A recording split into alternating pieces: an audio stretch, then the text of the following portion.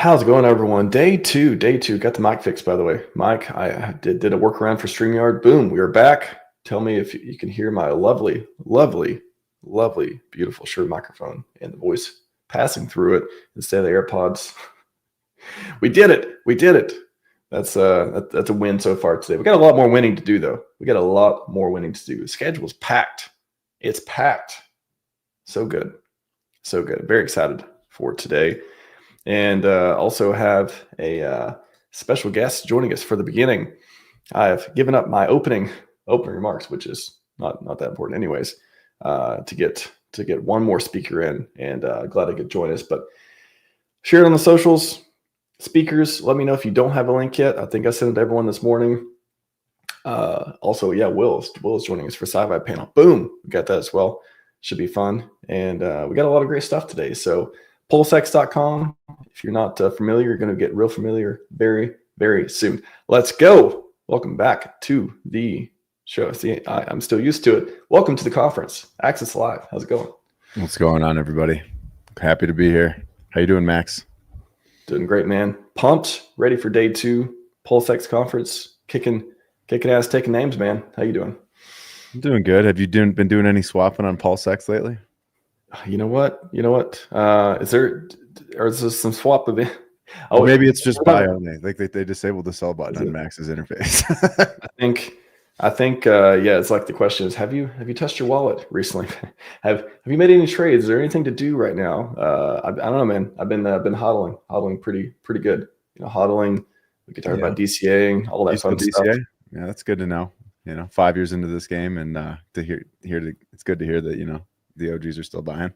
still believing. Contrary to popular belief, OGs, not all of them dumping on your heads. Not all of them. So there's strategic ways to go about it. Yeah, where you don't have to nuke everybody's bags. The liquidity thing, I think that's a big part of PulseX as well, right? Well, that's probably a good starting point. I think the reason why I felt the need to jump on here with you to start the day two of the conference was just to kind of set the tone and give some technical perspective on how PulseX works, and then remind everybody what's going on under the hood a little bit.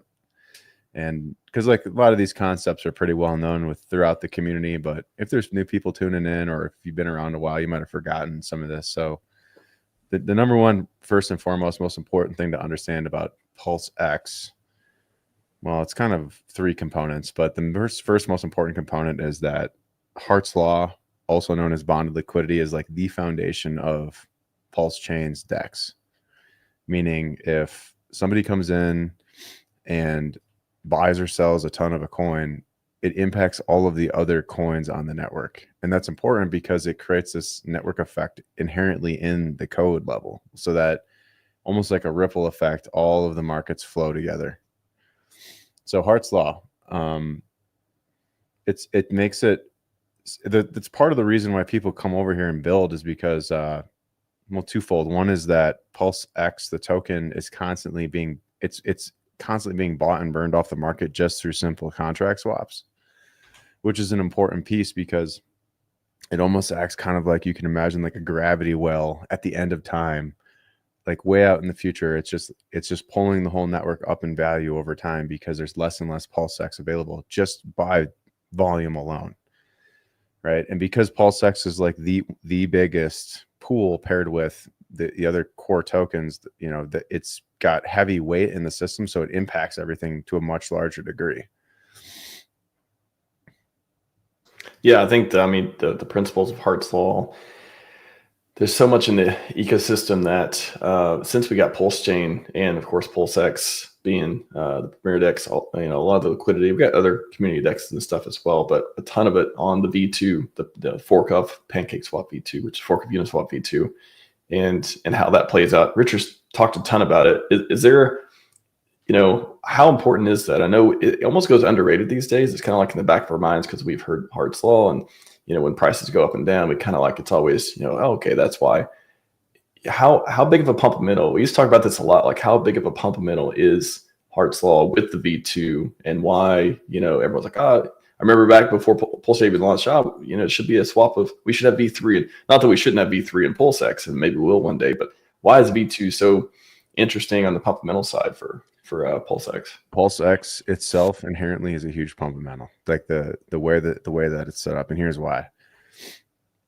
Anyone that builds a token on top of PulseChain is positioning themselves for massive returns on their altcoins, and the reason is because we can compare that maybe with Ethereum, where Ethereum's price doesn't really balloon in the same way that the tokens on PulseChain can balloon, and that's because of the way that the liquidity is set up. And what I mean by that is it takes a very small input of economic energy into the ecosystem in order to make big returns on the core tickers.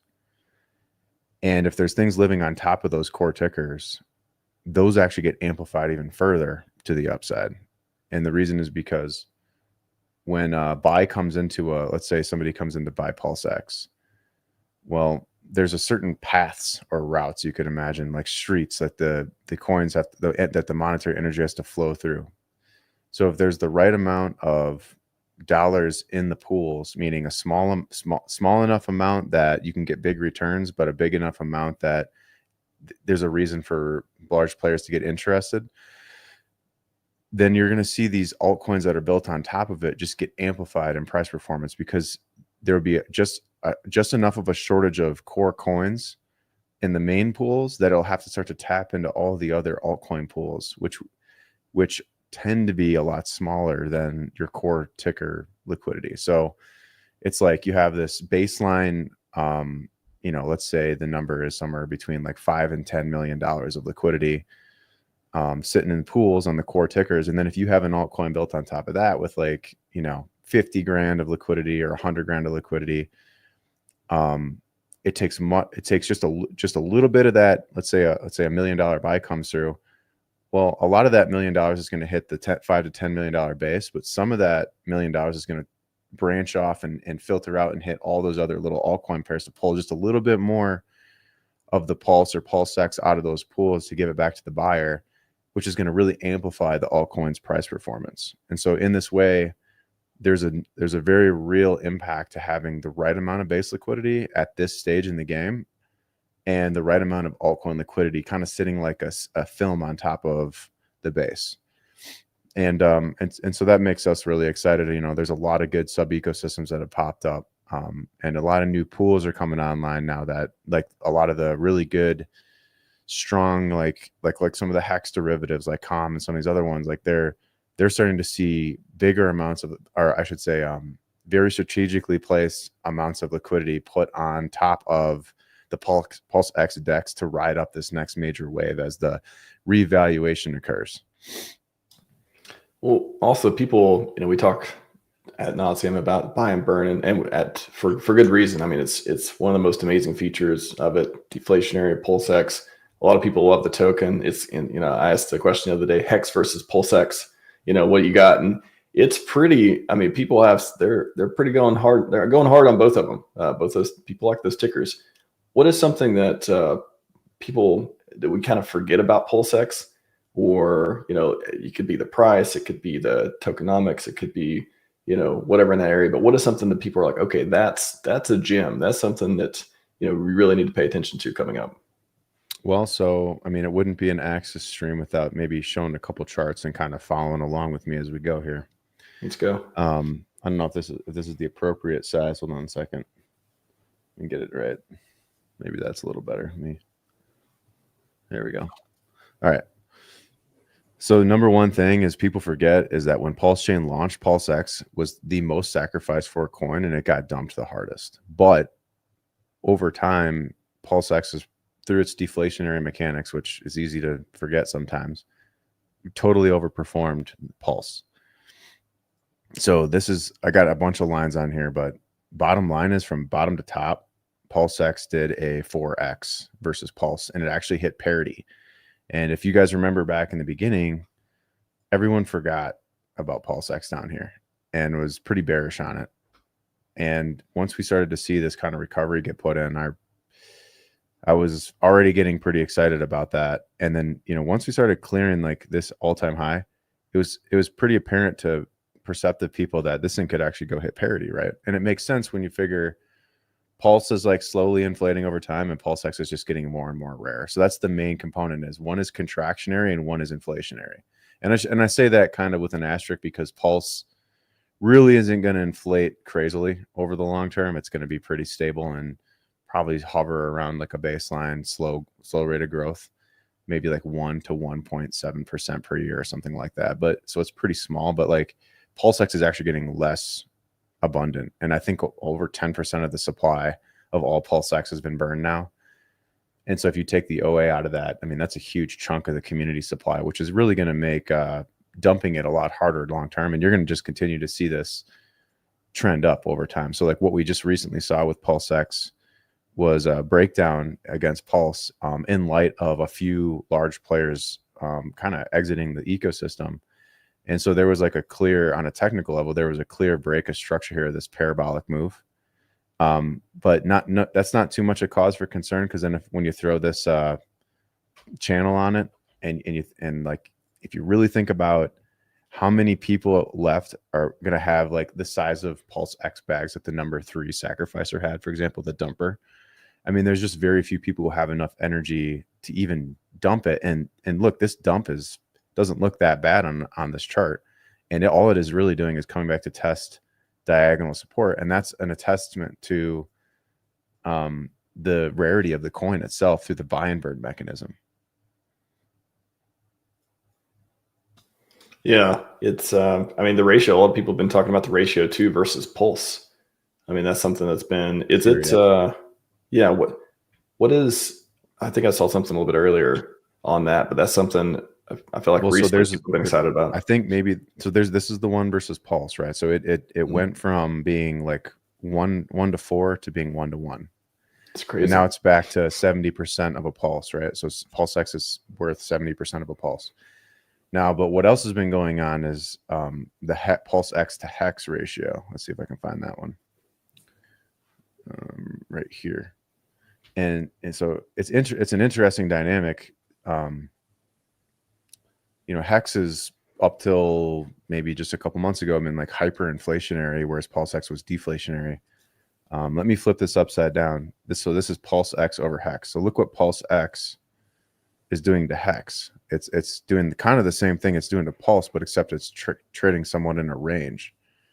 The key point here being, okay, so what's happening? Well, PulseX topped out at basically the same level 3 times now. So it just versus HEX, right? So HEX until recently was starting to make a comeback here. And now with some of this big dumping coming on from large players, PulseX is once again showing that its deflationary nature is helping it regain against HEX for now what looks to be almost a 4th time. And we'll see if this plays out where it comes up here to retest this again. Now, in a long enough time horizon, you're just going to see PulseX become so much more rare than the rest of them. Especially if you start seeing tons and tons of volume on chain, then it's going to make it even rarer faster. And so you're going to see PulseX climb against all of the core tickers, I would assume. Well, I think it's interesting too versus Pulse, where, as we pick up steam as PulseChain, we make a marketing, all the stuff we want to see happen with retail. With people are starting to buy more Pulse or get more Pulse or value Pulse more, do you think, you think PulseX will still keep up with it with the, hey, once I get Pulse, they get PulseX and trading and volume, and it's kind of like, is it meant to equalize? Is it meant to like always be competitive, or like can Pulse overtake it with just like, hey, gas token, everybody needs gas token? I think naturally everyone probably anyone that's been in crypto long enough probably generally agrees that the layer 1 token always reigns supreme. So like I think in this case, to your point, PulseChain should take a swing back. But the counter argument for like PulseChain just completely blowing PulseX out of the water and sending PulseX like all the way back down here or something is that it is constantly burning away. With every transaction that someone comes in to buy Pulse or sell Pulse, PulseX is getting more rare. So at least it has a technical advantage in that it's going to try to compete on a supply side mechanic rather than on a user adoption or anything else. It's just going to simply get more rare at a faster clip the more buying and selling that's going on, regardless of the token. Interesting. Gotcha. So in that regard, because like I'm a huge PulseChain fan too, like the core gas token, um, I think it's foolish to be out of either one, really. I think you should kind of have finding the ratio that's right for you is, if everyone had that answer, they'd have the golden ticket of what's the right amount of each to hold at certain times. But I think what's going to naturally occur is you're just going to get like an oscillation. So if you play this out on like a longer time frame, let me simplify this here. Is my analogy coming true of, everyone back in the day is like, should I get more Pulse or PulseX? I'm like, do you like 2 scoops of ice cream, 3 scoops of ice cream? I don't know which is which, but it's all ice cream. Man. Yeah, because they're so closely tied together by their bonded liquidity, they're going to ride up and down largely together. It's only when you see large rotations out of one into the other that you see these kinds of breakdowns like this. And so just for some perspective is, don't quote me on this, you nerds, but like I think it's like 400 trillion or 300 trillion or something? No, sorry, 400 to 300, somewhere around the realm of 400 billion PulseX was dumped off here basically for Pulse, and then the Pulse was bridged out and dumped for ETH or whatever, and it only resulted in like a 30% drop roughly from this local high. So just to put that into perspective, what percentage of the supply is that?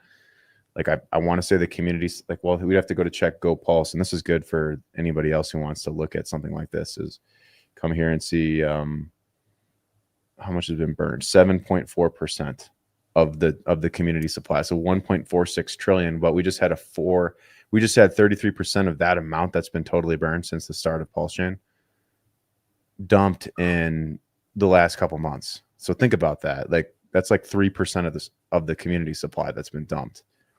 So it's saying giving me a 20 trillion total supply, and we're saying like 0.5 of a trillion has been dumped roughly. And so like, and it only resulted in where am I at here? Something like a 30% drop against Pulse. So you see my problem with like saying that like PulseX will really lag behind in a big way, is because no one has enough supply to really force the price down and keep it down, I don't think. With it, assuming that volume is consistent or increases, you're just going to get more and more supply burn on top of that. So what I think you really end up getting is something like this, where there's like an oscillation over time of PulseX and Pulse kind of like going back and forth versus each other, and there'll be some obvious rotations and some not obvious ones. Well, on the dumping too, I think we've just been beaten down so much of like, okay, another day, there's a dump here and there. It just happens every once in a while. But I think the way the conditions are now, there isn't a lot of incentives to. I think it'll switch of when the macros are right and all the stuff, and we're pumping all these things. The whales and stuff that they dump from time to time, they would be heavily incentivized not to, because they're wanting to get the exits. They're going to dump at the lower prices when they believe there's going to be higher prices to be had. So just the whole sentiment is just a huge shift that we could see happen with this. Yeah, a whale would have to assume that PulseX is going to also get dumped for something else, and because of that bonded liquidity component, they're going to ride up and down together. So like, unless there's a huge rotation out of one or the other, it'll only be temporary. So like, let's imagine that like 20% of all PulseX got dumped for Pulse today. Yeah, that might shoot it down like this, but then all of a sudden PulseX is going to start doing this again and start building up that next channel as it gets bought and burned away through volume. So it's just like, you can push it down temporarily, but eventually the supply scarcity ends up creating another one of these effectively, right? Just at a different point in time. And so it's really just the mathematics of how the tokenomics are set up. It's designed to rise and fall with the overall network. Well, we want to see some up. It'd be nice every once in a while to see some up, but yeah, I don't know how much more time I have. I think there's just like a last couple things we should touch on before. 30 to 60 seconds. What can we touch on? Well, so I want everyone to know these things. On top of PulseX having these mechanics, there is a very sophisticated class of people that are building contracts and liquidity webs tax infrastructure, buy and burns, and all of this is feeding into the botnet. There's a botnet that lives on PulseChain that is actively trying to rebalance and profit from the rebalancing of all of these thousands of pools on PulseX. And that is all working in your favor to buy and burn more PulseX and make the network more efficient. And so I encourage you that if you have any other thoughts or questions on this, to look to people like Crispy Man or Sunny or the Grays guys or the Solid Index guys to talk to you or give you insight into what is going on under the hood further. There are opportunities, tons of them popping up, and don't let the price discourage you from capturing some of that as you go forward into your PulseChain journey. So thanks a lot for having me, Max. Thanks, Axis. Appreciate it, man. Awesome stuff. And let's go to the moon, man. Let's do it. Why not? Why not? To the moon. See you, buddy. See ya. All right. Kicked it off. Axis Live. Next up, though, super excited to hear Richard Hart's master plan. I don't know if you've heard Richard Hart's master plan. I've talked about it, definitely speculated on it, thought about what thought and said what I thought about it. But now we get to hear from Mr. Fast Abdul coming up. But before we do that, let's do Rockets Up.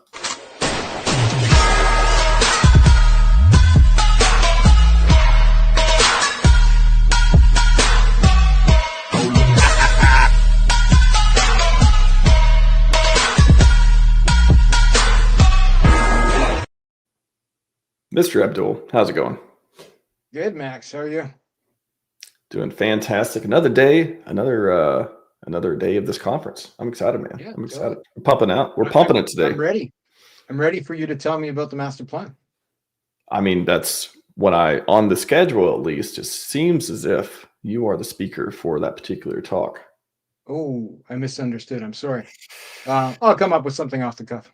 I'm sure you'll get it. You'll be fine. You'll be fine. I'll see you soon. Cool. I'll share some screens, Max, in a moment.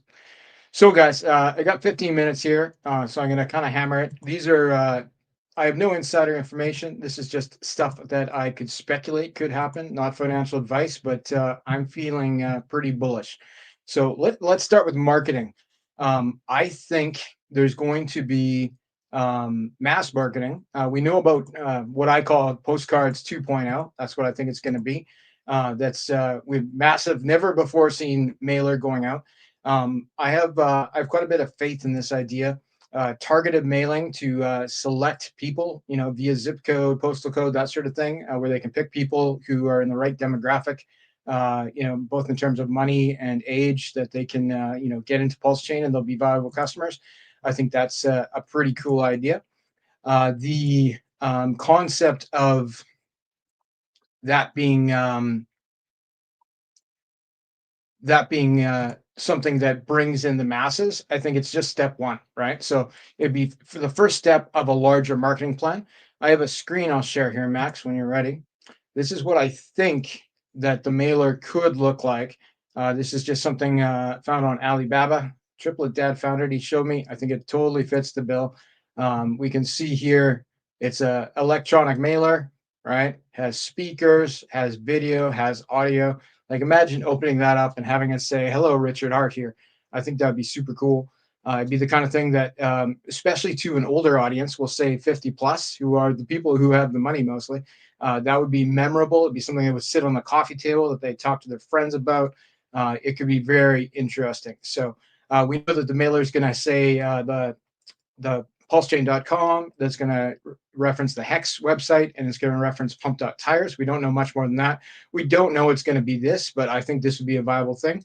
Notice that it's a HEX-shaped mailer, which is kind of cool. But again, this is just a demo from Alibaba. We don't know if that's going to be the thing or not. The next thing I think that could be in line as far as contributing to the marketing, and this might not be just marketing, but I think it could be huge. Now, we remember that the marketing is going to go out via charities with a focus on like immutable code and open source protocols, that kind of thing. So I think the call center concept, which is another thing Richard talked about, could tie right in with the mailer. What if there was a call center where you could call and speak to AI, probably really, really good AI who would not ask for your seed phrase. That would tell you all about HEX, PulseChain, PulseX, et cetera, et cetera. And maybe in the future, that could be expanded to tell you about crypto in general, right? So it wouldn't be just Richard Hart products. It would be the one number you could call that you would know was safe. That would tell you about, Bitcoin, about Ethereum, about whatever you're interested in. And you could interact directly with AI via voice. Now, to some of you young whippersnippers, that might not be attractive, but when you start to get into the 50 plus crowd who's moving the millions, like that is an attractive concept. So I think there could be huge adoption there. If it was combined with the mailer, that would be another piece of the puzzle that would put it all together and pull it all to PulseChain. And with the concept of the mailer just being the first part of a marketing plan, there could definitely be something where it was combined with more traditional social media. Usually with advertising, you want to hit people between 4 and 7 times to get them to interact with your product. So, I would anticipate that there would be traditional marketing, could be television, could be Super Bowl ads, could be, Facebook, Twitter, whatever it is, where people will get other chances to see the PulseChain and remember, oh yeah, I received that mailer, I received that electronic postcard or whatever it's going to be. And then they're more likely to interact once they've, it's really sunk in because they've seen it so many times. And then the next part of the marketing that I think, and it's somewhat questionable whether this is marketing, but I think it's kind of key actually, is when these things come out, when people start interacting, and I mean new people, not like, not the echo chamber. I think green candles are going to be part of the marketing program. People are much more likely to buy into the FOMO if they come in and they see some green candles.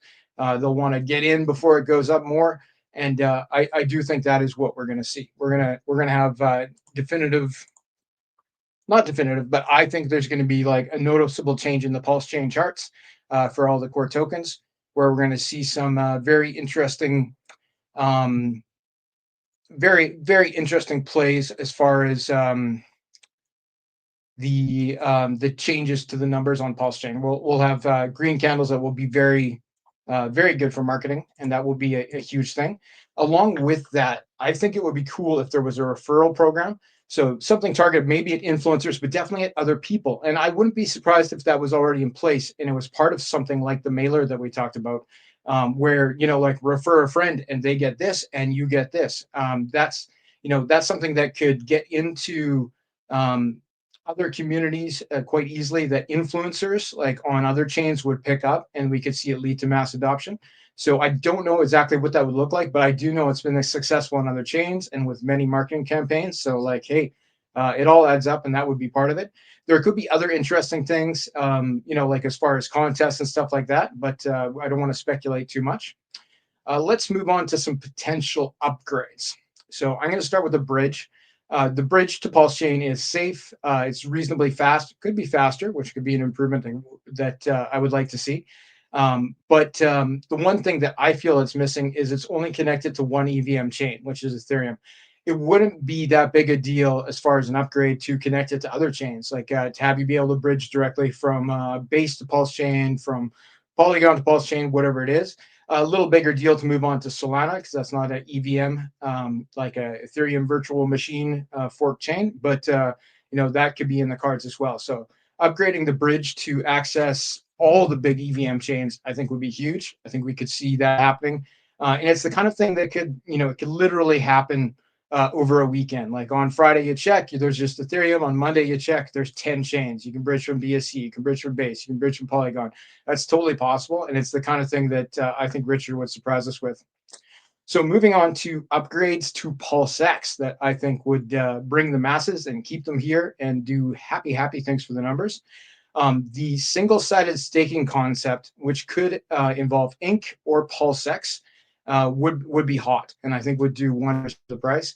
The yield for something like that could come from Pump.Tires, perhaps. Like maybe when people launch tokens on Pump.Tires, they could have an option to delegate a certain portion to the Ink stakers or the PulseX stakers. That's just one option. There's definitely going to be other ways that people could be incentivized. But the single-sided staking concept, like in the PulseChain HEX community, that's something people like and that they understand. So I think that would lead to mass adoption, and it would be something that new people coming in, which is kind of the important thing right now, would definitely look at very closely. Like, oh, here's a safe option where I don't, have to deal with impermanent loss or all those technical details. Single-sided staking is comfortable for new players in the blockchain, and on a pulse chain. They'll be they'll be drawn to that for sure. We can look at other things that are not currently available on PulseChain, or not not widely used at the very least. The first one that comes to mind for me is limit orders. PulseChain could use a dedicated limit orders protocol, and why not have it be directly connected to PulseX? Now that could work via aggregators or work just directly on PulseX. And with Richard Hart tokens, since that's where most of them live, that would be a great place to put it. And I think again that would draw some more serious players to come and participate, and it would give people something to do with their tokens. Like you can set a moon target, right? Like I'm going to sell when ink is $3,000, right? And you could set a limit order, and other people could see your limit orders and be interested and be engaged. So that would be definitely an upgrade in my mind. A little bit bigger, but definitely in the code for something that could happen. Either the PulseX token or the ink token are basically built to be DAO tokens, right? It actually says in the code for both those tokens that this token could be a DAO. I'm paraphrasing, but that's the general concept. So a DAO being something where people can vote for what happens next. The issues I think people would be most interested in voting for would be things that are connected to money. So the obvious ones are, what will the next farm pairs be, right? Like what's the next LP pair? Will it be ink paired with HEX, for example? That's not on there. People could vote for that, things like that. It could also vote on the other financial details, though, like what the ink inflation is and what the boost for each farm will be. So like each individual farm currently has a boost, and that determines the yield that goes to that farm of the total ink that comes out in that day. And I could see that being something that people would vote on. Obviously, people are going to vote with their own interest in mind, but whales vote differently and might vote for the overall health of the ecosystem. So I think there would be some weird things might happen, but overall long term, and I'm talking years, I think that would be a cool addition for PulseX. As far as adoption for PulseX, what I would like to see is it launch on other chains, ETH in particular. If PulseX launched on ETH, that would give a place where the PulseX Pulse sack bags could maybe move some ETH. That would be very visible. It would make, if all of that 160,000-600,000 ETH moved there, even for a short period of time, it would become one of the largest DEXs by a total value locked in the world. And we definitely draw some serious attention. But it would also allow us, just direct access. And that would combine with the concepts of the bridging and stuff like that. It could be multi-chain, like it could be 5 or 10 different chains that you could trade on PulseX. And the volume there that would happen on Ethereum could burn PulseX on PulseChain. There's bridges, money could be made there, it can be moved there. It's all about the coding. Obviously, that'd be a little bit more work, but why not adopt a multi-chain front for PulseX and have the burn on PulseChain be even bigger because of that? As far as the farming on something like Ethereum, that could be done different ways. Like, of course, a token like Ink, could be given out on another chain. It could be a different token, but I would propose that they actually use the same token and bridge it over. It would be a different system, but they could bridge over Ink from PulseChain and use it as yield on Ethereum. The OA would have to acquire some of that Ink, and Ink doesn't have any pre-mint or there's no allocation. Everybody who has it has earned it, but maybe it gets bought off the market bought, and then bridged to Ethereum to be given out as farming yield there. So it wouldn't be exactly the same as how it works on PulseChain, which is where all Ink has to come from, inflation via the protocol, which is now turned very low. But it would definitely be pretty cool, in my opinion. The next item on my list would be cross-chain swaps. So it ties right into the concept of the bridging, as well as having PulseX on different chains. But like if you could swap Ethereum to Pulse, to PulseX, to whatever Pulse chain asset you wanted directly on PulseX, I think that'd be pretty cool. And it would be be just another step to make it easier to move millions of dollars onto Pulse chain, which is, I think, one of the key things. Right now, you can move hundreds of dollars, thousands of dollars, tens of thousands of dollars. But when you start talking, 5 million, 10 million, 20 million, it gets a little bit trickier, right? Like, obviously, the bridge works great and it's possible. But what if you could swap $10 million directly onto Pulse chain? directly via PulseX. I don't think that would be a bad thing. I suspect none of you do either. The other concept that whales look for, that I've heard Richard talk about, is to have more privacy connected with PulseX. So privacy swaps, where you can swap and with one token and then receive another token in a different wallet and have that path be obfuscated so that people don't see exactly what you're doing all the time. Being able to follow things on the blockchain is one of the nice things, but sometimes it's nice not to have your bank account written on your shirt, right? Which for bigger wallets, that's probably a concern, and I don't see why they don't deserve privacy. So why not? As far as the things that PulseX does, I think it could display some more data. To have PulseX as well as PulseChain.com be one of the main focuses for where people come to learn about what's happening on the chain would be cool. And there could be more data there about every protocol on PulseChain, not just RH tokens, right? Obviously a vetted list of some sort, but more is better. It'd be exciting for people to see new stuff. I like How was that, Max? I like the that's the fastest Richard Hart master plan I've ever seen anyone go through. So I like it. I think you've been watching my streams a little bit too. Yeah, I think you've been getting the super app. Super app, thumbs up, thumbs down. What do you think about super app idea? Tell me about super app. So he's mentioned wallet, but instead of just being a wallet, it being a super app in the way of, okay, it's a maybe it's a fork of MetaMask, but also it connects to centralized exchange, connects to PulseX. There's native HEX stuff in it. There's different help center, maybe stuff like that in it too. It's all like the vertical integration, money in, out, bank account. Maybe it connects to community products and all that stuff too. But a whole ecosystem to complete that vertical integration for what he's kind of alluded to for a while. That's the super app, ideal narrative that I think could happen. I have something similar on my list, but in my head, like you say, it would be like an app or a plugin, but it wouldn't be a wallet. It would be something that would work with any other wallet, right? So you'd install, adopt the plugin for Rabby, MetaMask, Internet Money, whatever it is, and it would provide you debank level support where you could like follow all the transactions, obviously be guided towards HEX staking and all those things in any wallet. So that people didn't have to change wallets. They just had to get the plugin and they'd be off to the races. I kind of want to look that up now. Is there a way to make like modules, make plugins and stuff for MetaMask, Rabby, Internet Money, like all that stuff too? If there's Pulse, even further PulseChainify this particular experience. Could be. Indeed. Yeah. And it would plugin might be the wrong word. Like it could be something that runs on top of a wallet, right? Or something that that the wallet team itself has to adopt. Like that they could go either way. But like given the audience that's here on PulseChain, like why would they not adopt a plugin that would allow them to interact with that audience? I think it would be pretty hot. Perhaps. I think we'll see some more products from PulseChain devs coming out. I don't think they're finished with just the Geth clients and all that stuff. All right. Fast Abdul, excellent job. See you in a bit. Thank you. You bet. Bye-bye. Thanks.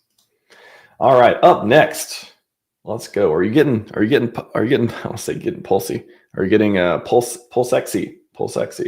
Do a quick one here. I like this guy. I like this one. I like this new one. Before we get into Bean from DJ Roundtable, going to tell us all about the cool PulseX stuff.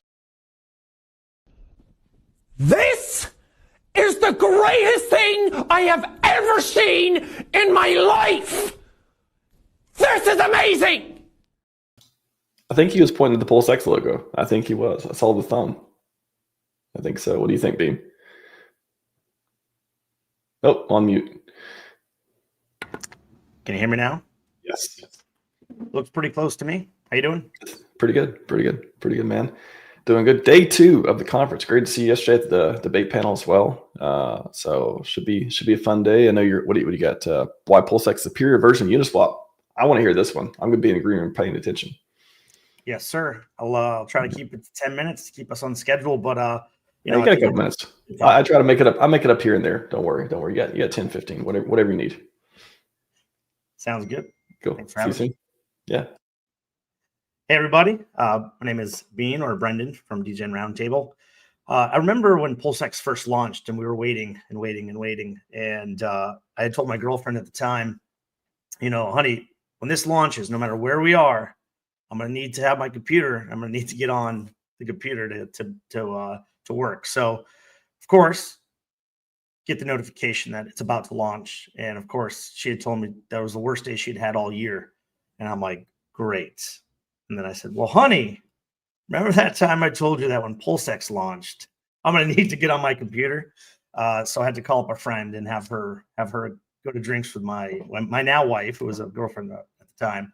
And I remember the first PulseX transaction, I paid less than 1 pulse. It was like 0.001 pulse for my first transaction. And that was really what kicked off my love for PulseX and, my want and desire to bring this to other people. And that's sort of why we started DGen Roundtable, to talk about PulseX, to talk about PulseChain, and really talk about crypto as a whole. But one of the topics that's been debated hotly is PulseX versus Uniswap. Obviously, Uniswap was a very important tool for hexagons early on in the days. And unfortunately, with Uniswap, they have the ability to turn off tokens, turn on tokens, and make centralized decisions that might not be best for the users and might not be best for decentralized finance. So they have a lot of power over that. And we saw that after Richard Hart's SEC case, and they turned off the usability for HEX. And that was very disappointing. It wasn't just them, it was quite a few other people. But other coins that had founders that were, being looked at or being sued by the SEC, they didn't make the same decisions in regards to those coins. So I think that it was a very, it makes me look at them as a very centralized entity, and one that I am a little less weary, a little bit more weary and less wanting to work with. A great thing about PulseX is that it is completely decentralized. I think one thing that a lot of people haven't tried yet, and I will share my screen and show you this, is the actual opportunity to run the front end of PulseX from your own computer. You can't do that with a lot of programs because of the centralized aspects to them, because people want control, like Uniswap and their foundation, ETH, their foundation. But with PulseX, you can actually run the code right on your computer, and that is a beautiful thing. So true decentralization is something that really sets PulseX apart, in my opinion, than Uniswap. So let me just share my screen. I want to show this. I'm sure a lot of people have done this in the community, but I also think about all of the people that are going to be coming into our community in the future. And I want to ensure that whatever videos they come across, they see how easy it is to do this. So I even think a lot of people in our own community are a little afraid of running this on their front end. So a lot of times people just hit this button right here, right? Launch PulseX. That's fine, right? Brings you to the IPFS front end, which is great, but it's a little less secure than you running it on your own desktop. So you have these options down here. I will click on Windows since that's what I'm running. We'll download a new status here. As you can see, I'm usually running this on my own computer, and it's super quick. It doesn't take long at all. Just double click that application. Now on my PC, it might be different on yours. I always get this warning message. So it's like, okay, I can only don't run it. Nope, I just need to hit more info. And then it shows you the app, the publisher, and you can run it anyway. So it's not a big deal. It's just an extra click, but that does scare some people away from maybe running this on their own front end. So we'll give that a second to connect, and then we'll run through it.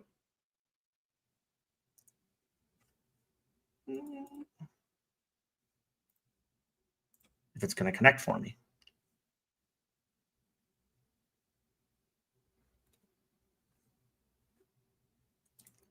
All right, well, we'll give that a second to load. Again, of course, it always takes a second for me to load that, but maybe because I'm streaming and sharing my screen, it's taking a little bit longer.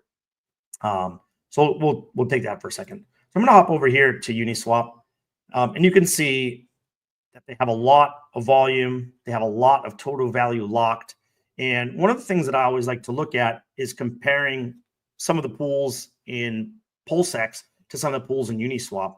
One of those pools that I think is really important, especially when we get out of the bull market. I know it doesn't feel like we're in a bull market for PulseChain and PulseX and HEX at the moment, but not financial advice. I think we're close, and patience is key.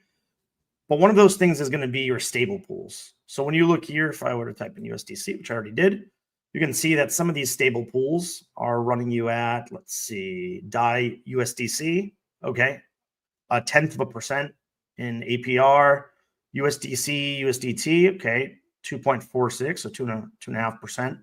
Better than a bank, but still not great. And I don't know why this is not running for me. So let me stop sharing, close that out, and just start over here a second.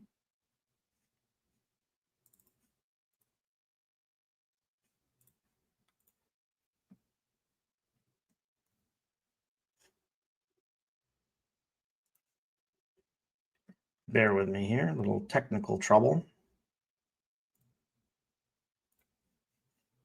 As I show how easy it is to run this from your own desktop. Not. Close that out, start again, download.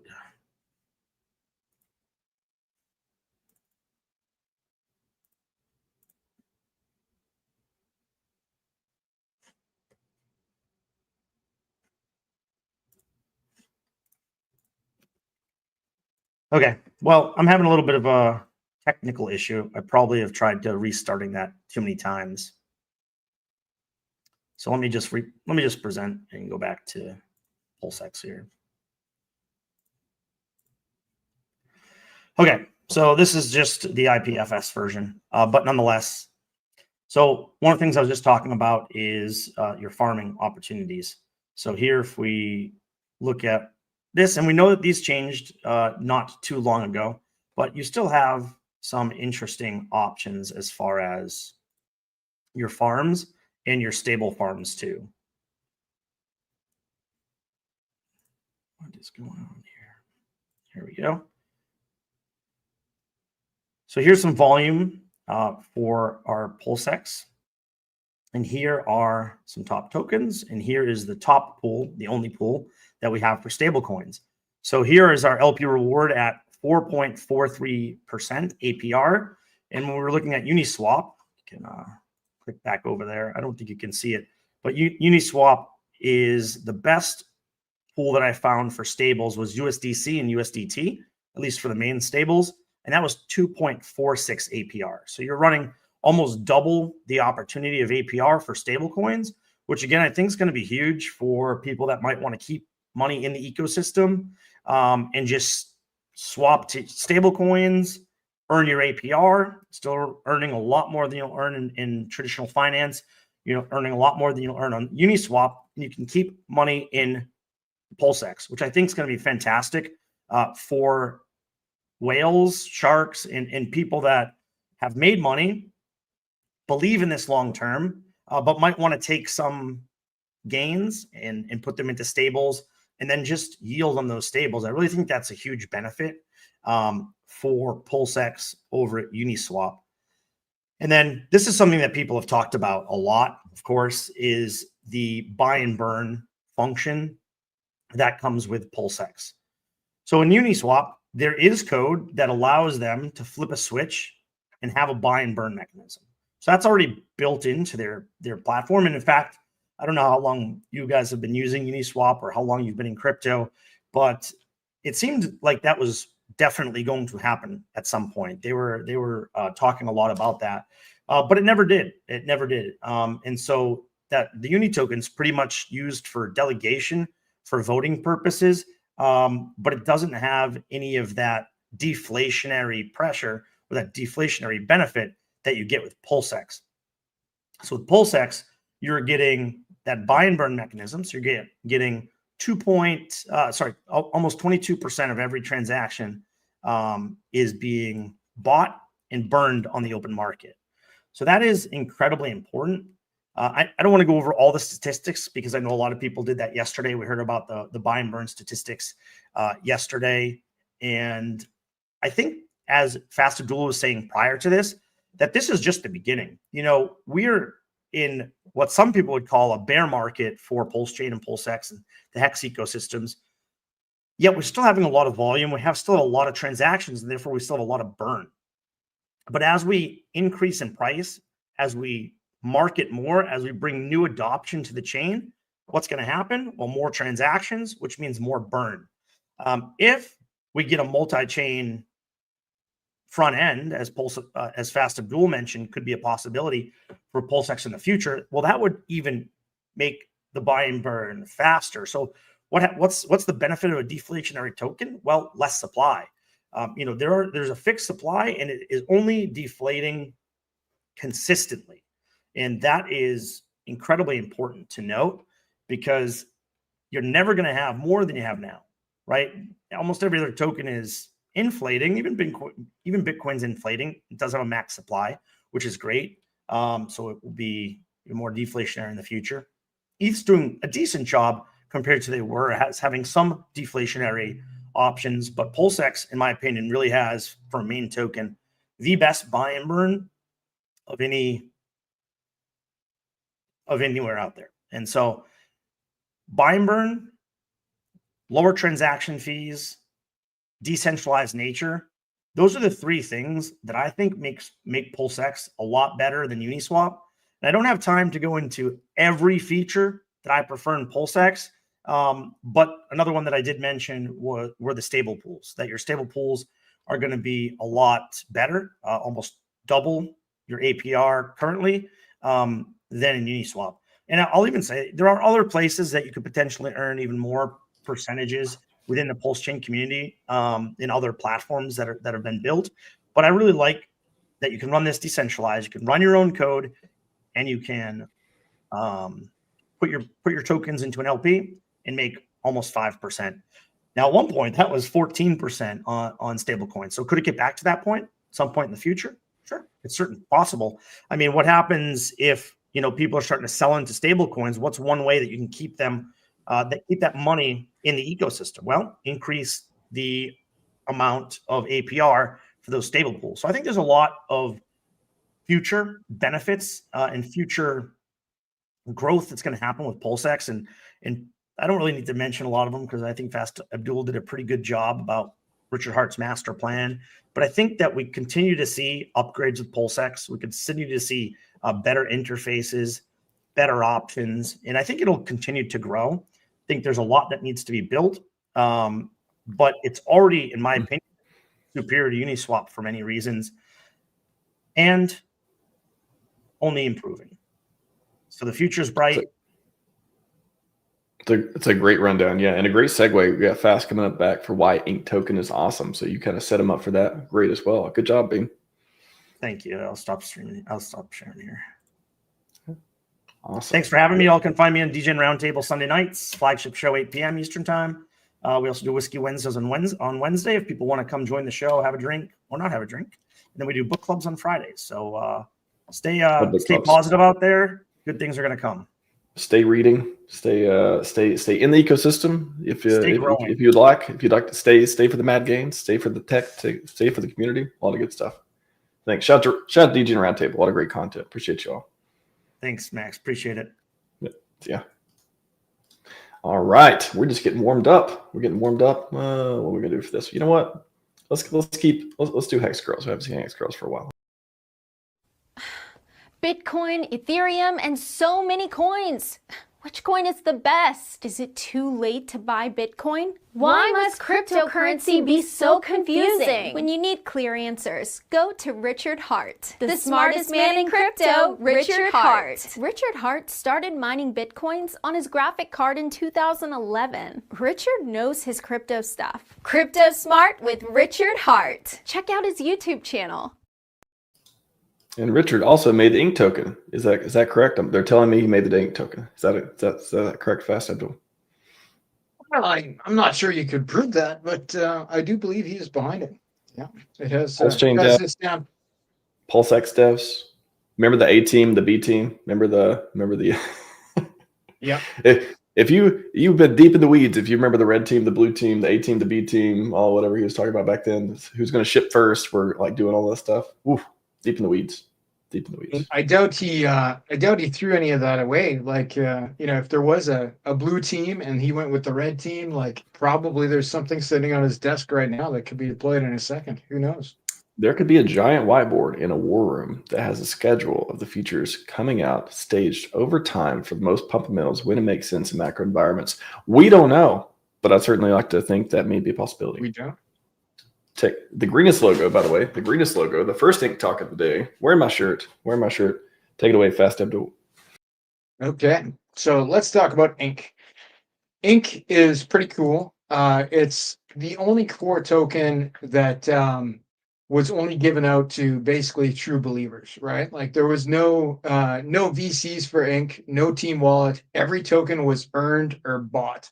The token itself has no mint function, right? So there was nothing pre-minted to anybody's wallet. There was no pre-farming, and it has a fixed emission schedule.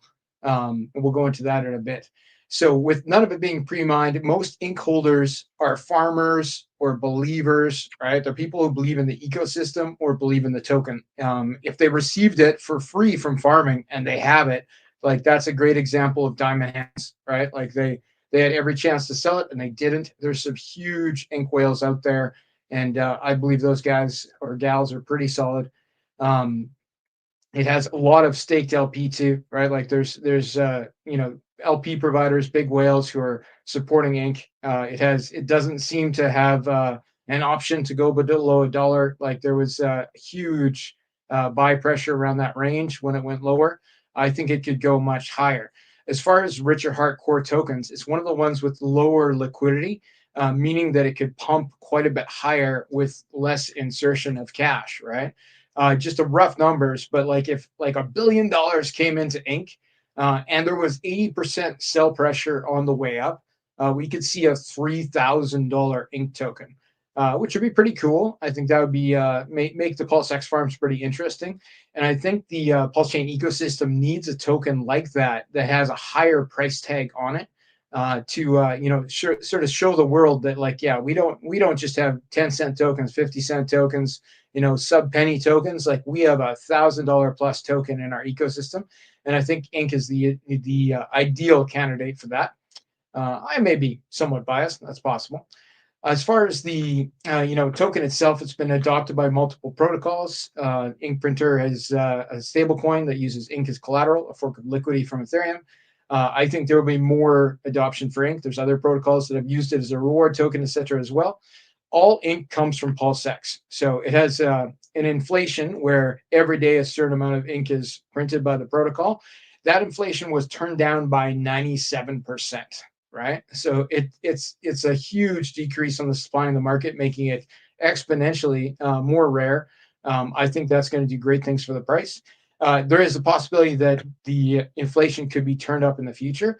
I don't think that's likely to happen until we're at what Richard perceives to be the top of the bull market. It would be right now. We want lower liquidity, I think, so that things can pump.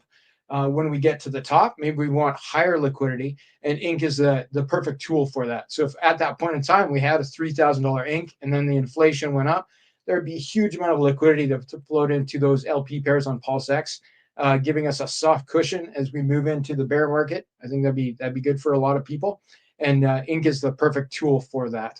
As far as the token itself goes, like it has great meme potential, right? It has a fantastic logo. It's got great colors. The name is very simple. The ticker is very simple. I think it could be something that gets adoption in the meme world if done correctly. So we could get some meme teams on that and get it out there. So I prefer to own Ink than a dog branded item just about any day. So why not have some fun and games set around Ink? And there could be other things built on top of Ink that burn it, that gamify it, all kinds of things.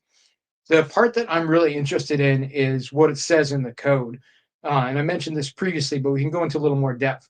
Like it says right in the Ink code that it could be used as a DAO token when the community is, mature enough, right?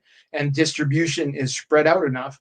And that DAO could vote on things like what gets to be the next farm on PulseX, which farm pays the most yield. Like it could vote on silly things too, like changing the logo color, but that's not what people are interested in. So I think the future for Ink is going to be something like that, with it being a DAO token, or with it having a single-sided staking option, right? Which could be definitely something that could be built. and having the reward token of the ecosystem have additional utility on top of just being able to sell it would be huge.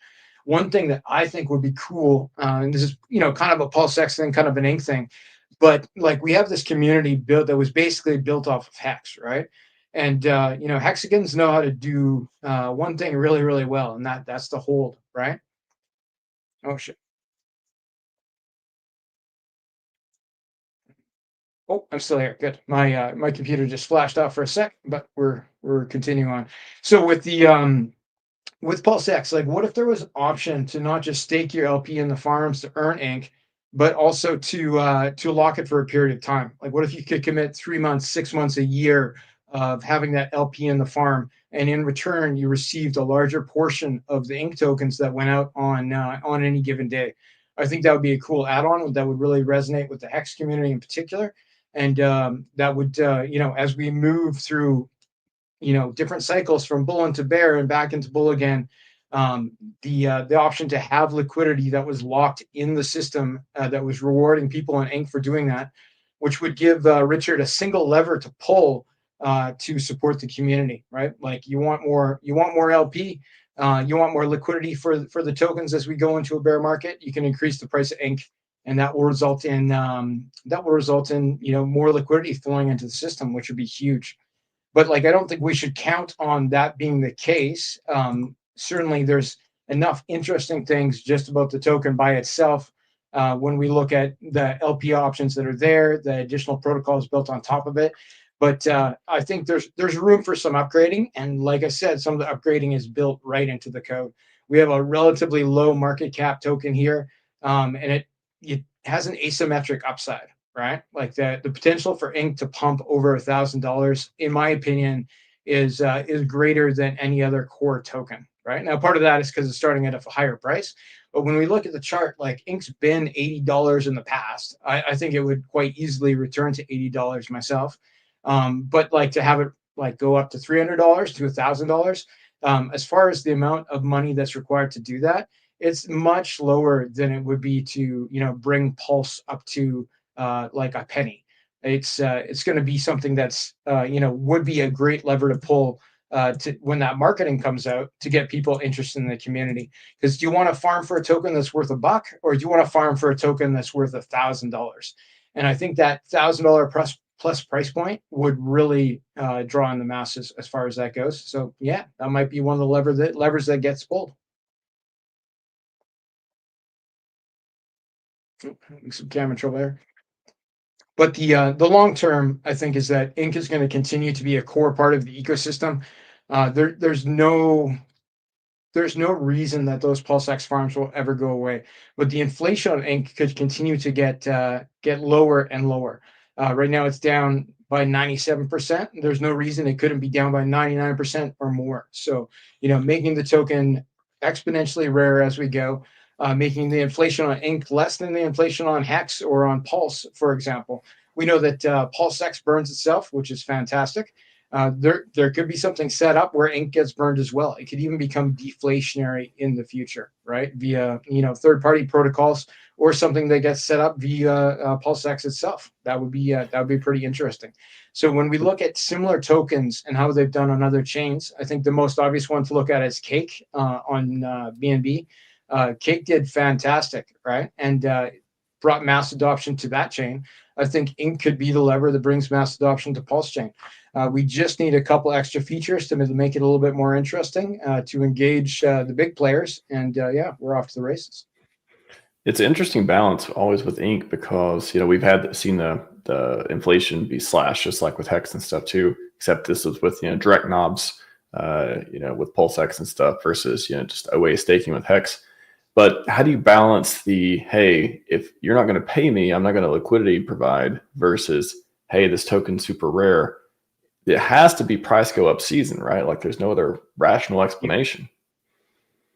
Yeah, I think you tie it into other things that are worth money, right? So that that whole DAO concept of you need this to vote on which farm pays the most, right? Or even on like another thing, like what's the next core PulseChain protocol that gets launched?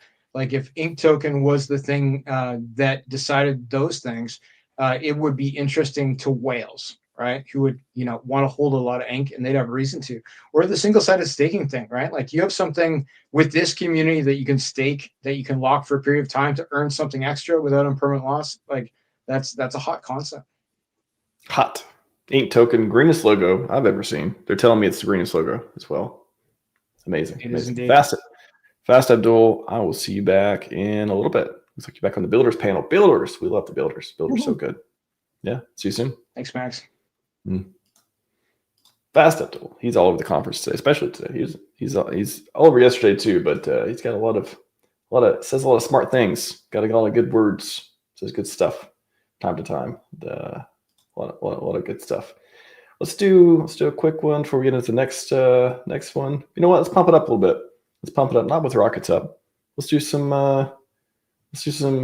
dance. Here we go. Let's see if they fuck with Kendrick Lamar one time.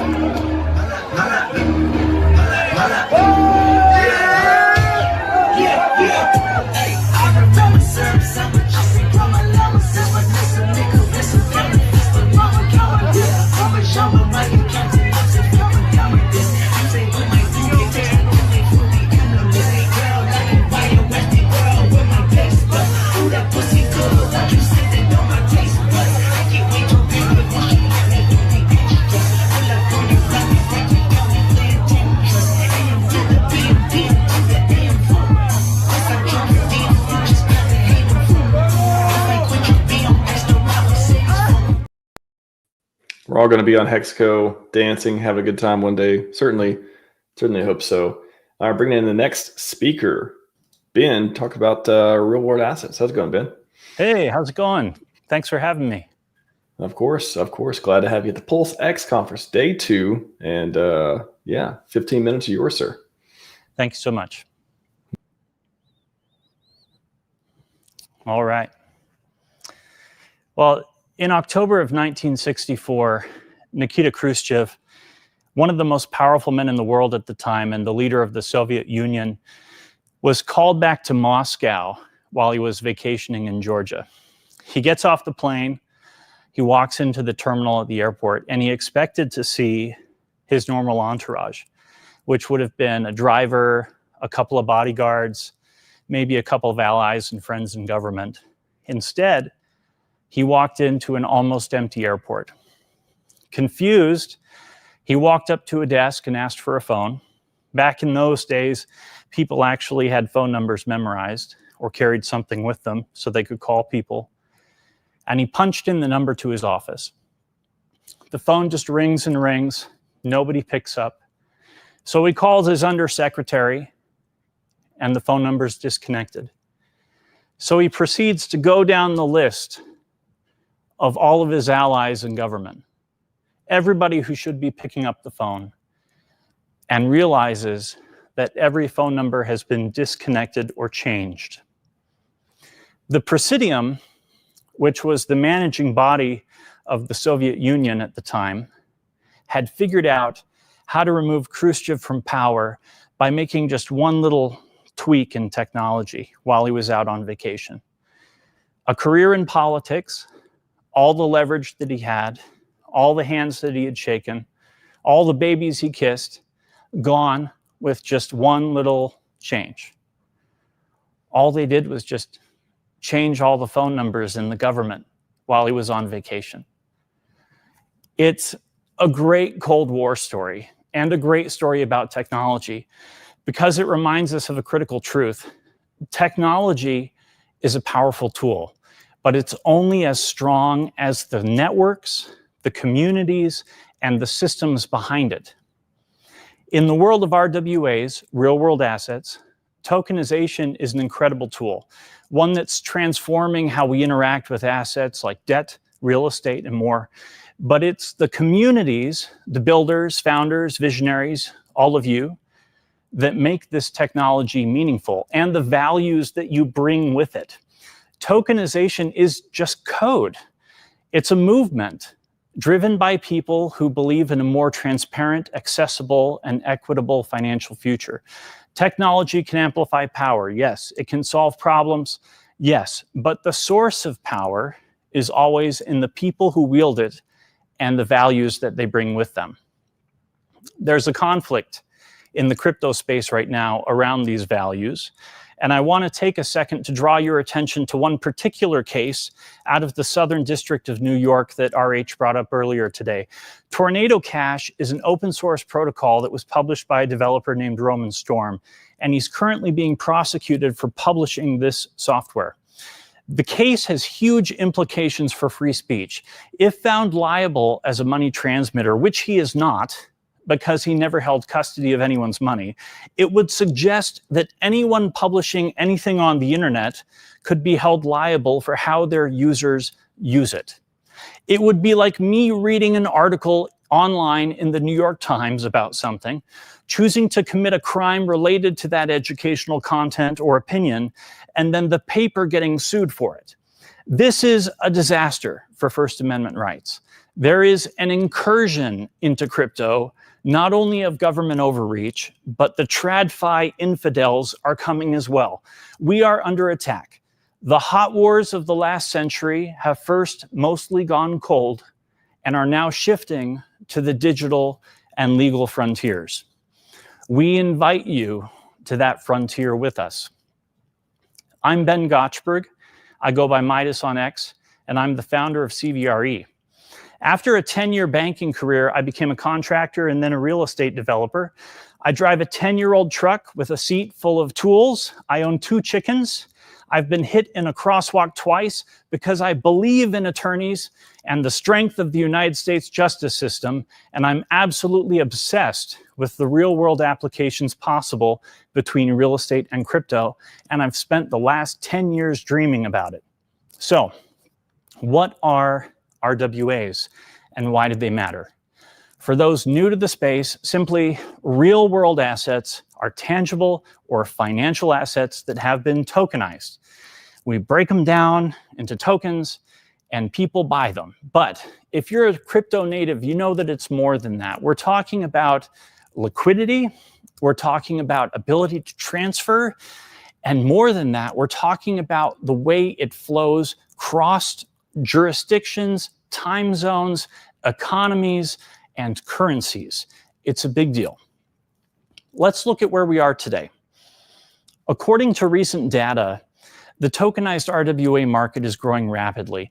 Of the 5 largest types of RWAs on blockchains, corporate and private company debt leads the charge. I think the market cap right now is like somewhere between $50 and $60 billion, depending on the time of day. Real estate has had about $5.4 billion of real estate tokenized.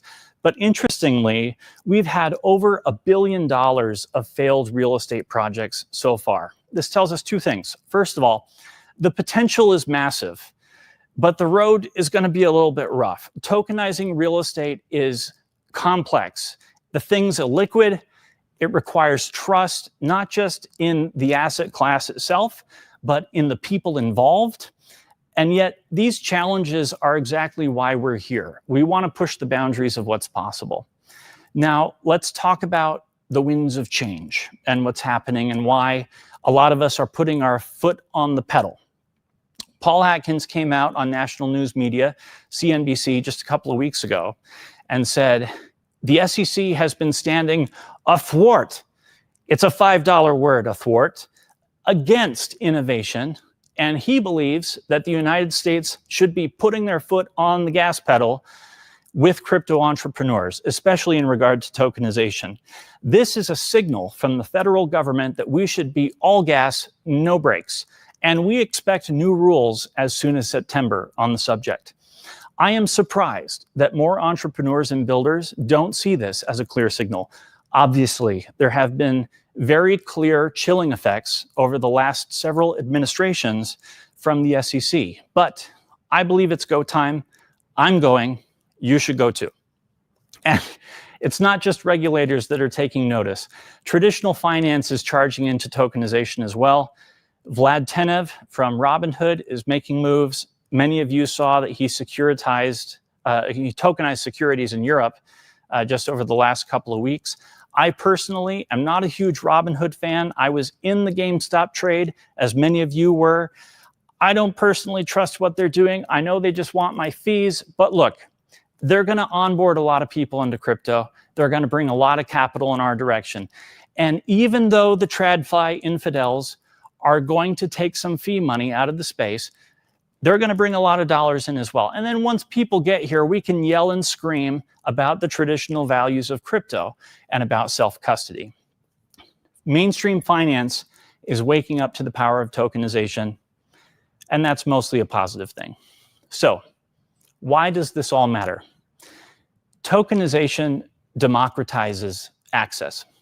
Right now, the average player would never be in the room for an OpenAI IPO or a SpaceX IPO. You need to be a wealthy insider to get a piece of that action. Guys like Larry Fink and Vlad Tenev, they're talking like they're going to narrow the gap between the super wealthy access and the middle class access in some of these rooms. I don't know if that's going to happen, but if they try, that would be a positive thing. And if there is an opportunity for us to narrow that gap here on the frontier, on PulseChain, if we can take some of that software and bring it out here and white label that stuff to give the average Joe the opportunity to get a piece of that action, I'm down to clown. And I think we should give it a shot. But let's be clear, the road ahead is not without challenges. Tokenization's promise, faster settlements, lower costs, broader access, these all come with risks. As we saw with real estate, failed projects show that not every tokenized asset is a winner. Some failures come because of poor execution. You've got all this third-party risk in it. You got scams, you've got lack of transparency. And even the SEC Commissioner, Hester Pierce, reminds us that tokenized securities are still securities. So we need to build with compliance in mind. We don't know what that means yet completely, but I'm watching for it, and I'll be paying attention to what the government's going to say. This brings me back to the Khrushchev story. Technology, like tokenization, is a tool, not a magic wand. It can unlock incredible opportunities, but it can also create vulnerabilities if we're not careful. Over-reliance on tech without strong community and clear rules can lead to isolation, like a bumbling Khrushchev in an empty airport. That's why platforms like PulseChain are so vital. Here, we're not just coding smart contracts or minting tokens, we're building trust, collaboration, and shared purpose. PulseChain's community, fast-moving, innovative, a little wild, a little vulgar, is the perfect place to tackle these challenges and turn RWAs into a cornerstone of the future. I wouldn't be building anywhere else. So, what does the future look like? First, it's about scale. Bitwise's Matt Hogan, he's talking about the stock and bond markets like he's going to get all of it. It's like $257 trillion. If you get just 1 to 5% penetration, you're talking about a multi-trillion-dollar industry overnight for the bankers. I don't really think that money's really going to come to us, but the bankers are excited. So maybe you get some trickle-over effects. I think we're mostly going to get software out of that deal, and that's positive for a lot of reasons. Second, I think it's about collaboration. Traditional finance is coming. The infidels are coming, but crypto natives will always push out the frontier further and further. PulseChain, with speed, with community-driven ethos, the Wild West of the crypto world, a place where 1 year feels like a lifetime of innovation. If you're here with your first $100 in crypto, trying your luck on a meme coin, or if you're here like me, trying to build an RWA project, you are part of this frontier. We're not just tokenizing assets here. We're building a city, ecosystems where anyone can participate, create, thrive. As a founder on PulseChain, I've seen firsthand how this community embraces bold ideas. I've spent years in the trenches, navigating highs, feeling pretty low in some of these bear markets, from the euphoria to seeing a lot of projects fail. And my work has taught me that trust is actually the currency of the future, not just in code, but in people. And that's why I'm here, not to sell you on a token, but to invite you to a grand experiment on PulseChain.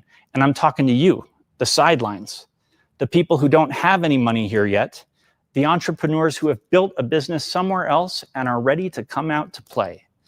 Let's build a city together. Whether you're a crypto native or just stepping into this world, pack up some liquidity, hop on a horse, ride over the bridge, and come west. I'll bump out to you here on the trail somewhere. The future of RWAs is bright, and it's ours to create. This is Midas from CBRE, and I'm signing out. Wow, well done, Matt. Well done. Oh, thanks, Max. Yeah, great setup, great presentation, and awesome. Thank you for joining us for the conference. Nice to meet you as well. My pleasure. Would love to talk more. I guess I'll see you in an hour or so. Yeah, you're going to be on the, let's see which one, Builders panel. There we go. Yeah, you'll be back soon. All right. Thanks so much for the opportunity. Good to see everybody. We'll talk to you soon.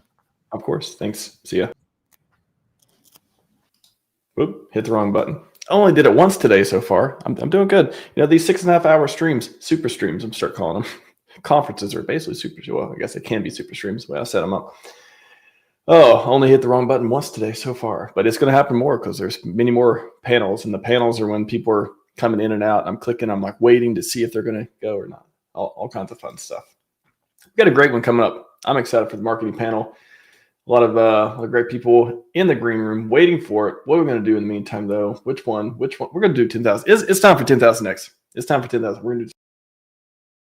HEX is complete. Project not complete. Do not the same thing. Promise returns and go build something. How much X is Bitcoin up now? 1,000 X over a penny. Who's designed to replace fiat currency? Back to the 10,000 X. Smart fucker I am. Everyone else cries and whines like a little bitch. 1,000 X over a penny. Who's designed to replace fiat currency? Back to the 10,000 X. Smart fucker I am. Well, then it was fucking designed. 10,000 X, it's impossible. How can he do that? Listen, you stupid fucks. Everything else is up higher. Bitcoin to 2 million X. $1,500 fucking dollars. Woo! Love it. I love it. I love that song so much. Welcome everyone. Marketing panel. You're going to tell us how we're going to get the next 10,000 X. That's what they're telling me, right? That is true. That's true. I love it. I love it. I think it's all up to SJ. We're all depend on SJ. She's the marketing whale. We're betting. Oh, Lord. She's the PulseChain CEO. You're the new PulseChain CEO. Marketing well, PulseChain CEO, leader positivity. Let's do it. It felt like that a few days. Not gonna lie. Logistics engineer. Yes, logistics engineer. Yeah. And Mick B Crypto. How's it going? I don't think we've met before. Nice to meet you. Yes. Hi, hello guys. Can you hear me? Yeah, we can hear you. Yes. Nice to be here, guys. I'm a Filipino Mexican, so I am from the Philippines. So basically, that's me, and it's my first time to be here. And yeah, glad to be with you guys in the marketing panel. That's awesome. Yeah, I love to see people from other countries and everything joining us. So that's amazing, man. Philippines. I've been there once. I'm trying to think. One of the islands. Can't remember which one exactly, but I had a good time. So awesome. Great. Maybe it's Boracay. I cannot. So I was trying to think of it. I cannot remember. If I find out during the stream, I'll let you know though. But yeah, had a great time. And the food, of course, is amazing. Great stuff. Glad to have you with us. Whitney, Queen of Millions, is back. How's it going, Whitney? Good to see you. Hello. Thanks for having me, Max. So I'm so thrilled and to be with you all, and just we get to unpack more of the marketing side, because I just think so many people don't know about PulseChain, and I love just when you're talking to more, especially for me, I love talking to the women about crypto, and they're like, "What's PulseChain?" And I'm like, "Oh, let me tell you." Also a sign that we're just so far ahead. So the community is constantly the social fabric to be like, it's just a matter of when for all of us. So thrilled to chat more on this panel. Let's go. I won't take too much time on a couple of introductions though. I know Nick was here yesterday, Crypto Hitman, Triple Dad, glad to see you both back. And of course SJ and then Steve from PulseChain Store. First time I think I had you on screen as well. So welcome, sir. Thanks for having me, and hello to everybody. And I posted in the chat for the second time here too. I've been told, it appears there is a free PulseX t-shirts going on during the conference. So If you want to check those out, feel free. I think Pulsecoin Store has something to do with that. Ooh, beautiful. Love it. That's the one. I like it. Good stuff. Awesome. So appreciate that. Appreciate that as well. All right, I'll leave you all to it. I'll be back in a bit. See you soon. All right. Yeah, I'm like, I don't know where you guys want to start. I mean, I guess I'll just jump in and just say. I'm wearing one of Steve's shirts. That's awesome.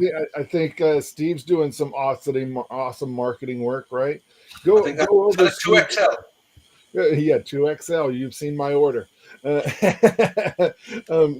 through a little bit of what you're doing, buddy. I love what you're doing. We had you on, Pastor Abdullah and I had you on our show, right? And we're trying to get you support out in the community because the shirts that you're sending out from your own pocket it's kind of unbelievable. Yeah, we were on a couple of weeks ago, weren't we? I'll just explain to anyone who hasn't heard our story. We set up about April 2024 as a merch store, only for HEX, PulseX, and PulseChain. The idea was to promote PulseChain. We all come from a background of digital marketing, so Facebook, Instagram, Google, X now.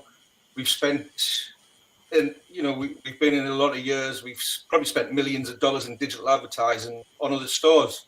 So we thought, we got the three partners came together. Thought, why don't we market HEX, PulseChain, PulseX on merch? So I don't know if you're aware, it's quite difficult to advertise crypto on social media and stuff like that. So what we primarily do is advertise apparel, so shirts. And sometimes you probably notice that every time we do a promotion or a giveaway or run ads, we've got the URL in hex.com. So we can advertise the brand, and that's what we're aiming to do, yeah. So we've obviously, with the markets being down and everything, we've been doing a lot of giveaways over the last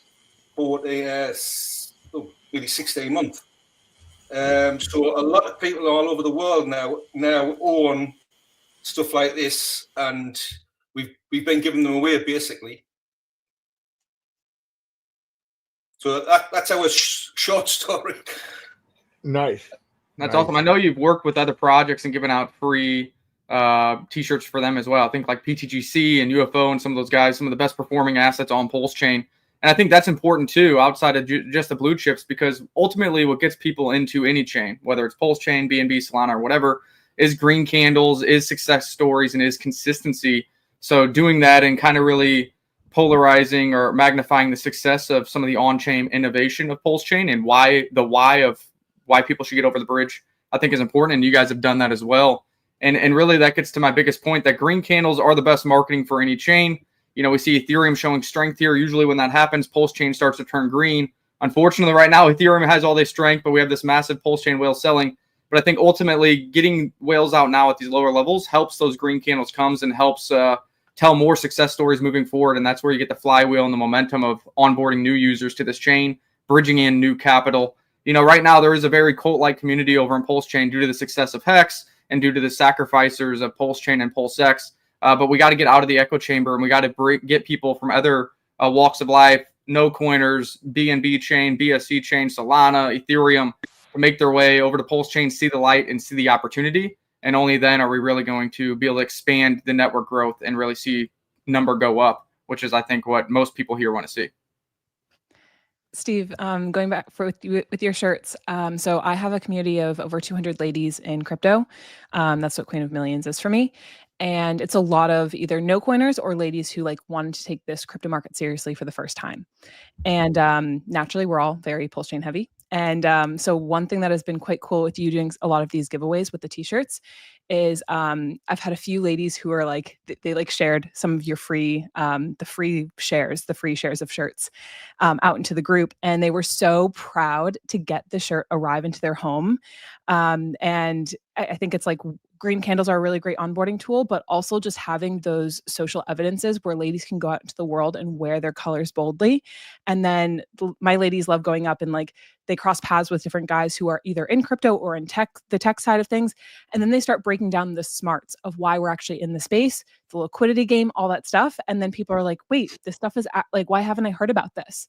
So I find that there's a really great tipping point when we can just have more of those, like wearing a shirt is being like, I'm proudly wearing my colors, and let me go be that lighthouse to other people. And whether they're ones who get it in, or when green candles start to go, people could be like, I had social evidence and proof that that person was real, and like that's a PulseChain investor. Like I actually need to get into the game. So thank you for doing your part on the t-shirts. We love feedback like that. That's brilliant. Yeah. Yeah. Also those people will know who to reach out to. Like, oh, I saw Queen of Millions wearing a PulseX shirt. Now I'm hearing about it on Twitter. Maybe I should DM her or call her, you know, whatever the relationship is, and she can walk me through the onboarding process. And that makes sure people don't get paralysis by overanalysis. If they have somebody to go to who can onboard them with a 30-minute call, they're going to get it done and they're going to get their toes wet. And then they can do it on their own moving forward. Yeah, absolutely. So aside from shirts and green candles, right? Finding some marketing that everybody can lean into with success, I think is the job of this not this particular panel, but the PulseChain community as a whole, right? So right now, I believe marketing wise, because I'm a technical sales guy, right? And I've been in tech for a very, very long time, and now I just do this full time. And marketing is the antithesis of sales guy, right? We want to go over to those guys' cubes and smack them around all the time, right? It's just the way it is. What are you guys doing over here? Why aren't we getting leads? Where's our marketing? Where's this, right? So I believe that we have in PulseChain a spray and pray method of marketing right now, whether it be through socials, t-shirts, green candles. PulseChain tour was awesome, right? All of those things that we're all participating in, and just trying to find one of those things that seems to click, right? Seems to check a box with other people. And then I believe all of us would just lean into that and just go like a tidal wave in that direction, right? And that's usually how marketing is going. We're kind of hit and miss right now. I absolutely love the PulseChain tour. I met you, Whitney. I saw you on a panel there, which was really awesome. SJ's been involved in setting almost all of that stuff up. And I went from California up to Seattle, Portland, Vegas, all over the country doing PulseChain tour stuff. And I think that has been awesome. We had cars and Lambos driving across fully wrapped in PulseChain gear from coast to coast twice. So green candles are the ultimate marketing tool, but how do you get those without relying on what everybody seems to like to call Sack Daddy? I'm a builder on this. You're going to see me on the building, doing some building stuff here in this conference. I never relied on Sack Daddy. I was fully prepared for him to maybe never come back ever, right? And still thought that with groups like this and everybody that RHMax has had on this show, that we could take this chain to a level of success without Richard Hart. It's not optimal, but it could have been done, I believe. Anybody else have any other ideas on marketing that we could be doing? I know SJ's doing some stuff with this new thing that's getting mailed out to people that are newbies. I think that's awesome. That's what I was going to say. Maybe SJ can kind of expand on the hint from Richard Hart with this massive physical mailer that's going to be happening, where millions of these physical devices that have a battery on them probably tell a story, probably maybe have some kind of gift card. You know, maybe you can shine the light on that, SJ. And that's kind of Richard Hart's attempt to do what he's been telling people to do and go the postcard route, which he did rudimentary postcards for HEX back in the day. And I think this is going to be next level and potentially could be very big for the masses and have great timing as we see Ethereum start to show strength in the Ethereum strategic reserve catching on. Yeah, so as far as shining a light, I mean, the number one thing I want to say is that when you look into the numbers, into metrics of what kind of marketing hits hardest, it is true that direct outbound marketing is the top way to get people interested or looking at a product or a thing that they may have never heard of before. And I feel that that's really the main cause or the main reasoning for this endeavor, is that we want eyes on this that have never seen it before, right? We want people that have probably never heard of crypto or like don't even know what Bitcoin is. We want PulseChain, HEX, and Pump.Tires to be their first like entry into what even is this stuff? Like, how do I wrap my mind around, this new financial tool? And the fact that this is going to go in, from what I understand, to millions of homes, right? Like, I've heard anywhere from like, in the US, 1 million to like, if it's successful, right? Like if the first few shipments go through fine and these end up at people's doorsteps and like, a little noise is starting to get created, then I've heard of up to 100 million of these devices are going to get sent around the world. So it's something huge. It's a gigantic undertaking. And being that we are in DeFi, right? We are taking the ideals of no middleman seriously, right? And we're trying to do this completely decentralized, like on our own, from it getting shipped over here to, getting to people's doorsteps. So that's, some of the most prominent ideals behind like what we're trying to do and what's being talked about for this marketing endeavor. The biggest update that I have right now is that the first container is nearly ready to hit the water. And I'm expecting that we'll hear that it's been shipped within the next few days. I'm hopeful to be able to, let you guys know that that's what's happening. Logistics for the US in terms of like that kind of stuff are nearly figured out.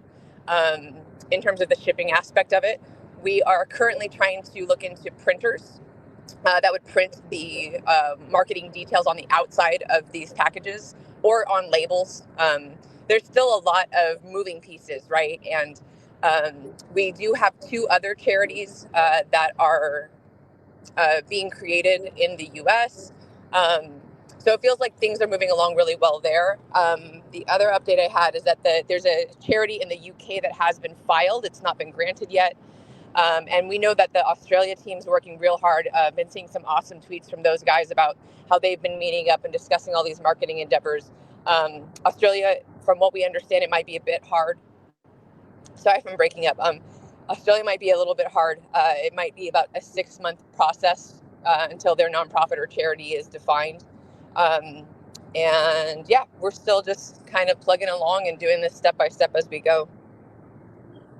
Yeah, and when you say the container, this is like the shipping containers, guys, that are like 40-foot long, the big metal containers that you see on ships. So not just some small pallet or something. So that's really exciting to see. I think targeting the US market and the UK market is a smart choice. And then hopefully there's somebody within the PulseChain community that could help target the Asian markets. Obviously, the printing and the language and everything would have to change for those markets. But I do believe that the Asian market and the India market are big market share participants of crypto. And hopefully we can get something sorted there as well. Yeah, I agree. The more the merrier, honestly. And as we start to see success and start to understand how this process is going to work moving forward, I think it'll be easier to, figure out the logistics in those places. I would like to challenge some of the guys out there in this crypto community to start setting up some meetups, right? You have people like Whitney, who are Queen of Millions, right? SJ just put together, and so Whitney does meetings with her group all the time. I've seen her posted on Twitter. SJ, I just went to her meetup this last weekend, right? I think face-to-face stuff is awesome. When we had dinner, SJ and I met a guy named Teddy. Teddy, I hope you're watching this. Teddy's first tokens he ever bought was ink and PDI ever. That's his first crypto. That's his first entry into this market. And I thought that was amazing and a little odd. But Teddy, you're awesome. I hope you do well with both tokens. I think that McBee, I think that your community, believe it or not, I'm part Filipino. I'm the biggest, whitest Filipino you will ever meet. Right? People never believe me that I'm Filipino Great. until I start listing off food at some of my family reunions. Right? But Great. the Philippine community is deep into crypto, and most of them speak English, right? It's not a Tagalog freaking country, right? Almost everybody there speaks English, and I think that some of this shipping container could go over there. So, because definitely this current marketing drop it has an English focus. What do you think, bud? Yeah. Hi. Hello. Hi there. Can you hear me, guys? Okay, great. Yeah, definitely it's worth noting that while as they have been saying, yeah, I think the Asian market and the Philippines itself is really deep into crypto, right? So for me, I have a community and I also shirts in here. I think you guys have mentioned all the things necessary for marketing, right? So I actually there's nothing new under the sun from all other communities that is from Bitcoin when they started it. And yeah, for our community, definitely what Richard has been doing with the container shipping container. Yeah, hit me up, SJ. How can I help? And yeah, definitely it's worth noting that yeah, we as a community here in the Philippines we are thriving and vibing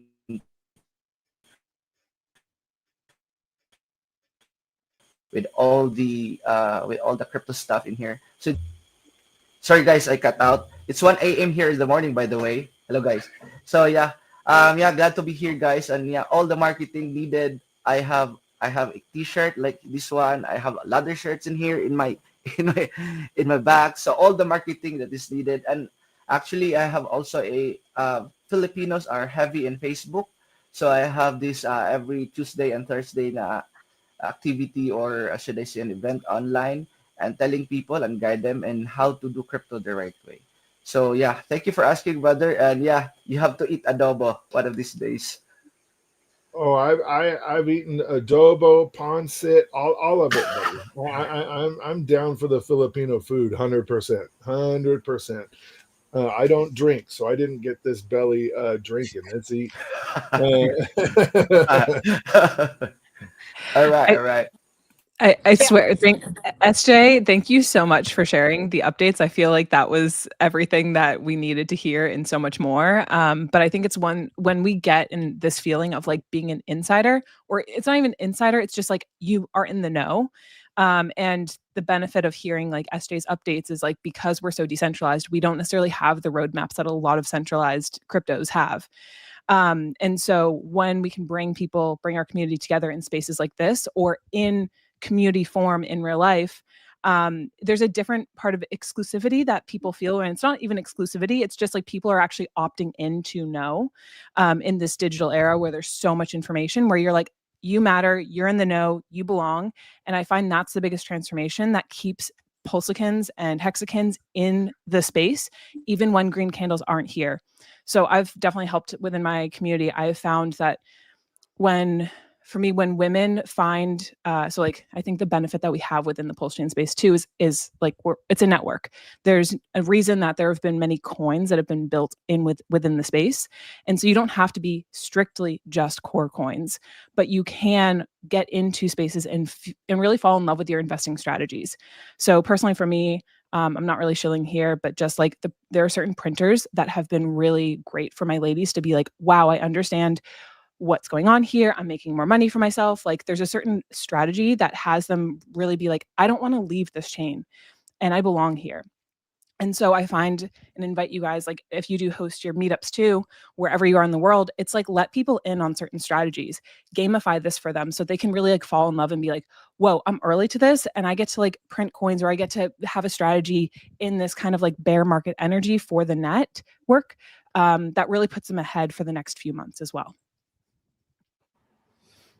I really like the face-to-face marketing, right? It's the best in my opinion. I I am going along with and supporting the outbound marketing. I just love the face-to-face stuff because you get a read from people. You get success stories like Teddy. Imagine how a guy who just has been on Twitter or X, right, and sees a meetup that SJ puts out, and he's never met any of us before. The guts it takes to just drive up to a group of people and say, "Hey, my name's Teddy. I bought ink and PDI," right? It is a good group of people, and that guy got treated well throughout the thing. I gave him a Brian McGruder HEX hat from Vegas. You have one, Whitney. SJ has one, I think, right?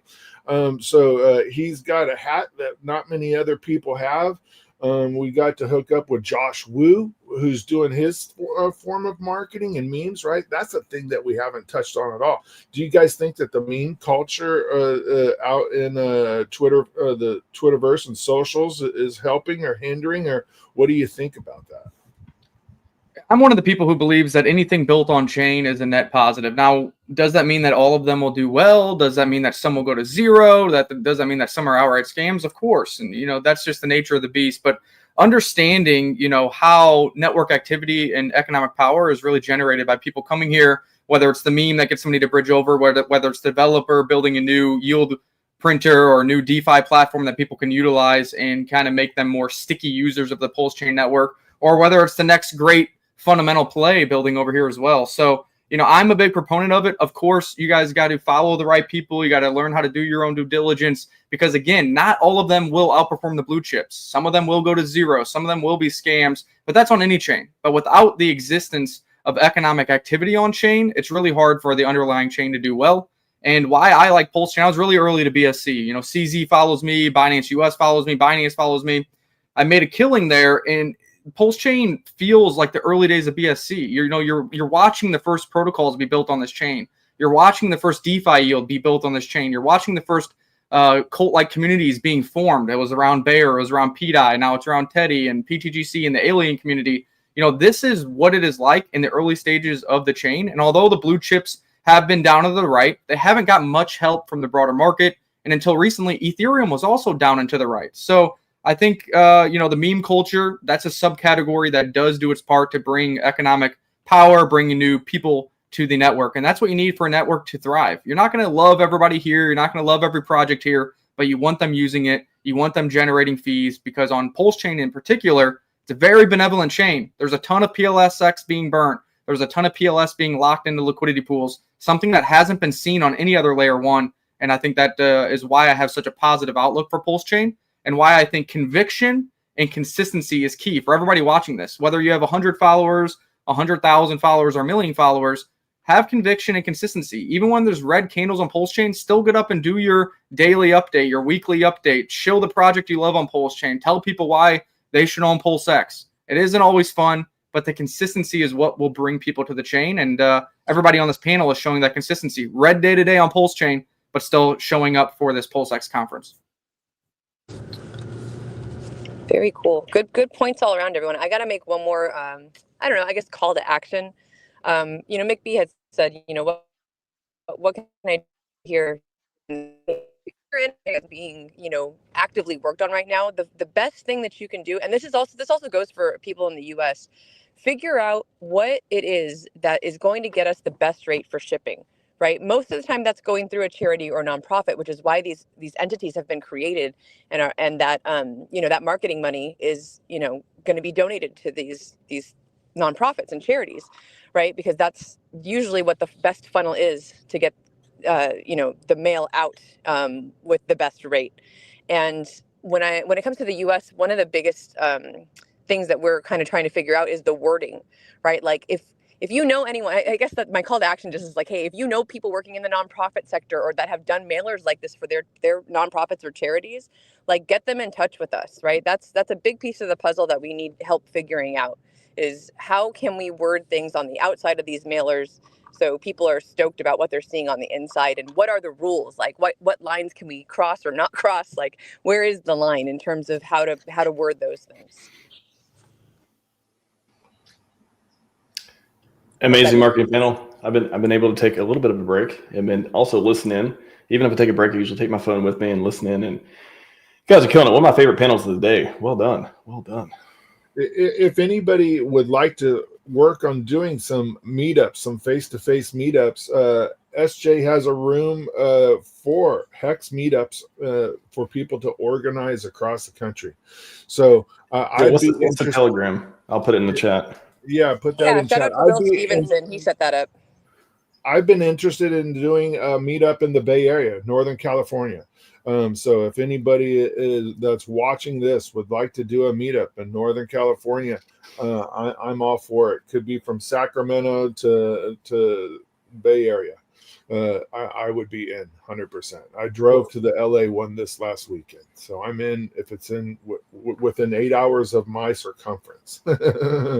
What is the t.me/ what is it, SJ? Or anybody know? HEX_meetup. HEX_meetup. All right. If you want to do HEX meetup, there's a bunch of different local groups and stuff as well. I'm not on Telegram much these days, so I defer to you all on all those pieces. But I think there may be some, maybe a Washington, maybe a Seattle meetup coming up soon as well. So that should be fun. Never know. The Pacific Northwest group, or you guys meet up all the time. You guys are tight. We need to meet up more. We definitely were killing it for a while, but now we don't meet up nearly as much. But hopefully we'll have one soon. So we're definitely out there doing events and all that stuff. But you know what? We get a bunch of green candles. That doesn't just mean price go up. That means community probably go up too. People are going to feel a lot more energized and be like, you know what? I got some extra money. Let me go rent out a bowling alley. Let me go set up an event. Let's do a poker night. Let's, all that fun stuff. So excited.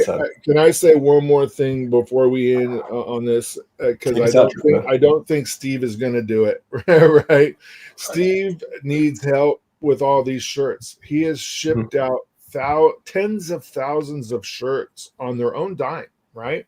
Not only the shipping, but the cost of the shirt. Every time there's a free shirt that comes out for a project or an event, he did this one for our stream, right?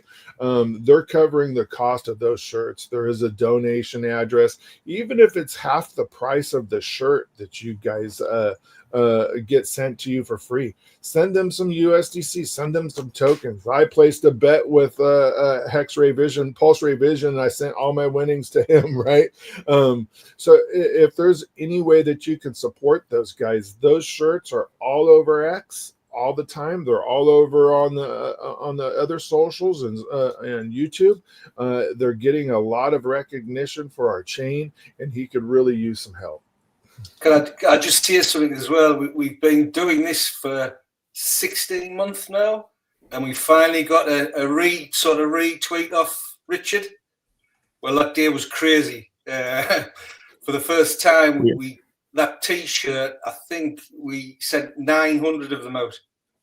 One tweet off Richard cost us about $15,000. Well, I'm with you. I got the first at RHMax list from Richard yesterday as well. So I'm same boat. Let's do it. Let's go. I've spent probably about $15,000 on t-shirts this as well. Please, price go up. Price go up one day. Price go up one day. We'll see. But no, you guys are putting in amazing work. And yeah, Richard doesn't always acknowledge all the amazing stuff going on in the ecosystem. And not that I try not to have expectations he wills either. So, but when it comes, it comes. It's great. Sorry, Max. I just want to say thank you to SJ, because every time we ask her for help, she's there. She's brilliant. Aww. Shout out CEO to PulseChain. y'all putting in the work. Woo. CEO PulseChain. Oh wow, SJ. Yeah, again, thank all of you so much. Again, I'm glad to meet you, McBee Crypto. The Philippines putting in good work there. It sounds like as well. Whitney, of course, Triplet Dad. Crypto Hitman, Steve, T-shirts, SJ, keeping us up to date. Appreciate you all. Thank you. And I put the link in the chat for the PulseChain store. Free PulseX T-shirt going on during the conference. Make sure you get it or you won't get one. So there you go. Thanks everyone. Thank you. Yeah. Thank you, Max. Thanks. See you guys later. See ya. Bye. Rugged. I rugged myself. Taking over. I rugged myself. All right, see you later, SJ. Bye. Bye. It always happens during the panels. I can't click it's like this game theory deal going on with the buttons. There you go. All right, you guys get to listen to my one talk during this one before we move on to the next segment. Let me see if I remember how to stream again. I've been super streaming for too long now. All right, so this is a very important segment. Hopefully, it'll save people a lot of money from security, privacy, super important thing. I've talked about this for probably as long as I've been streaming. I've been doing security streams, privacy streams. I have a whole series. Go to gorealdefi.com. I'll put it in the chat and click on the navigation icon down there where it says security and privacy. I'll just go to it real quick and show you. gorealdefi.com is where you can also get access to the official apps, verifiable security, all that stuff, navigation, privacy, security. I got entire playlists, hours and hours and hours of clips and content and streams. And I even did a security week a while back as well. But this one came up recently. I'll drop this in the chat, which is a good one to riff on a little bit. So this person's a Cheetah Western. Shout out to Cheetah Western. I just lost $11,990. My first time trying Internet Money Wallet. It wasn't working PulseChain Bridge, so I figured I'd use CalSwap. So this is an important part of the lesson to be learned here. I couldn't remember the website, so I Googled it, and I clicked the top option, and it was a scan that drained my entire wallet. Again, it sucks losing money.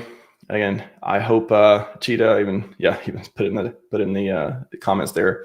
Hope you make it back and so much more. But let's not take this example in vain. Let's not forget about it. Let's take this and be like, reinforce. Do not Google for anything that you could possibly connect your crypto wallet to. If you do, it could lead you to a scam site. Google isn't filtering. It isn't 100% perfect. I'm sure they try to make malicious stuff not come up in the search results, but they're not perfect. And you can see from examples time after time, it's not the first person it ever happened to, and it won't be the last, unfortunately. If you Google for links to crypto websites, especially ones you connect your wallet to, that's the flashing alarms. Do not connect your wallet to anything that you Googled for and found the link to immediately without extra verification. Now, what does extra verification look like? Could be a whole bunch of different stuff. It could be double checking with the trusted source. Kind of what I described here in the quote piece here. Go ask someone else if it's a legit site. Maybe if you share it with a friend and say, "Hey, is this legit? Is this the URL you have?" All that stuff. Looking for the official accounts, looking for the X, looking for the Telegram, whatever stuff. I try to stay away from Telegram because it's very hard not to get scammed there as well. Plenty of legit projects, and I know it's a huge communication hub, but it is they try their best too, I guess. But it's just very hard to not get messaged by scammers and stuff on there. But the biggest thing you can do is bookmark the site itself instead of Googling for it. If it's a new site you never heard of, you got to get it from somewhere initially. Do not Google for it. So again, go to the official account, the X account. Make sure it's not a scam X account as well. Check the names, check the URLs. Go to the GitHub if it's a project. You can also go to virustotal.com. It's a website I've talked about a lot. You can give it the URL. You're right here. Give it the URL and be like, "Hey, it'll tell you. You can give it files, you can give it URLs, websites. It'll tell you if anyone's reported it or if any other malware detection engines and antivirus and stuff has found it being malicious. It can give you a score, and that it works for websites, works in files, and a lot of other things as far as those pieces go as well. So VirusTotal. And then honestly, this is, GoRealDefi is my site. It's been going strong for about 2 years now, has verifiable security. You click verify hash. I don't Google for the official sites. I don't Google for PulseChain Bridge. I go to GoRealDefi and I click Bridge, and it takes me to a view of the bridge. Looks exactly the same as official apps. You can go to the official apps. You go to pulsechain.com. You go to bridge.pulsechain.com as well. It's going to give you links. I'm not going to get into how the bridge, how GoRealDefi works. I did plenty of content and just Google RHMax, how GoRealDefi works and all this stuff too.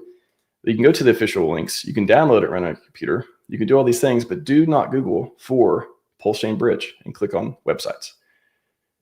Again, what I like to do, I don't Google for any of these things. I don't look for them. I have bookmarked, my website, GoRealDefi, been running again for 2 years. Has a bug bounty program even? Have any valid submissions for a bug bounty program either in the last 6 months or a year? And I click on Bridge, I click on the HEX app, I click on Exchange for PulseX, Explorer for the Block Explorer, all that stuff too. So that is one way.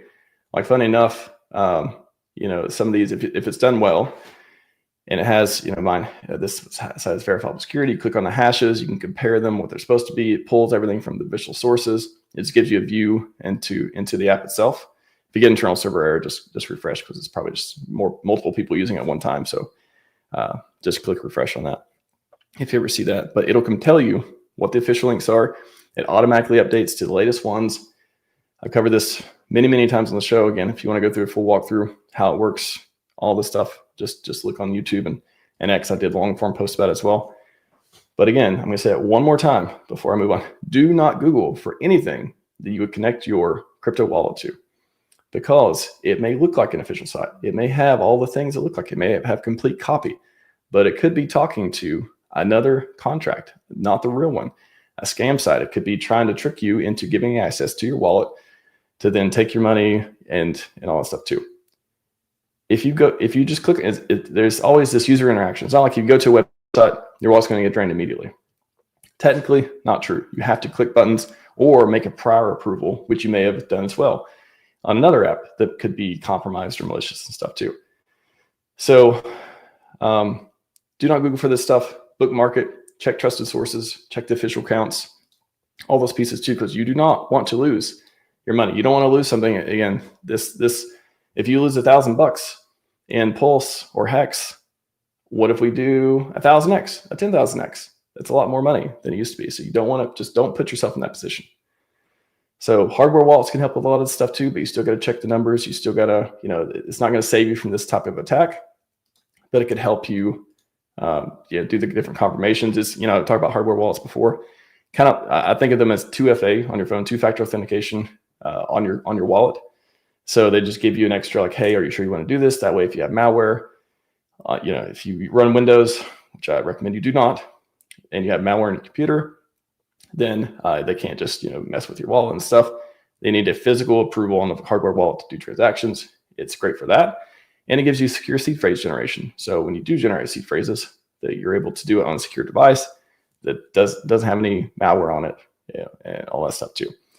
So hardware wallets, they're not a panacea. They don't solve everything. They are a great tool, but if you still click the buttons, you can still get your wallet drained. So if you have a hardware wallet, take that into account too. Next point. Don't use Windows. I'm going to keep saying this a million times. Do not use Windows. Windows is like the bad street. It's got the bullet hose and the stop signs, and you don't want to, you don't want to take your family there because there's, the playground don't look too great, or, it's got just all kinds of riffraff going on in the streets, and you just want to drive by that neighborhood really quickly. Windows puts you on the internet with that kind of view. If you use anything other than Windows, iPad, Mac, Linux, whatever, name any other operating system, you're going to remove yourself. Simply put, remove yourself from a ton of different malware and stuff that's going to affect Windows, because most people write malware and viruses for Windows. So if you don't use Windows, those viruses aren't going to affect you, right? Unless they're work across multiple systems and stuff like that. So it's one of the most basic things you can do is stop using the thing that everyone writes viruses for. I know it sounds like common sense. I know it's hard. I know there's a learning curve. You can start off getting a MacBook, getting a Linux desktop, getting a Linux laptop, whatever. Use a little bit at a time until you transition. But if you keep using the operating system that everything is being targeted, then it's an uphill battle, right? So don't use Windows. Avoid it if you can.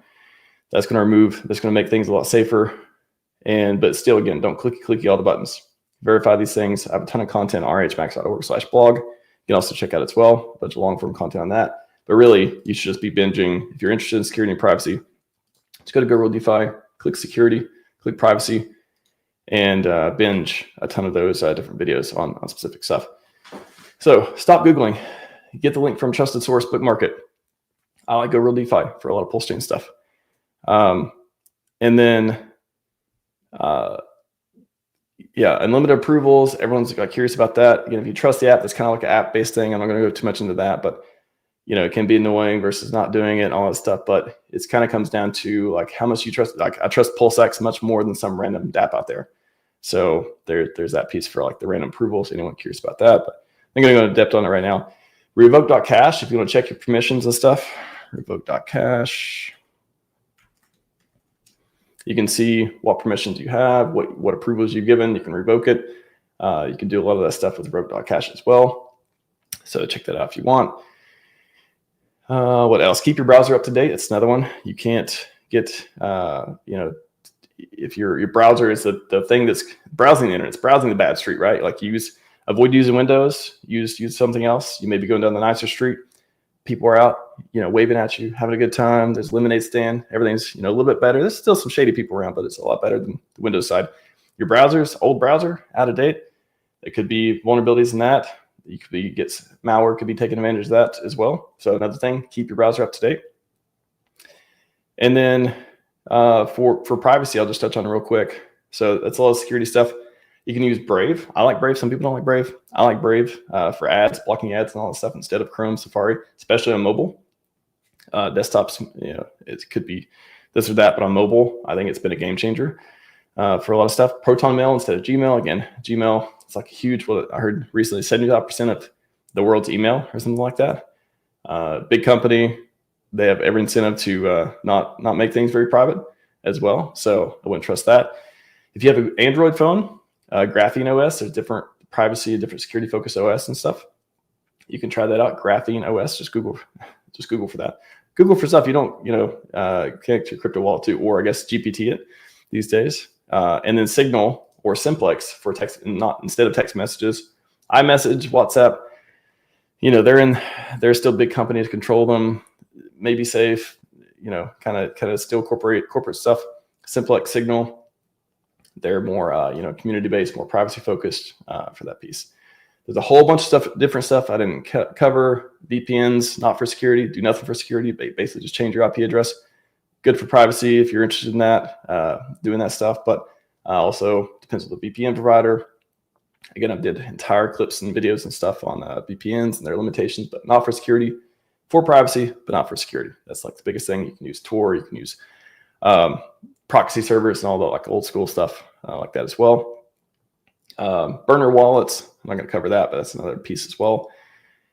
And that's some of the major stuff. So again, if you take nothing else away from this entire talk, avoid Windows and don't Google for things you connect your crypto wallet to.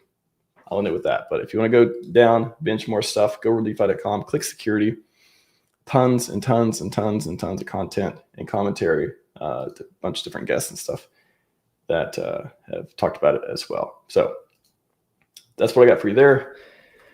I'll drop Go Real DeFi. Man, that was the quickest 15 minutes I could possibly do on this topic because I did hours and hours of that content. But let me do a transition, and I'll bring the next speakers up here, do their talk. And what we're gonna do for this one? Let's do the money gun. Here we go.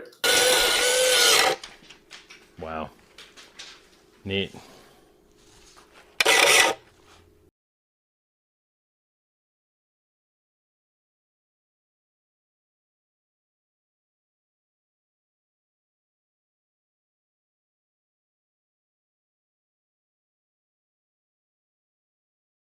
Welcome, gentlemen. How's it going? Hey. You have a money gun to talk to us about. You got anything money gun related? Thank you so much, buddy. RH. We really appreciate the invitation. And those last 15 minutes are vital. Crypto it's so necessary to be safe and secure. So thank you again. And a big shout out to you, Max, for bringing the community together. Hey, everyone. We're excited to be here and to share what we've been building for the PulseChain community. Over the next 30 minutes, here's what we're going to cover. A quick intro to PulseX and the PulseX team, a deep dive into 2 game-changing utilities we've built. These aren't clones. These isn't repackaged DeFi tools. They are original PulseChain native creations. And we're going to wrap it up with 10 minutes of Q&A. At PulseX, our mission is simple and bold. We're building best-in-class tools that empower individuals and communities to prosper, to thrive, and to gain financial freedom. We're helping to create a parallel economy here on PulseChain that's fully aligned with the ethos of PulseChain, the freedom chain, an economy free from the restrictions of traditional financial institutions. Now, the PlusX team has 6 co-founders. Artem, our CEO, has deep business and finance experience. He's been leading a team of devs dating back to 2017, specializing in market making for early ICOs. Haunted is the founder of Up and UpX tokens. Dave, also known as the Professor, is a retired math professor and a wizard in cryptography and tokenomics. Bas is our traditional finance veteran. He's an expert trader and our in-house AI bot developer. Doc is a crypto analyst, UX UI designer, and our resident Swiss Army knife. He's a jack of all trades. And myself, I specialize in marketing. I founded and sold a multi-million-dollar marketing agency, and now I'm focused on bringing PlusX and PulseChain to the world. We have all been part of PulseChain for years. We believe in Richard's vision, and we're fully invested in PulseChain, and we're building Pulse native groundbreaking utilities as we speak. Now, the first tool I want to introduce to you is Validator X. Validator X delivers the highest yield of any liquid staking protocol on PulseChain, and according to Grok AI, the highest of any EVM chain. And it's native to PulseChain. Now, if you're not interested in validating, please stay on for the second part of this talk, which is groundbreaking, the ability to be able to take any token you love, any PRC20, and earn yield on it. Now, to tell you more about Validator X I'll bring up Doc and Bas. Thank you, Jay. Appreciate it, sir. Welcome, everyone. Hope everyone's doing well out there today. So today, we're going to dive into the best way to stake Pulse on PulseChain, which is Validator X, and we're also going to touch on Validator X strategy. As we get started, one thing I want you to ask yourself is, why would you keep seeds in your pocket when you could use them to grow a forest? This is a metaphor for what we're going to talk about. And if you like Pulse, you should ask yourselves, why would you just let it sit stagnant when you could stake it in Validator X and multiply your Pulse units with zero risk of impermanent loss? Validator X is not just a staking platform. It is a system designed to help you maximize yield, grow your Pulse bag, and maintain complete flexibility. It's not a fork of an existing protocol. It is a fresh build, and it's been running flawlessly since launch, which was almost 6 months ago. Bas and I are going to walk you through how it works, why it's different, and how you can start earning a great yield on your Pulse today. So, Bas, could you do a quick rundown on what validating is, sir?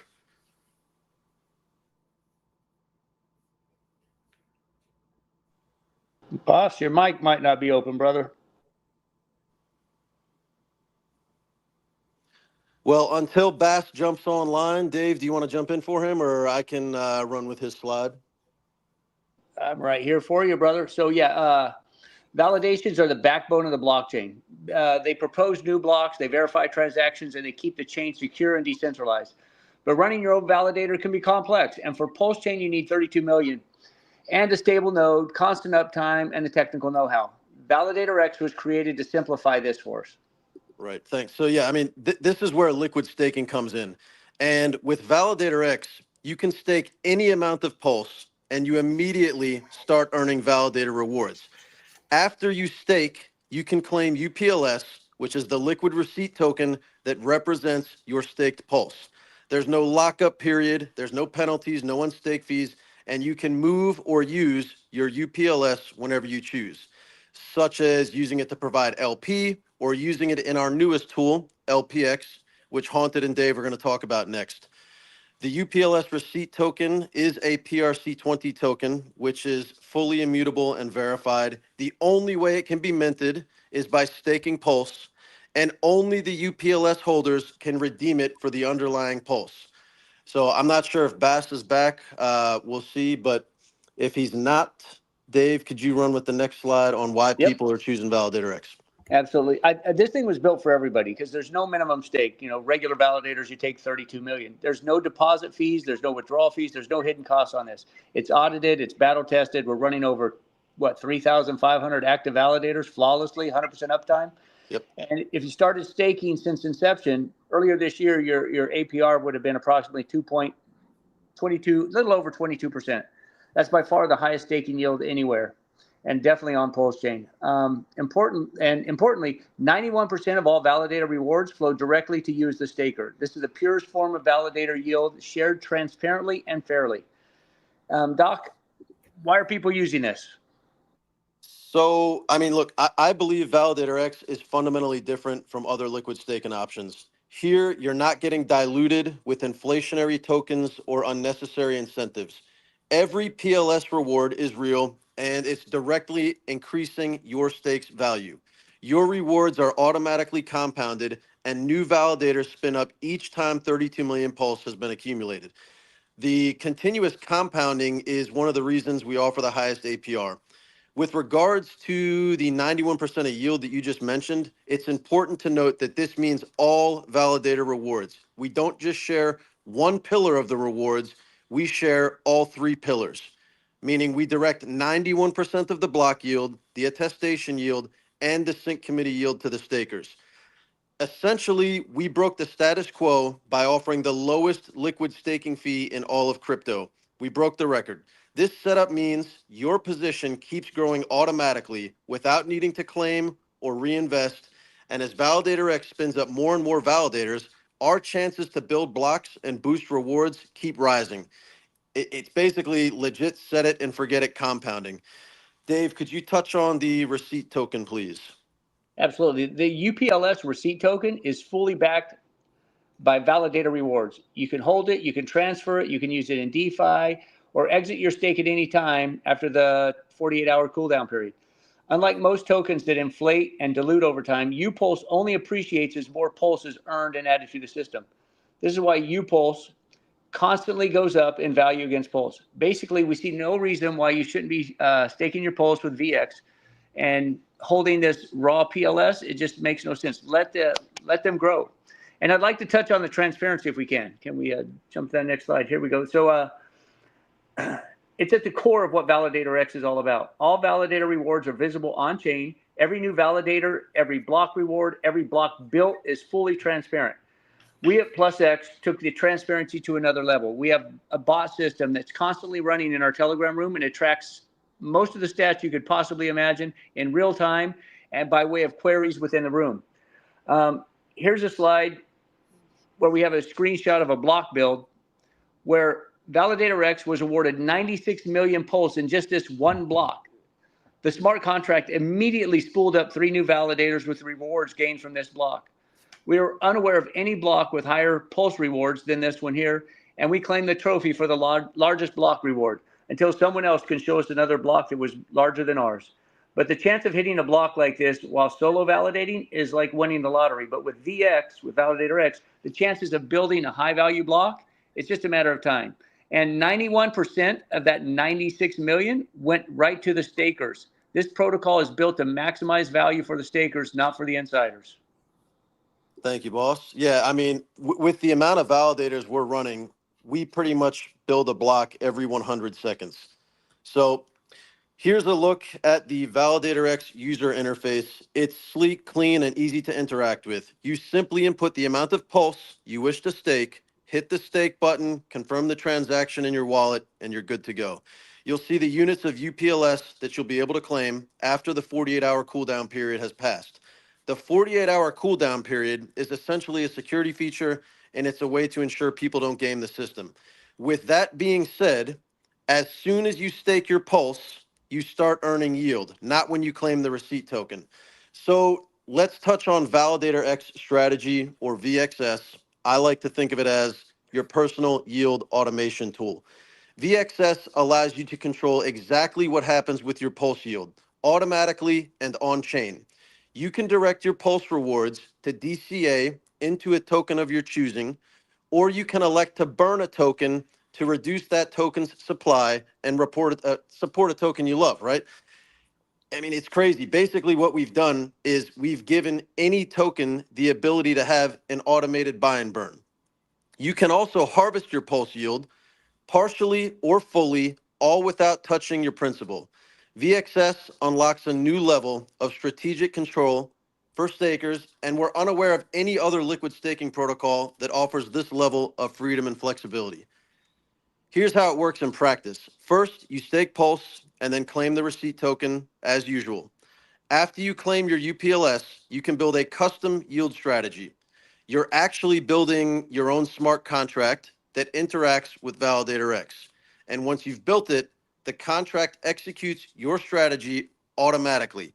That means there's no manual claims and no repeated approvals. It's fully automated, and it's a smart contract created by you.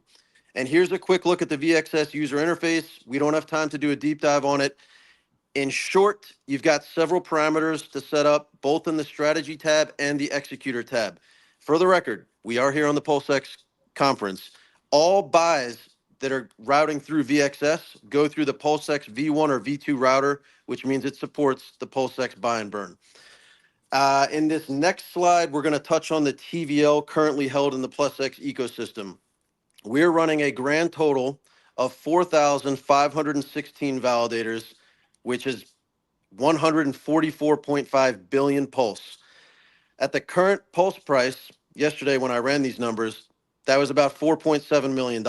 At SAC rate of 3 zeros and a 1, that's basically just under $16 million of Pulse. In LPX, the tool that Haunted and Dave are going to talk about next, we accepted approximately $3.2 million of assets were deposited into those pools for a grand total at the current prices of just under $8 million. To me, this means our users are confident in our protocols and the team. Back to you, Dave. Yeah, so in closing, there's never been a better time to get started with liquid staking with us. Validator X isn't just about earning yield. It's about helping build PulseChain, supporting the decentralization, and creating real value for the people. And with that, I'll turn it back over to you, Jay. Thank you, Dave. Thank you, Doc. Doc, I have a question for you before we move on. You know, a lot of people think of validating and they think, okay, it's great for the infrastructure, but how do you make money validating? Can you give me an example of how someone could use Validator X to actually make some gains, to make some money? All right, let's do a thought experiment here. Let's pretend someone has, we'll use easy numbers, 10 grand worth of Pulse, and they want to make some yield. So they come over to Validator X, they deposit their Pulse, and they start earning Validator rewards immediately.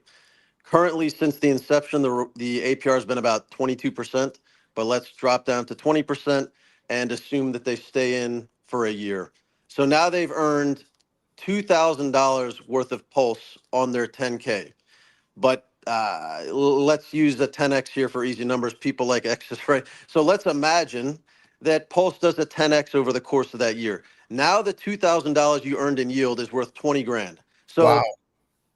So with that 20K, you basically doubled the amount of your initial deposit just in the yield alone. Wow. And you've still got your principal. And if it did a 10X, you've got 100 grand in principal plus 20K in profit and yield. Amazing, Doc. Amazing.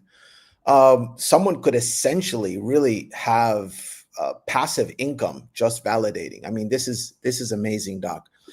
Now, I want to hand it over to Dave and to Haunted to talk about LPX. Just like with Validator X, LPX is a PulseChain native build. It's on no other chain. It really is a revolution in liquidity. And Dave, Doc, Dave, Haunted, take it away. Hey everyone, welcome. Today we're going to be talking about LPX, a new liquidity protocol that actually works for you. Whether you're holding PLS or just launching a new token, LPX helps you earn yield and support the chart without being glued to your screen. LPX is a game changer for PulseChain. Yeah, I don't know. Haunted, right there, you said something very important. You said LPX works for you, and that's what we need to make sure everybody learns from this presentation today. Existing LPX work for everyone else. They allow others to do as they wish with your tokens. You assume the risk as the LP provider. But with LPX, it's different. And we're here to show you how LPX works for you. But first, let me give you just a little bit of background on where it came from. A centralized form of LPX was used by our team while acting as market makers since 2017. Our team has worked with hundreds of tokens during the ICO craze, and they figured out what really works. Now, what we've done is we've taken that profit logic and built it into a smart contract that anyone can use. You don't need to be a whale anymore to be a market maker. You're just joining us with, or you launch an LPX. Right. And being a market maker takes a lot of money and it is a lot of work. Now we all can be market makers with LPX. And now market making makes a lot. We all know market making makes a lot of money. So let's get into how it works. LPX sets the trading range, just waits. If the price moves up, it sells. If it moves below, it buys. Simple, that's it. No emotion, no FOMO. It just keeps rotating profits into strength, into a stronger position. Yeah, so hey, so maybe some of us are familiar with what market makers do, but let's show you a couple charts in action of what's really going on here. So you can see our chart. We have two tokens. We have Up and Up X, and it's real important that I want you to hear. Validator X is not a token. LPX is not a token. These are protocols you can use. It's like Uniswap. You can come in and use Uniswap. They did eventually put out a token, but that's not what we're talking about here. We're talking about a protocol that is a market maker. And you can look at the chart here, and we started LPX with our token in about November, and you can see what it's done with the chart. And I think what's important is that you look underneath that and you see the additional volume we brought to PulseChain. All of those trades happened on PulseX. So by participating in LPX, you're helping the ecosystem as well. So if we take a look at this next one, yeah, check this out. Here's a 15-minute chart. This is what LPX does. Look at how it handled this sideways market. It sells on strength. It buys on dips. When I first started seeing us selling tokens, I was anxious. But then I watched LPX buy back more than it sold. And it became obvious that LPX is the game changer. Everybody on PulseChain needs this. And with every trade, it builds yield. Exactly. And it's not just sideways. It holds up in every kind of market, or all kind of markets. On a downtrend, LPX doesn't panic. It waits.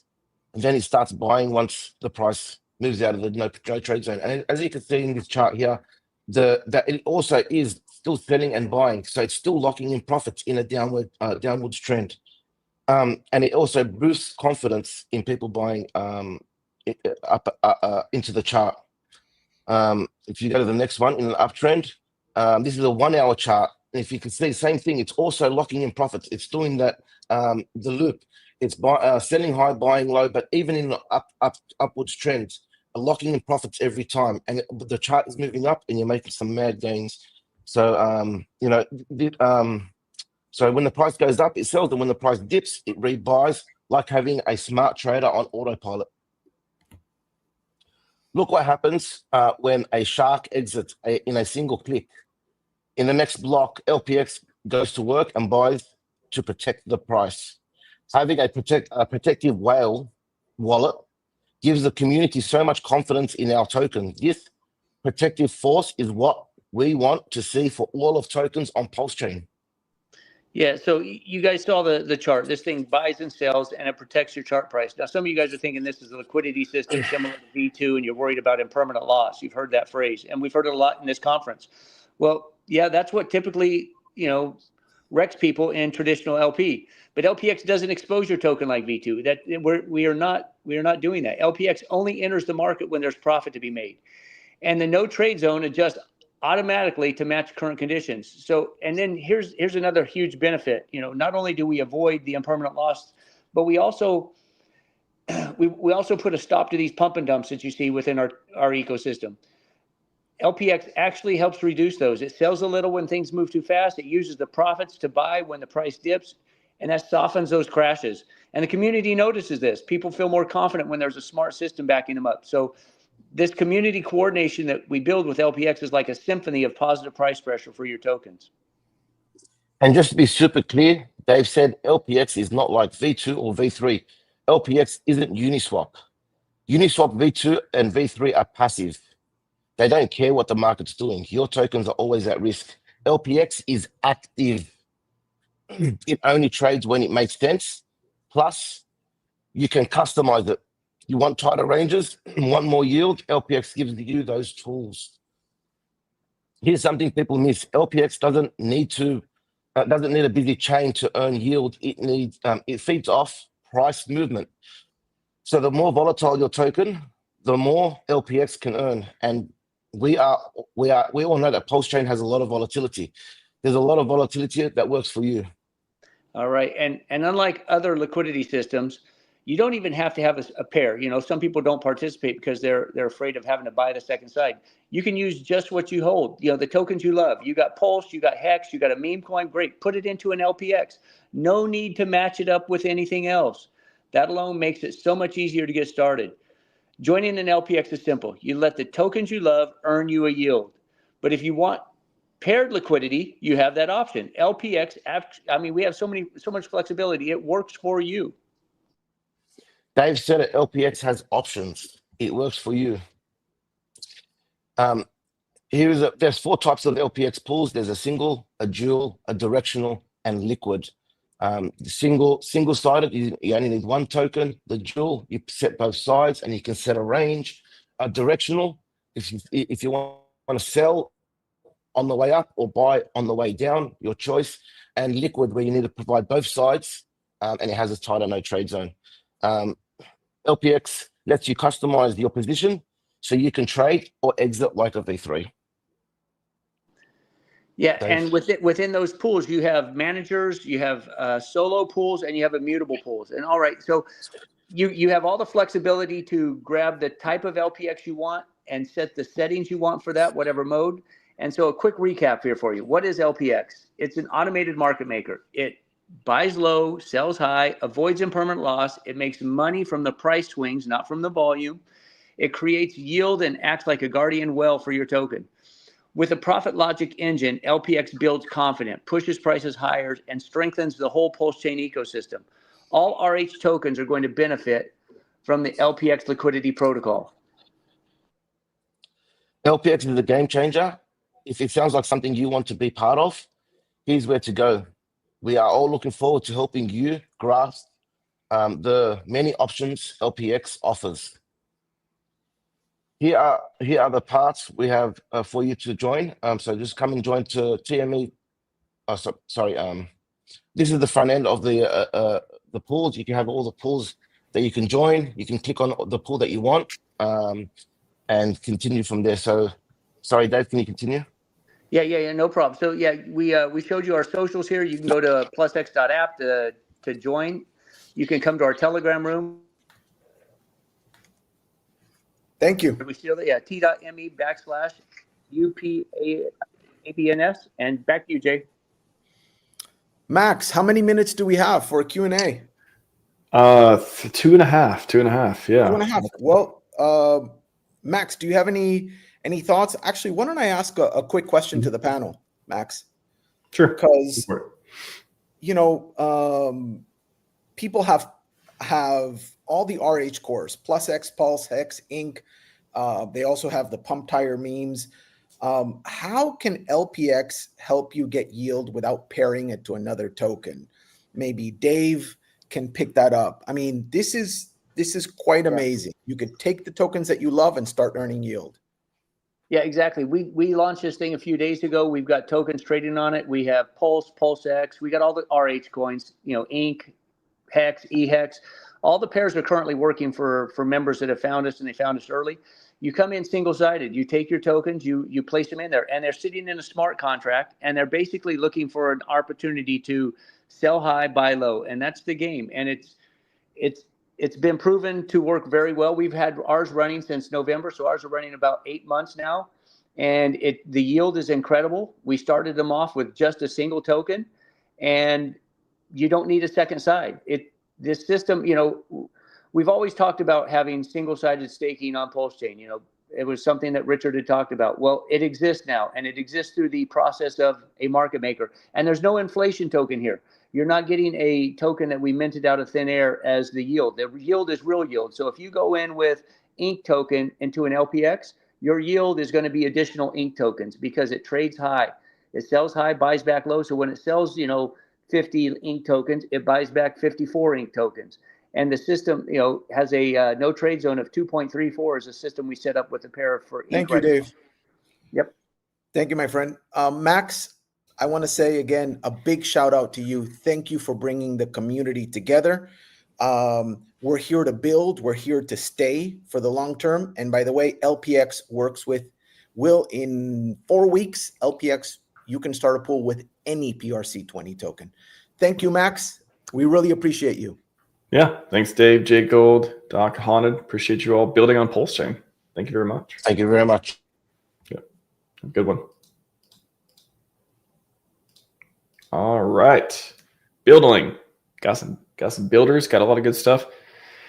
Oh, what are we on to now? We're going to continue with building. I'm just looking at the schedule here.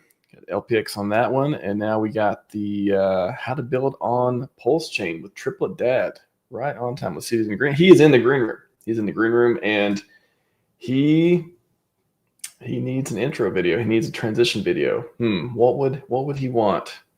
Which one would he want? You know what? We haven't did a hex game for a while. This may be pretty good. Let's do this one. Hey yo, we HEX scanners. Why they hit us with a Wells notice? SEC versus RH11 until they notice. In the back of the court, we're treated just professional. We don't care. We got them RH simple songs screaming out. Heads post INC, post as we hold. Money stacking up, yeah, watch it explode. Heads post INC, post as we hold. Richard Hart versus SEC for crypto. For some reason, yo, they hating no heads. It don't matter. We got each other's back. Now we can flex.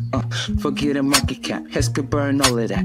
RH spinning in the front, psyops in the back. We stack, burn, flip and trade a little crypto. Made other platforms famous cause the DeFi is all we know. SEC sending their letters and marking their posts. They didn't expect RH11 to come and dispose. Heads post INC, post as we hold. Money stacking up, yeah, watch it explode. Heads post INC, post as we hold. Richard Hart versus SEC for crypto. PulseChain has made it clear it's the new L1. Keeping gas fees low on Ethereum, case 1.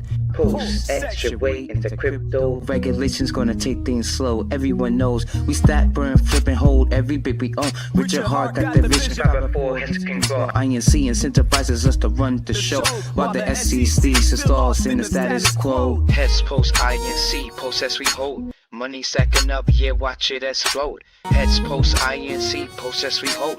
Richard Hart versus SEC for crypto. Smart contracts running, DeFi is trust. This is PulseChain game, you don't believe in us. SEC tried to talk, so we had 11 witness. The bear is the real test, SEC is just fitness. We taking over, no time to debate. Check your contract over, the audit said it was fake. You got the keys, and you collect all the fees, and you're not locked, so you probably pull liquidity. Hey yo, this is the future, crypto on lock. HEX is the first CD on block. SEC stepped in to stop the clock, but the validator's running the code will never stop. Heads post INC, post as we hold. Money stacking up, yeah, watch it explode. Heads post INC, post as we hold. Richard Hart versus SEC for crypto. Boom. How's that intro? Very nice, buddy. Love that one. Pretty good. Pretty good. The only other one that I like that I play on my show all the time is the big giant Konnichiwa. Konnichiwa. I know. I was trying to find that the other day. I wanted to clip it. I wanted to post it, and I couldn't find it in time. I'll DM it to you. I have it already clipped for you, bud. All right. I like. Man, I could use that right now. Actually, if you have time, send it to me. I'll upload it so I can play it during the conference. I love that one. I'll send it to you right away. Yeah. Awesome.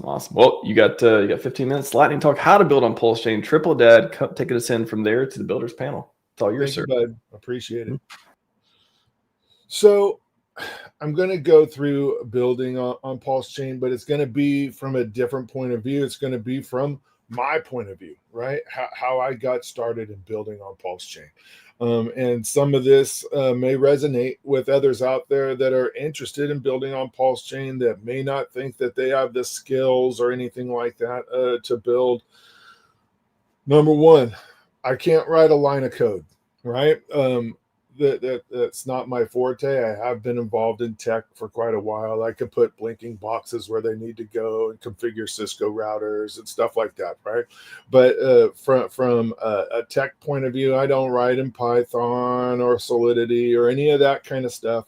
I just know how things work, and I have great ideas, right? And a lot of you out there that I hope are watching this may have some great ideas that you would like to put out on PulseChain.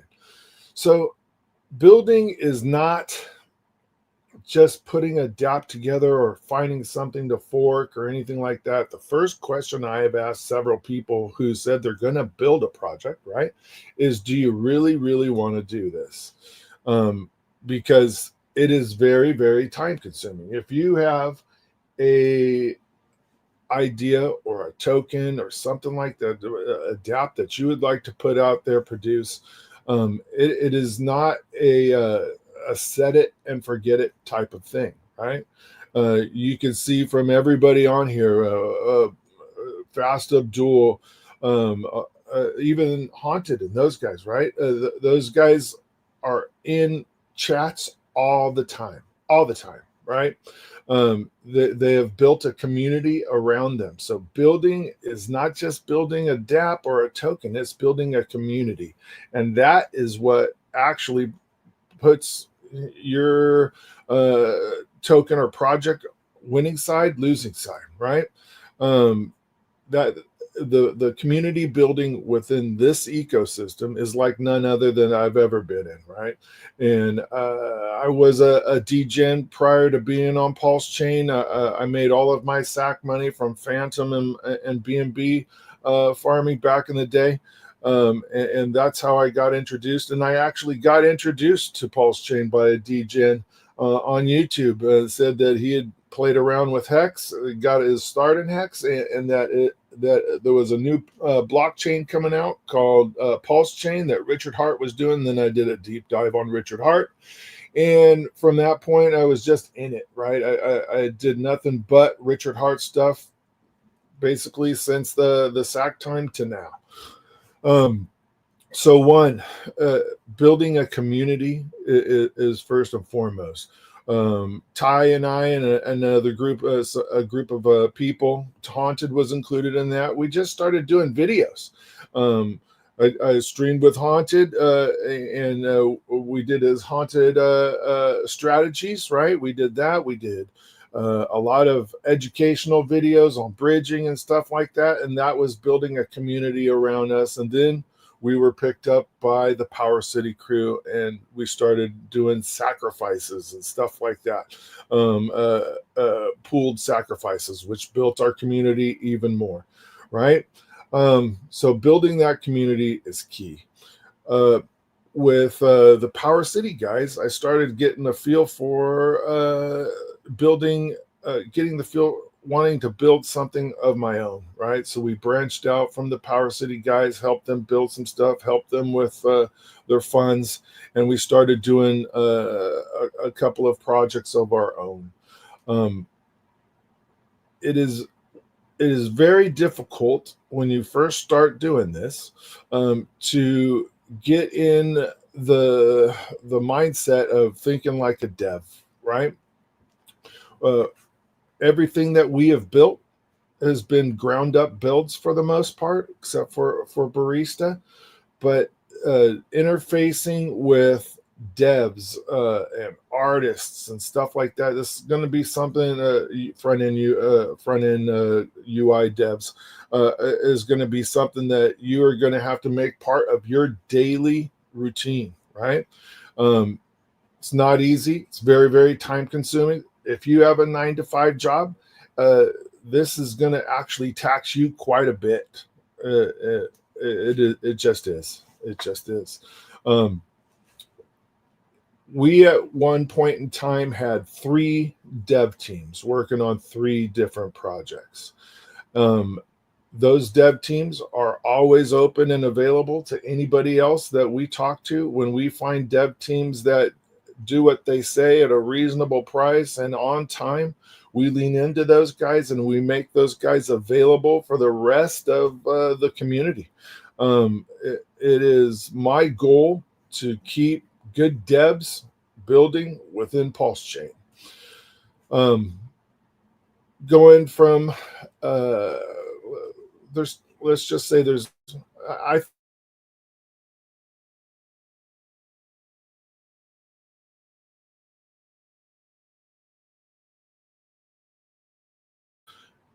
I think my camera just blinked out. Sorry about that. That leans heavily on community building around that token. There's forking of other projects, right? That's being done quite a bit within the PulseChain community. Forking other projects is awesome. A lot of those utilities had followers on other chains, and it is easy to get users on PulseChain with something that people are familiar with. So if you see a project out there that has not been forked, and I'm not disparaging forking at all. Forking is awesome, right? There are other utilities out in the ethos that have yet to be forked on PulseChain. You have Buck, who brought in several different forks of Balancer and that sort of thing. You have Fast Abdul forking Convex, right, or whatever his thing is a fork of. I believe it's Convex, and the other one. There's quite a few forks of Liquidity out there right now that seem to be getting a lot of traction. I love all of those things. They bring eyeballs and users to this community. And if you see something out there that is yet to be forked, bring it on over. If you have an idea, talk to us about it. There's a lot of people here that will help you from beginning to end with bringing projects onto PulseChain. I'm doing primarily ground up builds. Those are very, very time consuming. They are expensive to do, but we have launched now, I think, 7 projects with very little funds. Most of it now is our own money, and 3 of those are on Ethereum. 4 of them are on PulseChain, and we actually have Bistro on Sonic now. So we are trying to build an ecosystem. So that's, if you're looking at building an ecosystem, that is also very, very time consuming, right? And I'm not trying to get everybody down on this, right? I'm building on PulseChain. I'm a very upbeat guy, but it is, if you are looking at building something that's complicated, right? Expect to be, when people say it's 2 more weeks, that is a real thing. I can't tell you how much that's a real thing. What is AJ saying in here? Marcus is nervous. Yeah, buddy, a little bit. I'm on screen here. But if you are looking at building an ecosystem, that's going to take forever. Absolutely forever. We have taken pieces and parts of our ecosystem and launched them periodically throughout this 2 years ish that we have been up and running, and it's gone fairly well. The audits are important. I can't stress that enough. If you're going to get any type of user that is questioning it all, right? And Richard Hart has kind of drilled that into us, right? Get audits, make sure your code is verified, put that out there so everybody can see it. Faces on the internet are awesome, right? If I'm going out shaking hands with people, I like to have that as well with the other dApps that I interact with. The other thing that I would probably recommend is going and joining into a paid group. I am in Randy's group, and I didn't go into Randy's group because I need help setting up a wallet, or I want to know what meme coin is going to do well today or tomorrow. I'm in Randy's group because I'm in there with a bunch of like-minded people, a lot of builders, and I get advice from those builders on a bi-weekly basis. We have monthly or weekly meetings twice a week. And those people advise me on what I'm doing and what I can improve. You've recently seen some updates on some of our dApps, right? The barista or bistro dApp has been completely UI updated. So take advice from people that that you trust and implement those ideas. When it comes to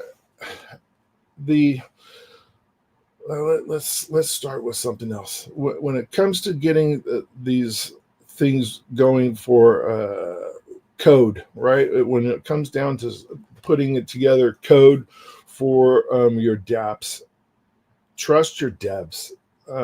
You can paper napkin ideas out, give it to them, let them run with it, and go from there, right? I don't really have any more to go on other than that with building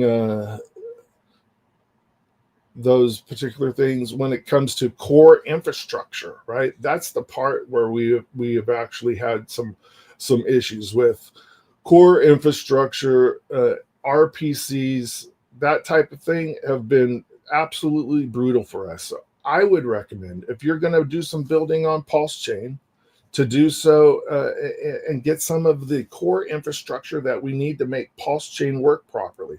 Bridges and interoperability, those are all kind of getting taken care of by Liberty Swap and RH and that sort of thing. But if you have an itch you want to scratch, and it's for building on PulseChain, infrastructure is what we need. The devs' complaints are almost always surrounded around the things that we have, the tools that are needed to build not just RPCs, but oracles, right? Getting price feeds on PulseChain is a pain in the butt. Price feeds are vital to almost everything that we build on PulseChain. So we do have a little bit of price feeds right now coming up with Fetch. I'm not sure what Stu's going to build here, but with Stu, I'm not sure when that's coming out. DeFi primitives are still missing, so algos for native stables and that sort of thing. We're actually having to get price feeds from different DEXs and that sort of thing to even have price feeds within some of our stuff. Analytics and explorers, the guys from Midgard are doing absolute wonders with that. Shout out to Midgard. Shout out to Midgard, 100%. How you doing there, Max? Sorry, I kind of botched it a little bit there. I was getting caught up in my notes. Apologies. No, I was just waiting for Dev. When price go up, Dev? When price go up? It's the meme with the little cane poking the PulseChain price. Exactly. You also want to try to scale for long-term growth, right? Some of these projects that we've built and others built have growth opportunities in there for the long term, right? Things that Fast Abdul has built has have different tokens and different tokenomics, and we have a lot of things that are going to be actually going into and working with Fast Abdul's projects. What do you have on this, Max? Any on ideas on building itself? On the building, yeah, I think there's something that Kong talked a little bit about yesterday. We riffed on was like, you don't have to build a token, you don't have to fork a project that has all these stuff. You don't have to do a sacrifice. You can. There's all kinds of different ways to do these pieces. It can just be stat sites. It could just be smart contracts that do other things that help the ecosystem. It can be a token. It can be built on HEX. It can be other things too. Yeah. We did a sacrifice, right? We had a little over 400 grand. 400 grand doesn't go very far if you guys are looking at building 7 or 8 dApps. If you're going to include audits and marketing and that sort of thing, with all of that, it is actually not enough money to build that many things. So we've actually taken up the mantle and have started paying for a whole bunch of dApps on our own. We are actually in the process of building an RNG, right? A random number generator is one of those core things that almost every other chain has. And it's vital for things like gambling sites, things that Jacob is building, right? Jacob is building the Mafia game, and every one of those things that happens within that Mafia game is a dice roll, and that's an RNG. So that core infrastructure that I spoke of, RPCs, bridging, RNGs, Oracle services. Those are the things. The stuff that Midgard's building. Those are the core things that this ecosystem needs to assist builders in building easily on PulseChain. Well, don't talk about everything, Triple Dad. You got a whole panel coming up. Yeah. Well, those are my favorite things right there, because those are the hindrance typically of what we do. My main point on all of this, though, is if you have an idea in your head and you think it's going to play well on PulseChain, make sure that you're building the community around that prior to building, right? Richard Hart had a community before PulseChain existed from HEX, and he built that HEX community prior to HEX being out, right? Prior to HEX, he had the Bitcoin community. Exactly. We almost had a CFD community, if you know, you know. Exactly. So build your community before you build your project. That is the main thing I would like to get across there. There's a lot of people within this ecosystem that could have built long ago. Johnny Chaos is a prime example of that, right? Just recently did he come out with a token, which is funny to me. He could have built something long ago, right? The guys in the Discourse Syndicate, those guys could have built something long ago. There's a lot of communities within this within the PulseChain ecosystem that are prime for building, and I hope they do so. If you need any help with building anything, let me know. Well, let's talk to some of them. Let's get them in the room. Here we go. All right. Ben's back. We got Dave from PulseX.app. Crypto Kong is back. Also, Doc, another one from the PulseX ecosystem. What's up? Get Versus back. Yeah. From the PulseX. A little bit of feedback there. Kong is back. I love hearing myself. Let me keep talking.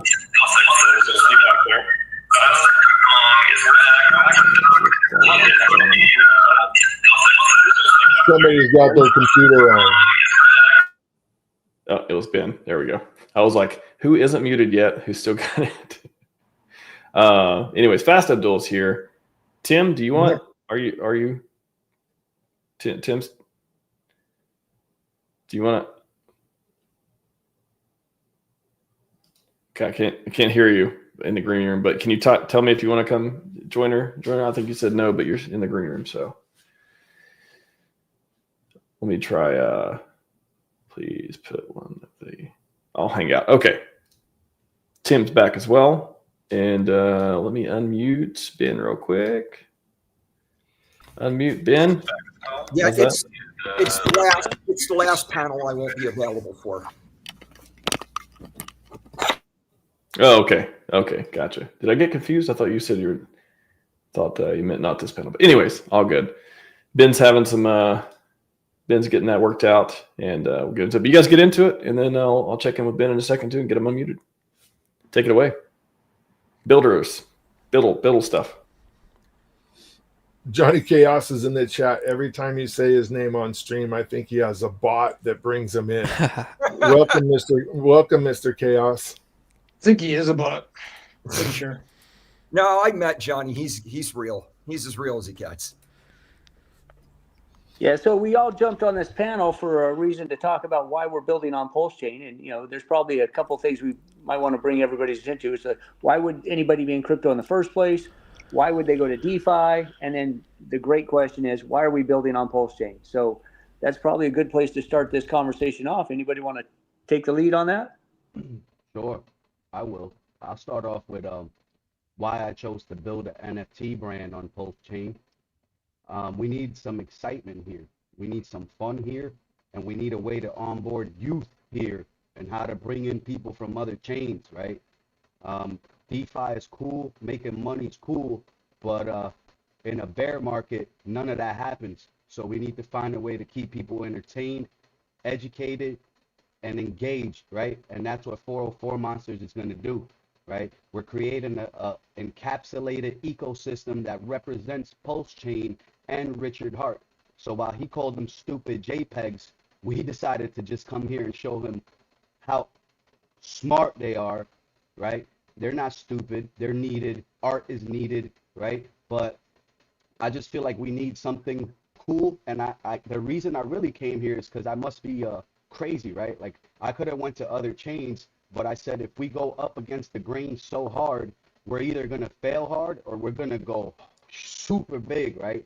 So that's why I encapsulated all of these monsters and made them represent the core tokens and color palette. So now we kind of made a call to action for the community, and we're just waiting for people to lean in. And what was the first part of the question? I'm sorry, man. I'm kind of No. We're just getting everybody started with, why should people watch this conference and join crypto, and then in that lane, why are they going to join DeFi and not a centralized exchange? And then, of course, why PulseChain? Why not one of the other EVMs? Okay, so the reason why people should come to crypto is because everything is going digital, no matter if you like it or not. The reason why you should watch this conference is because anything with utility needs to be shared, and you need to watch it because you don't know what you're missing until you see it, right? So you need to give consideration to this and the people who take their time to share the cool stuff that's being built. If all the cool stuff is not being seen and interacted with, it's all going to go to zero. And that's pretty much my cliff notes on those for now. Well, Liddy's kind of a prime example of that point that I made of building a community before you build a project, right? And Liddy was all over Twitter and Spaces and everything that had to do with NFTs, and he was in it for real. Came on the cigar show with us, talked about his project. He has built a community first. I see a lot of the UpX guys in here. Haunted was really good at that, building a community around himself before he built the project. It was pretty good. I would chime in just to say that the reason that I'm building on PulseChain and in the space of DeFi is simply because Richard Hart has made a way available for somebody who has no coding knowledge to actually create a store of value and define that value and bring actual real world liquidity and success into this space. So, I mean, that's why I'm here, and I'm very happy with the results. And how long have you been here, Tim, before you decided, hey, I want to do a token? I've been in crypto since 2011. And the only reason I did a token is because the guy that I hired to build my house overheard me in a conversation at a New Year's Eve party. He's like, bro, you know a lot about this crypto. We need to start our own coin. And I had no idea how to do that. And then a couple of weeks later, Pump.Tires launched, and I went back to him. I'm like, hey, if you still want to do a coin, I'll show you how to do it. And he's like, yeah, let's do it. And things just went from there. Nice. I think with PulseChain, the main reason for builders to come here is there's pretty much one reason, and that's community. Yeah. It's the best community in crypto. It's full of fanatics and crazy people and cult members. Why would you go anywhere else? Well, you know what, you talk about the community. We are definitely battle hardened. These people, the people that are still here, they've gone through the ringers on this thing. But, some of the other more technical reasons are, we don't have the OFAC compliance issues that you have over on Ethereum. Over there, 47% of their blocks are censored by those people that are, controlled by the government. I mean, so what Richard has given us is a true freedom chain. And that's one of the reasons we're building the PlusX ecosystem over here, is because of the gifts that Richard has given us with this EVM. It's not like the other EVMs. This one has that legal protection that no other EVM has. So we have that regulatory moat. And so some of those reasons are reasons that new builders might come to our chain. And, not to mention all of the upgrades that Richard put on here with, the faster block time and the cheaper fees. But yeah, Richard and his freedom narrative, I think, caught hold of a lot of people. And I think that's what the community is. And those people don't go down easy. I mean, we charge the fucking hill. So, when you have that kind of a community, and then you have the kind of a chain that Richard has built for us, I think that's why our community is unique in the world of DeFi. Absolutely agree. How's my audio, guys? Am I still giving you feedback? Do you hear me okay? Great. Sounds good. Okay. Sorry about the feedback. Hey, Liddy. Hi to New York. I'm glad to finally put a face with a name. How you doing? Hey, Ben. So the Pleasure to reason meet you. the reason I'm building out here is exactly for those reasons that you cited. When I was watching Richard Hart back in late 2020, early 2021, I was watching a guy who not only was incredibly smart, but he could talk for like 3 hours, and you were watching him in real time build this army of people who believed in real decentralized values. And he was out on the fringes building something that was truly special, and that got me excited. And I didn't have a means or really the technical knowledge to put that in play until the last year or so. I knew what I wanted it to look like, and I have a plan for what I want it to look like in the future, but there really wasn't a place to do that until recently, and that's what gets me excited. Good points. I appreciate that, man, because that's really, so backstory on me. I started 2021. I was involved in Olympus DAO, Alpha Climber, right? The early DeFi programs. I didn't know much about HEX. My friend Heximus Pulsarius told me, hey, come here. You know, the community needs somebody like you, young, energetic. You could bring the fun. Then I found out about Richard. And I just started watching all his YouTubes, watching him demolish people with his debates, and the way he spoke and the way he was able to convey the messages and just rally troops and be a true motivator, but do it in a fun way. Like, he was always just so fun to watch. And even now I kind of play those videos back, and it motivates me.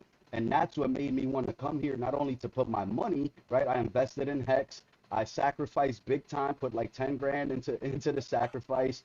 And I got to tell you, after I started building, and I didn't really care so much anymore about like what my bag is doing at the moment, because I'm here for the marathon. This is not a sprint. And I just kept having fun building and meeting new people. And I agree with you, man. Like the excitement that a good founder could put into people, it's missed, right? And we really need that. And people need to kind of give Richard his props, man, because he made education fun and entertaining, and we need that. You know, a lot of the chains need this. We're only going up for a certain amount of the cycle, right? We're going down more than we're going up.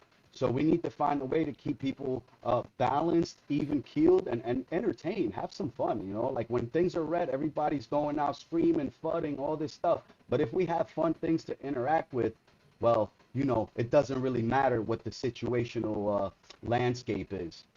I think part of the struggle is we've got to remember that there are a lot of people who aren't used to holding for long periods of time. Crypto is still a really young industry. We don't have a lot of people here who are used to making investment decisions with time horizons that last longer than 5 years. This industry is completely new. And so those of us who come from places in life where we have made investment decisions that have 5, 10-year, 20-year time horizons, we've got to exercise some patience and do some education and keep people in the game. Because if we can keep people cycle over cycle, we create some really special moments for people. And the tech can help with that, right? Like you know, like when builders come onto the chain and they build something, they can build things that will help people hold through multiple cycles. You know, staking things, like liquidity things, LP things. Like there's definitely ways people will make money in the bear market on PulseChain. I'm really looking forward to, you know, I know it's going to be 4 to 6 years before we see another bear market, but I'm looking forward to, at that time, farming stable coins on PulseChain. There'll be no reason to leave the chain. Keep your stables on the chain, make, you know, 10 to 30% APR. Maybe that's a bit optimistic throughout an entire bear market, and then be ready to deploy when the bull starts again. That's the plan. Yeah, the T-share was a real revolution in crypto. And, you know, the first time I heard Richard Hart talk about the prospect of earning yield on a crypto, I just knew if this guy builds it, it's going to work. Because I mentioned yesterday, I had lost money trying to earn yield in years leading up to the launch of HEX. So it's like I was primed, like you said, Ben. Having long time horizon is something that I was actually looking for. And you know, now we have it here, and now we have an entire infrastructure for building other things in relationship to that. And it's just really exciting space to be in. It really has created a strong foundation. And I I'm harping to people any chance I get from outside of the crypto world, even inside of our own community. I think people take it for granted that you can hop into some of these spaces and have 200, 300 people who share similar values and similar ethos, who have hung around for 2 or 3 years during a bear market on a single chain with a single set of products speaking the same language. Yeah. There's not very many other places in crypto where you can go and find that. Is there? I'm not going to ask you to name other places where you can go and find that. I can't think of any other community like it anywhere in crypto.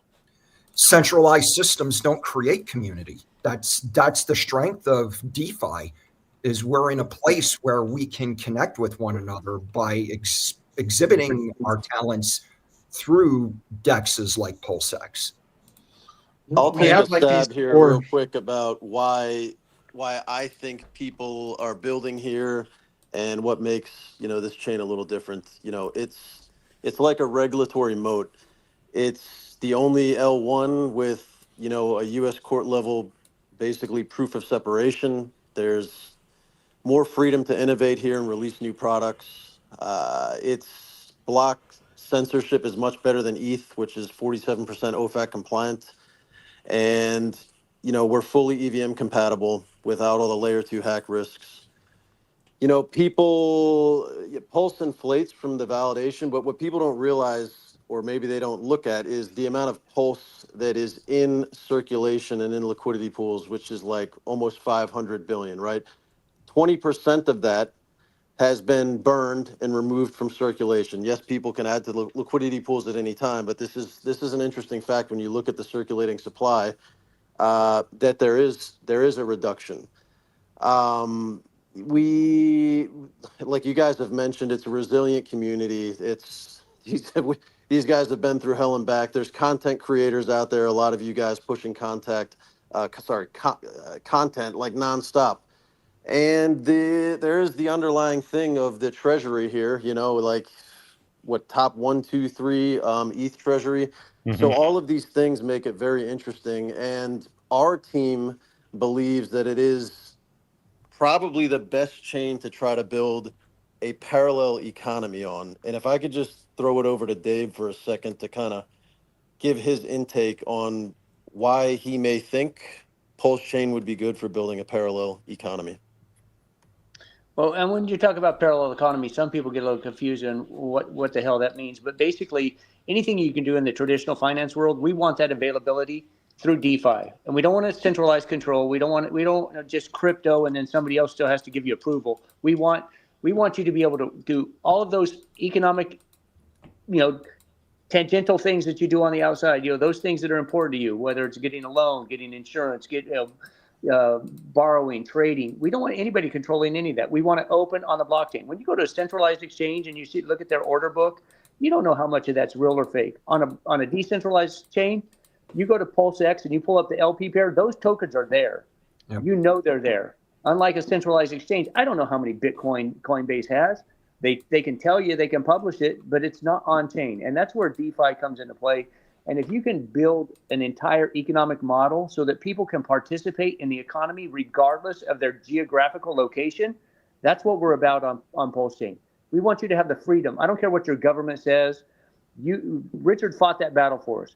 You have the freedom to participate in this economy, and that's what the court case said. This is a private entity we have here. It's not a public blockchain. We are a private group. They don't have control over us. We can control our own selves. We're trying to build a financial tool so that everybody, no matter where your geographical location is, you can participate in the global economy. On this panel here, we have represented almost every facet of building on PulseChain. Maybe not the utility RPC guys like what David Fetter would be nice to have in here right now, because he builds a lot of validators. Yeah. But Tim, you've done a coin on Pump.Tires, right? Yes. Fast has forked some of the more complicated protocols on planet Earth, right? With 2Fox, Bribery. and as well as ink printer. That one is, seems like it's getting to be old hat. People are getting used to doing that one now, right? The Liquidity forks.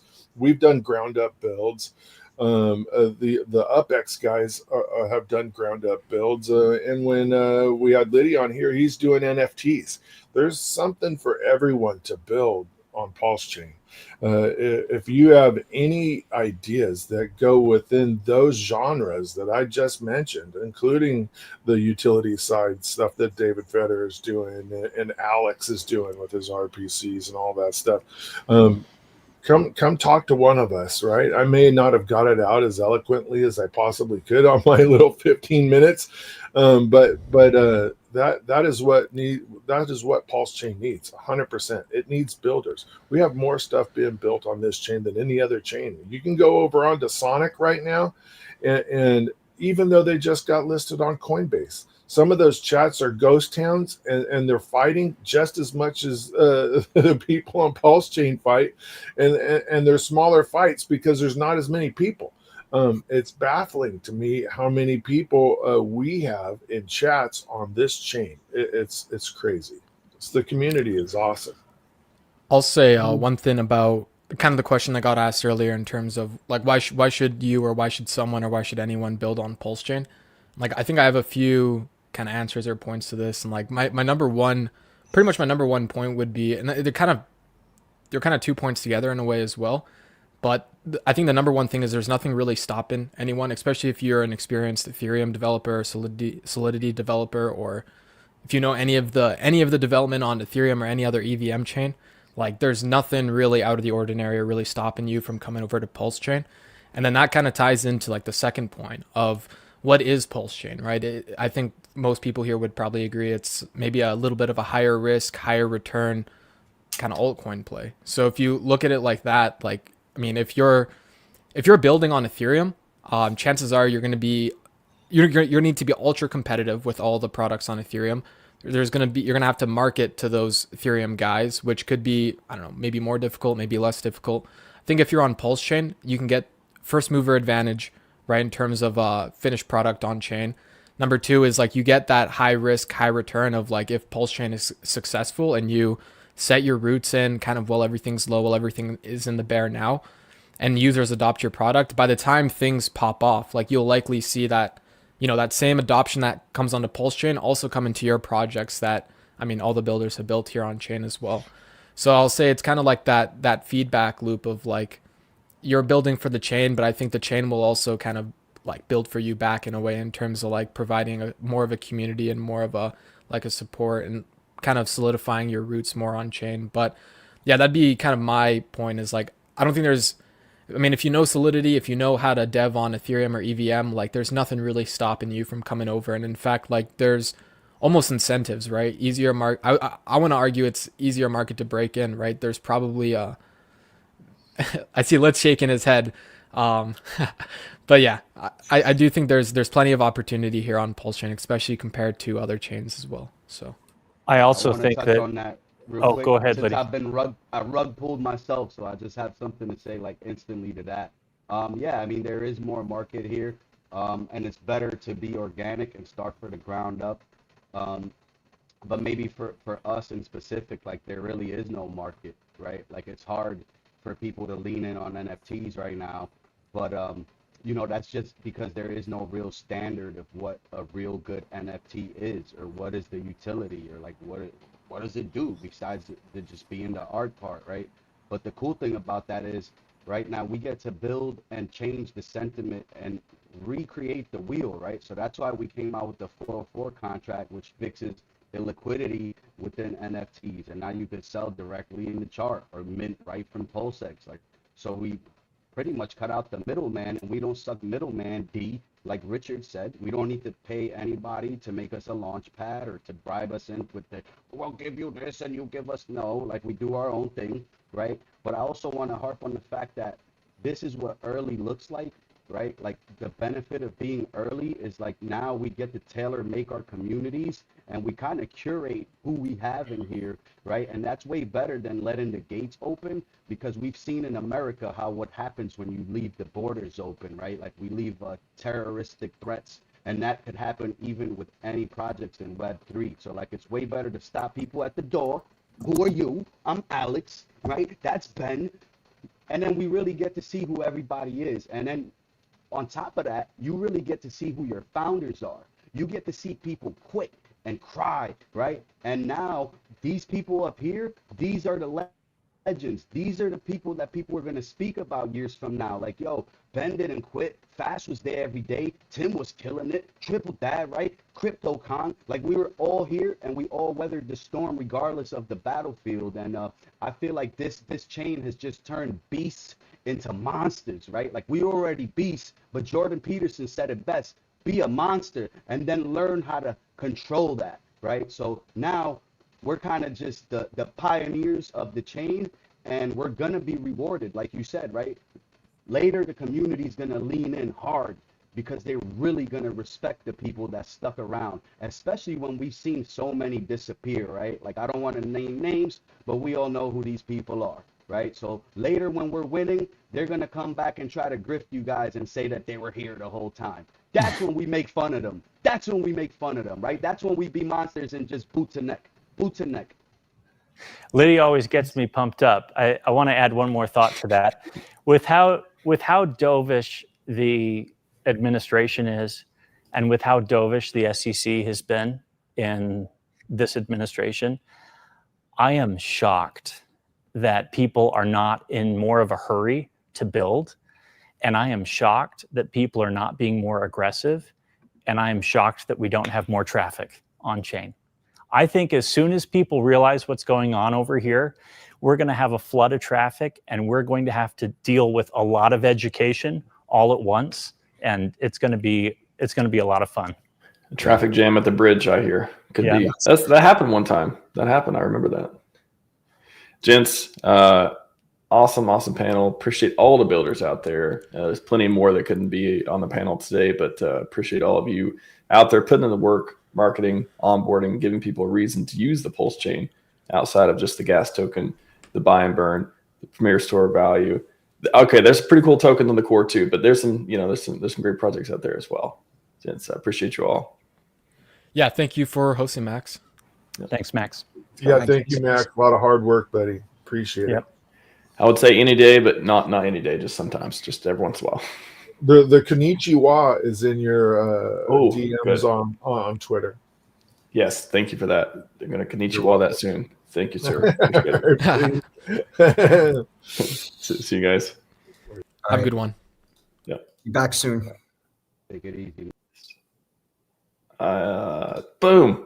Oh, I did it. I didn't click the wrong button this time. Yes. It takes a lot of mental fortitude and concentration, but I did it.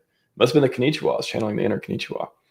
Anyways, let's get Mech B Crypto back up here. Let's do a quick transition. Let's just do an opening thing. Let's do it. Let's just do a quiet chill.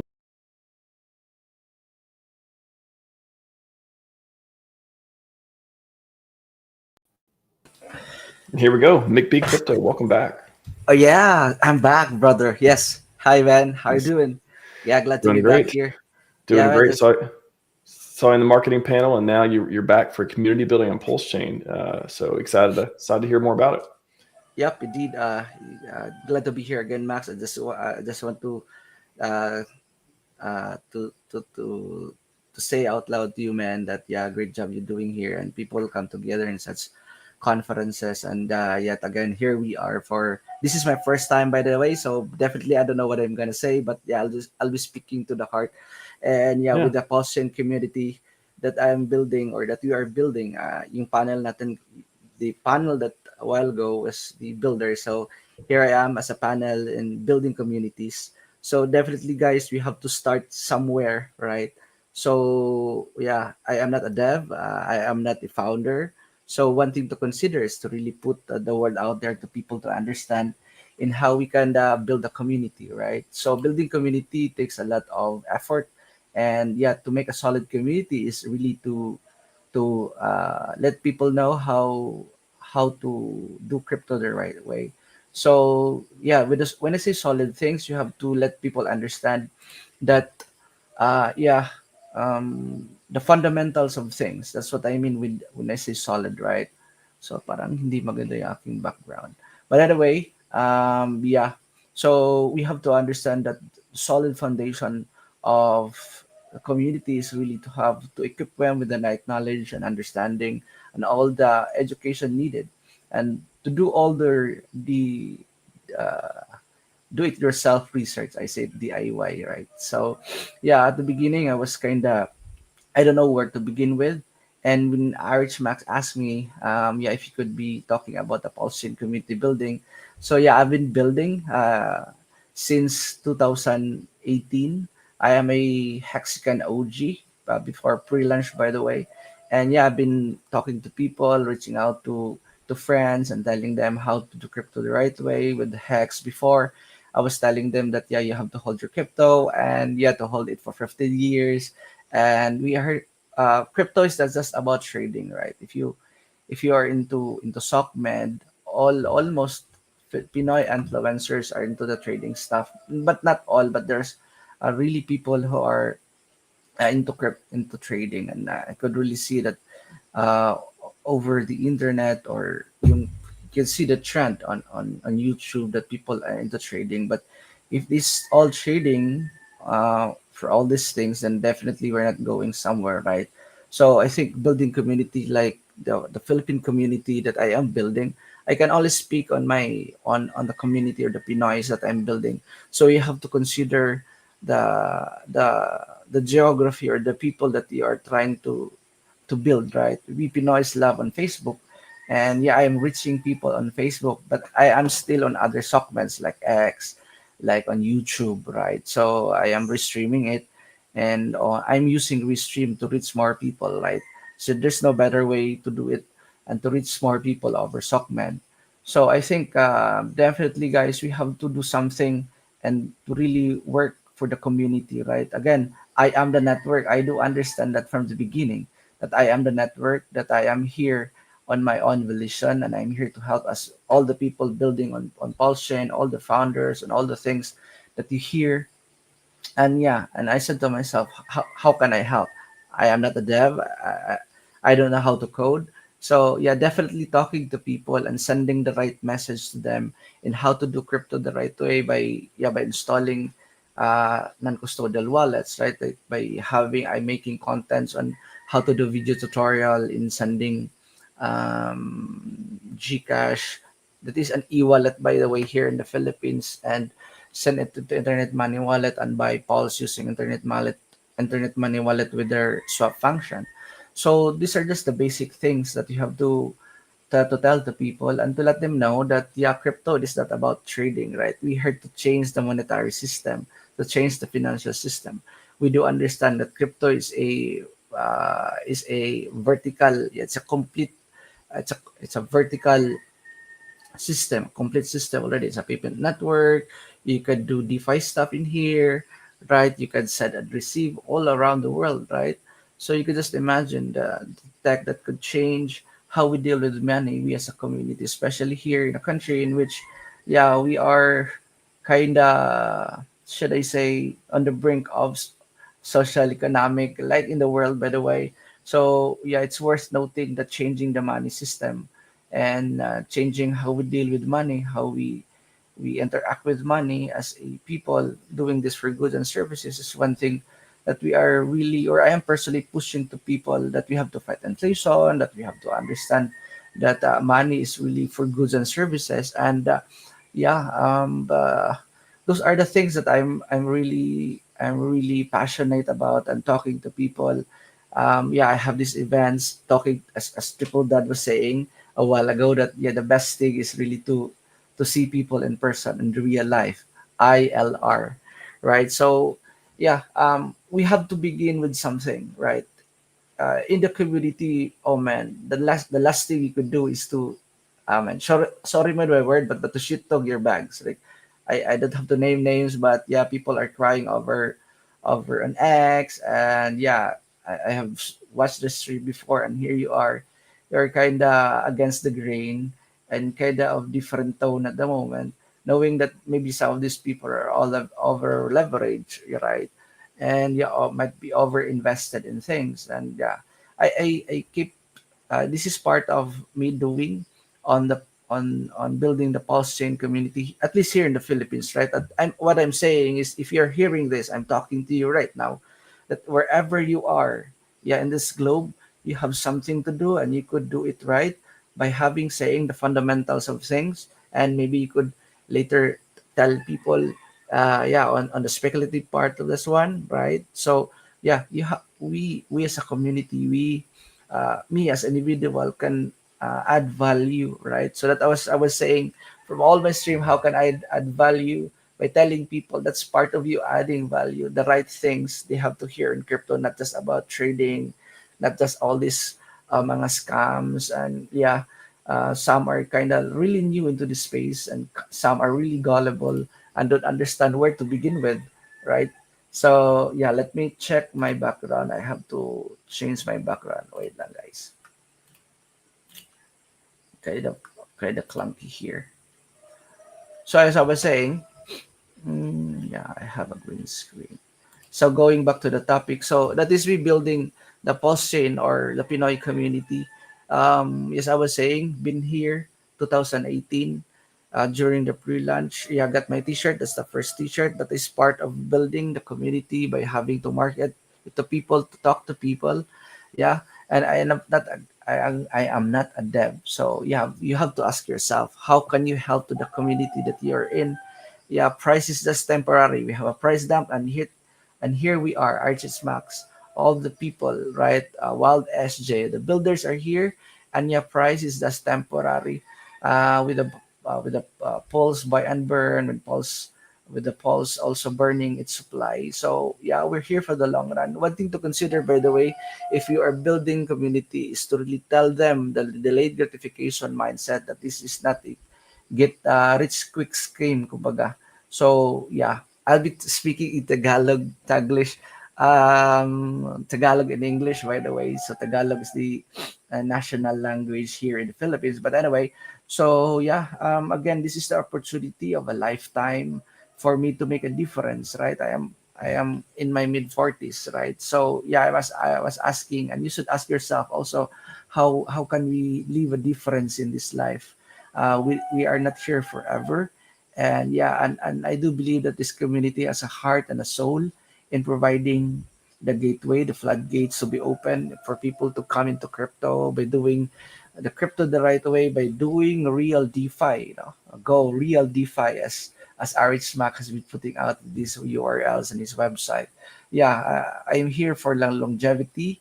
People are, yeah, wanting to consider for us in the positive community is, I do promote good healthy living, right?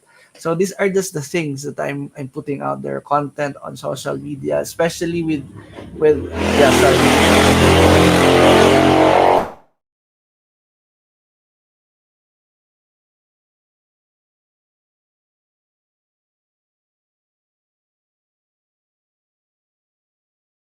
Here. So that was a habal-habal, guys. So sorry for the background noise. So I was saying, so yeah, it's we can make a difference, one way or the other. You could be a builder, you could be a founder, yeah, you could be an investor. And for me, yeah, I love to talk to people, to reach out to them and tell them, these are the things that make my heart skips, right? You know, I have read this quote that something that will make you scared most probably is your calling, right? So I think this is my calling in crypto, right? And to teach, to build a community that is a solid one by teaching them how to have custodial wallet. These are just the basic, some trivial things, but yeah, could really make a difference in having a capital efficient market, because you have to consider some of this capital could be put into scams, right? And yeah, we have to reach out to other communities, right? We don't have to be just pulse chain. We just have to talk to other community, and to talk to them, to be liberal with them, and not to be fighting with them, right? So we have to get out of our echo chamber. So that is one thing to consider. From the non-crypto guys, much more easier for us to talk to them, so they don't have any biases. But if you are in other communities or other crypto communities, you just have to be vibing with them and listen to them, and you just have to fight. What's the best crypto there is? We have the best tech already. It's all fine and working well. Just telling them that we have the best tech there is, and this PulseChain, and we have Liberty Swap Finance that is bringing capital in, and all other people building on PulseChain, right? So this is part of the building of the PulseChain community.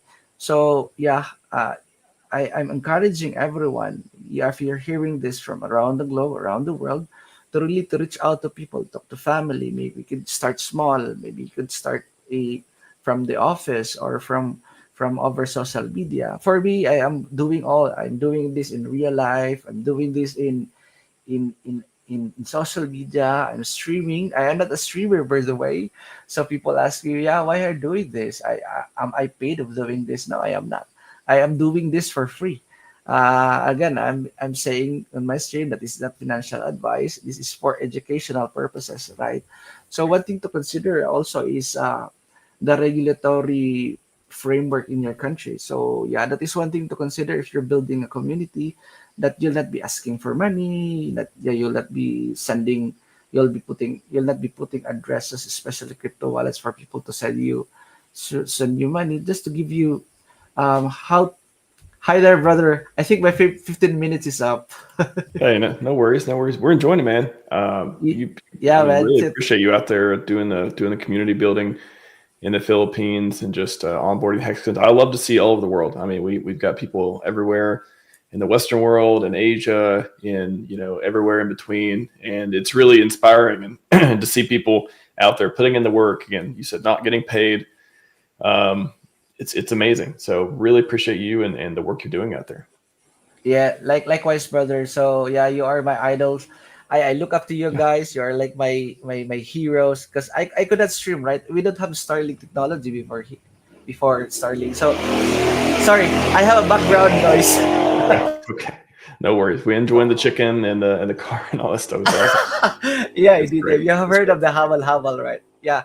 So, man, thank you for the opportunity to talk to your platform and to talk to people around the globe and to be part of the community. So this is me helping the community out, building the PulseChain community, the grassroots movement that is. So again, guys, thank you for listening, and I hope this is not just the last, and definitely will be here and for the long run. Awesome. Well, thank you very much, McBee Crypto. All the best. Have a great rest of your day or night, actually. Thanks for hopping on. It's early morning. It's early morning here, by the way. I woke up like at 12. Yeah, it's early morning, 1 a.m. And I've been waiting like 2 hours for my man. Thank you. Dedication and conviction. That is dedication. Yes. That's dedication and conviction, brothers. I'm here for the long run. To all Pinoy Haxican, I just want to give a shout out to my PulseChain community here, the hip hop cryptos, the chill riders. We have the crypto lolas. All the other communities, the Alpi farmers. I'm teaching people how to farm. Of course, by holding their keys, by the way. So yun. Thank you, brother. I appreciate you, brother. God bless. More power to you, brother, and to all the PulseCans out there, PulseCans. Yep. Thank you very much. Have a great one. See you later. Awesome. Love it. Love to see the community building. Love to see people from all over the world putting in the work. You do the work. That's what I like to do. I like doing the work. I mean, it gets tiring doing the work. Years and years doing the work. Spend your own money, trying to pump up the community, doing what you can. I don't know. That's what I just keep doing. Hey, I'm tired. Keep going. Let's go. Let's do it. It ain't done yet. Is it done? Is it finished? Are we at glory yet? No, we're not. Keep going. That's what I like to do. Anyways, let's do a quick transition, and then we'll get into launching a live token on Pump.Tires. I'm excited for this one. I'm excited for it very much. You know what? We're doing rockets up for that one. Let's do it.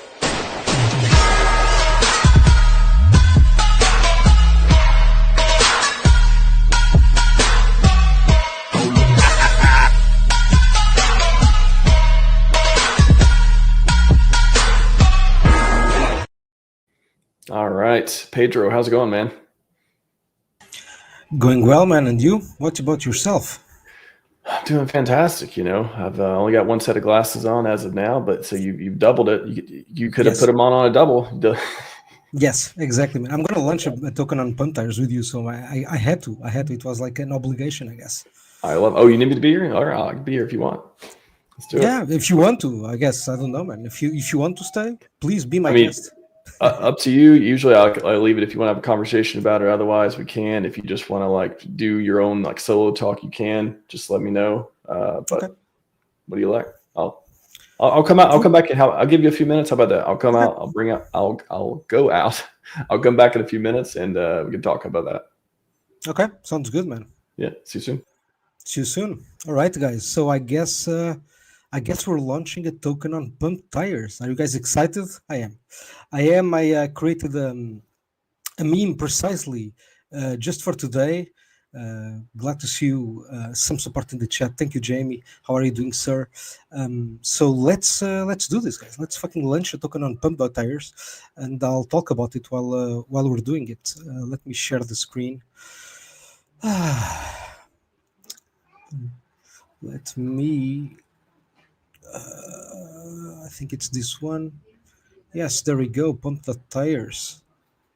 Right. Okay. So right now I cannot see your comments or anything because I'm looking at the screen. So if you have questions, just drop them in the chat, and RHMax can, I guess, pick up on them later, and we can have a chat about them. But basically, this is I guess you're looking at Pump.Tires, right? Pump.Tires is an exchange where you can launch meme coins, as you guys probably know. There's like a lot of meme coins here. You can see 1,320 pages, so it's a lot of them. This is special because this is basically a bonding curve, right? And what the bonding curve means is that when you launch a coin, you basically, and I can show you before we even start doing anything.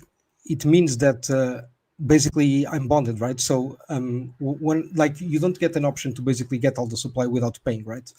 Without paying for it. So I guess this is the best way to kind of describe how it does it basically. The special thing about Pump.Tires is that you basically get the exchange to launch your token on PulseX if it gets enough adoption, right? So if it gets enough buyers, basically, it will reach a point where it is launched at PulseX. I should have researched before what's the number of tokens that need to be bought before it's launched. But I guess we'll figure out together. I don't remember by heart. So there's like when these launched, there were like 21 coins. 20 coins actually released by the let's say the one initial address, right? So everybody assumes, and we always say it was Richard, obviously. So those are the RH memes, I guess, that were launched on Pump.Tires. So we can launch the coin now, I guess, so you guys can see. Basically, you can choose this is like a normal platform to launch the coin. So basically you're going to choose the name, the ticker, and then if you want, of course, you can upload the image, and it's optional, right? You don't need to be the first buyer of the coin. Yeah, I guess basically this is it, right? So let's choose an image. I have I think it's this one. There we go. I made this meme for today for RHMax PulseX conference in honor of the RHMax PulseX conference. So you can, I don't know, let's give it a name like PulseX conference. And let me put the X and the ticker. What should the ticker be? Let's give it. Can it be RHMax? Is it okay? RHMax. I'm just gonna do it anyways. All right. If it's not okay, just pop up and say no. Don't do it. Otherwise, I'm just gonna do it. I guess that's it, right? I'm not gonna buy any tokens, right? I'm gonna do a, let's say, fair launch without buying any tokens so that you guys can buy them.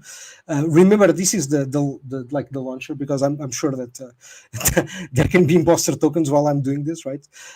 So yeah, basically this is it. We're gonna launch a token now. So man, we can create. I guess wait. I guess we can create a description before this. I haven't launched the coin, by the way.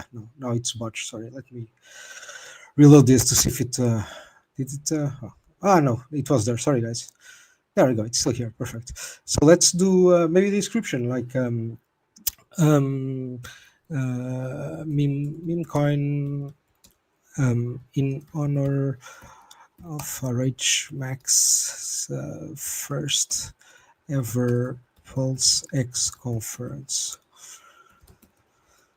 Yeah, I guess this is okay, right? Yeah, let's do this. All right. So now create. Normal. Let's do 10% more, just to be the. In this case, I wouldn't need this, but I like to spend fees. You guys know I like to spend fees. I like to help PulseX, and in this case, Pump.Tires. So, actually, PulseChain, because I'm spending the fees in Pulse, I guess so. But I'm helping the chain. Spending more fees is good. All right. So transaction completed. It's here. Look, there we go. Now we have a token like buyers. Like let's buy this. Now I can buy. Now I feel I can buy what 1 million. Is it 1 million? All right, let's do this. Boom, 20% more just for fun. Let's go. I have red. I want to buy. I want to pay higher guys price just to cut in the line if I can. And participate in the degen stuff. Let's go. So the dev is buying after launching, as you guys can see. Fair lunch. Let's see if I can buy, because sometimes this gets botched. A lot of people are buying. You see, it's already bonding curve progress. Yeah, perfect. Can this go away now? Oh, failed. You see, everybody's buying, guys. You're not allowing me to buy. This is not good, guys. This is not good. Let me buy again. Let me increase the gas fee that I'm paying. Let's see if I can just pay a little bit more gas. Let me try to pay actually much more gas. Boom. Let's see if I can buy. Let's see if I can buy, guys. You're too crazy. You're buying too hard, so you're not allowing me to buy. That's not cool, guys. Come on, allow the dev to buy just a little bit. But yeah, basically this is how it works, right? It's failed again. Come on, are you kidding me? All right, I need to let me increase my slippage. Did that not increase my? Yeah, I forgot to increase my. Let's do 10% slippage. Crazy slippage.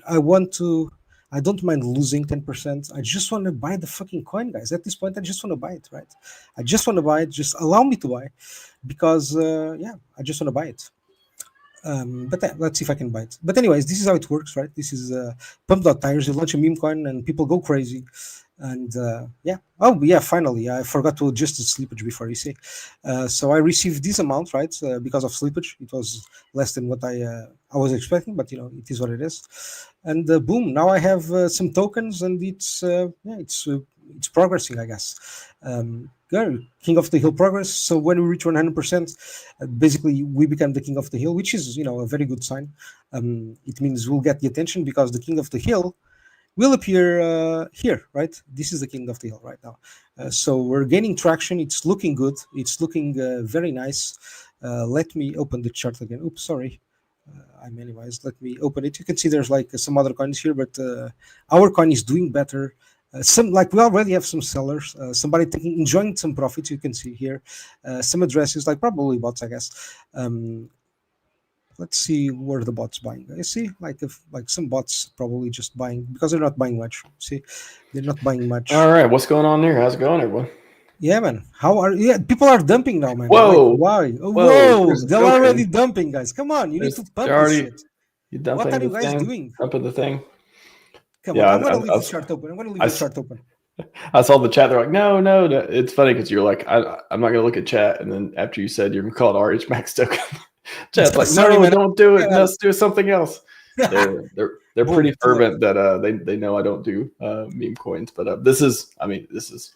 You were doing a demonstration of the. Everybody saw that. I did ask before, and Like it was a fair launch anyway, so it's like Yeah, it's a yeah. fair game. This It's is fair game. this is not my token, obviously. This Yes, is a of course, demo of course. for the PulseX conference. So. Exactly. Very cool. But I think it's pretty obvious, I guess, right? I hope you like the image that I created. I used like a few of the Giga memes. Like he made like very cool memes about. I don't know if you remember the Richard Hart Pepes, and I used those as a reference. And there's RH Pepes. Yeah. Yes. They're amazing, man. There's like an amazing collection, like 4 or 5, and I used that as a reference. And ChatGPT created this one, and I thought, yeah, it looks cool enough. That's funny. It is. I think the interesting again that on the tech side, the bonding curve, king of the hill. How people understanding how that works. Why it's maybe touch on that just for the last minute or so. Why is this good for PulseChain? Why is this good for PulseX? Like amazing question. So I think this is amazing. First of all, this was shared by Richard Hart. So this is like the first, I think, critical point, which is he accepts this. This is not like a bad technology. This is actually great technology because of the bonding curve, because it makes you actually buy the coin, right? You cannot just like get like free coins. You cannot win free coins, right? You need to put in the PLS. Then after that, it burns PLSX, right? And you also burn PLS, right? Because when you go to PLSX, it just burns PLS as a normal coin. So I guess that that for me that's the technically, right? That's the fair. That's important point, I guess.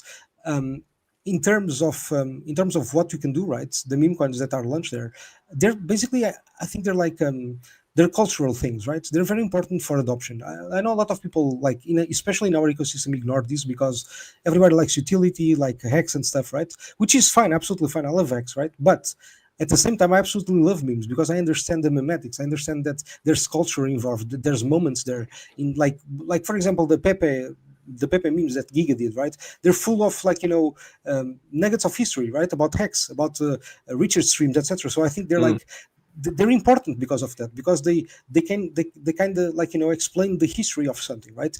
So it can be because of that, right? Or it can be just because it's a meme, it's something fun, but that attracts people, right? That attracts people.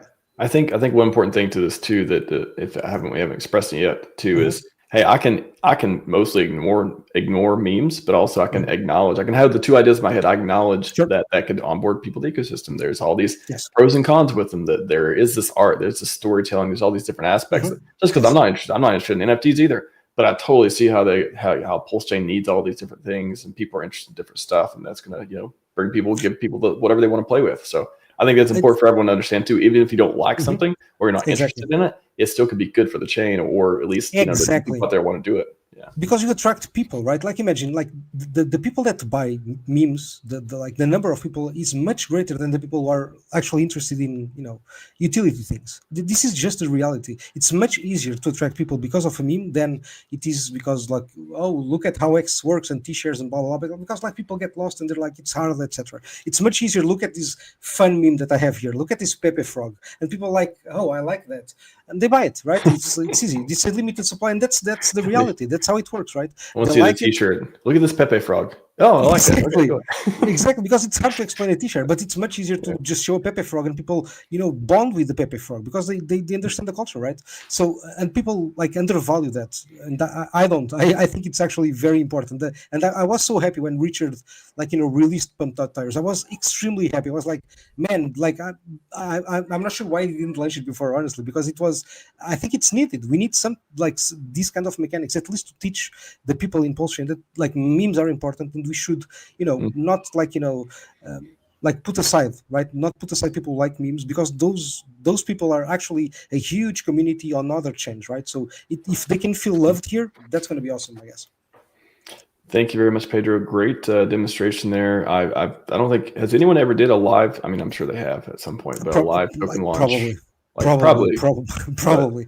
But like at a conference, maybe not. It could be first. Maybe not. I'm not sure. Maybe if this was the first one, man, this was awesome. And thank you for the opportunity, actually, because this was fun. And again, I love the technology. I think it's important that it gets more adoption, and hopefully it will. Will do. Well, thank you very much. Great contribution to the conference, and nice to meet you as well, Pedro. I'll see you later. Thanks, Max. Bye-bye. That was awesome. token launch again. Not my token, but it's in launch in spirit of the PulseX conference. Pretty cool stuff. My AirPods died again, so awesome stuff. I'm hearing out of one ear right now. Totally okay though. My mic is working today, and that's what's important. We got to do this SciVive panels next. We got to do the SciVive video. Richard, here we go. Have digital tools, right? Good voice recorder, cool lapel mic, sounds a million times better. It's like under $100, right? If you record enough cool thoughts, eventually they turn into a book. Ask me how I know. Much of SciVive was transcribed from recordings that just popped into my head. And if you have a great thought, you shouldn't lose it. I mean, how many great thoughts do you get in a year? 100? 200? 20? Well, if you're in the shower and you're coming up with great thoughts, man, you better capture those, or you'll, all of the best ideas you've ever had will be lost to just forgetfulness, If you don't care so much about recording the great ideas you've had, maybe your offspring and your kids, or, one day you become a thought leader, hello, then maybe people care about what you think more, and it's important to have those things written down. So that's my tips for the day. Good talking to you guys. Hello, thought leaders. Hello thought leaders. I like that. Yeah. I was thinking about something similar to what Richard was saying a while back with, like, you've got all your streams, Sami's got all his streams, fucking Joe Rogan's got all his streams. What if we took AI, transcribed all of it, and turned it into Wikipedia pages with searchable functions and features and shit? Like, everybody could have their own SciVive, everyone could have their own thing, and then I don't know. That's what I was thinking. But thanks for putting on this conference, bro. This is awesome. Yeah, of course. Well, I think it's coming. What you said there. I think with AI, we're going to have that one way or another, whether it's by default or people launching it and all that stuff too. But yeah, no, it's been a great. I love your background, by the way. SciVive Mind, Body, Spirit. I wrote quite a bit about that on the blog as well, and you guys have covered a lot on DG and Roundtable. So fun stuff. Oh yeah, man. Quick announcement too. SJ, I think she's going to join us a little bit later. Hopefully, I don't know. She thinks she's feeling very well today, so we appreciate her the time that she gives, and she's miss SciVive for sure. But hopefully, she'll hop on for a little bit. In the meantime, though, I'm curious too. Litverse and Daniel, what have you all read SciVive? What is maybe some things? What do you know about it so far? And I'll drop some links in the chat while we're talking too. So I'll go first. I haven't read it. I'll be completely transparent, but I have heard that it's all about. You are choppy. You cannot make it out. No problem. Hold on. I can't hear Litverse very well at all. I'm not sure if it's a microphone or Anyway, try getting closer to your microphone. Daniel, I think you had spoken about SciVive on our last panel for the what was it, Max? You made the last month. Can I hear anyone now? Oh, yep. Max, we can hear each other. We're good. Yeah, you can't. And I can hear you, Max, too. Yeah. Maybe it is me. Everyone's talking about can't hear anything. Maybe headphones died again. I can hear you.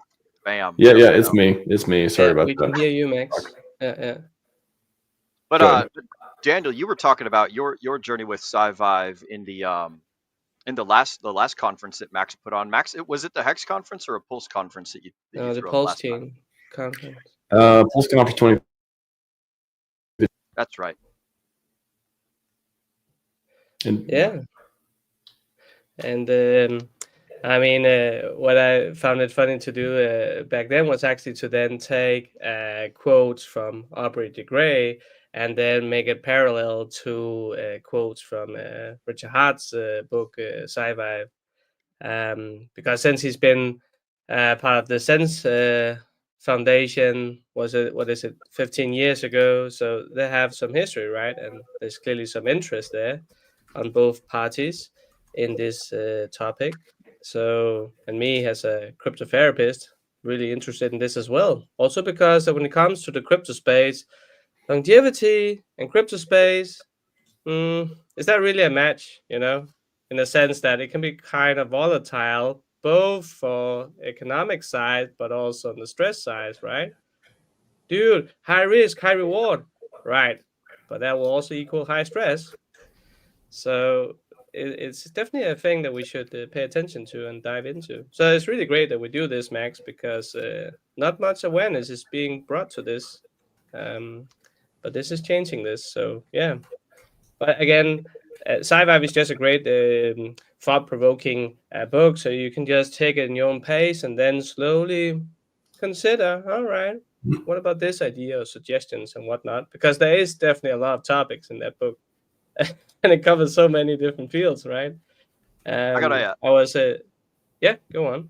I was just going to say, I got a quick pitch for the folks at home. Like, if you guys have never heard of SciVive before, if you have no idea what we're talking about, SciVive is the book that Richard Hart wrote, right? It covers the three big giant tenets that he wants everyone to kind of sort of master in life, and then the ways by which you master it, and then the ways that you measure it. So basically, like, are you tired all the time? Are you always fucking broke? Do you feel stuck in life? Do you got no motivation? You always feeling disrespected, wasting time on junk? This book solves all of your problems. It lays out a really nice, like, how-to guide to go from terrible life to really good life. So it's all on YouTube. SJ read it all, I know, and Hex Crypto Space. He also did an AI reading of it, but I think that SJ's is the really good one. And you guys can check it out over on Telegram at t.me/SciVive, SCIVIVE.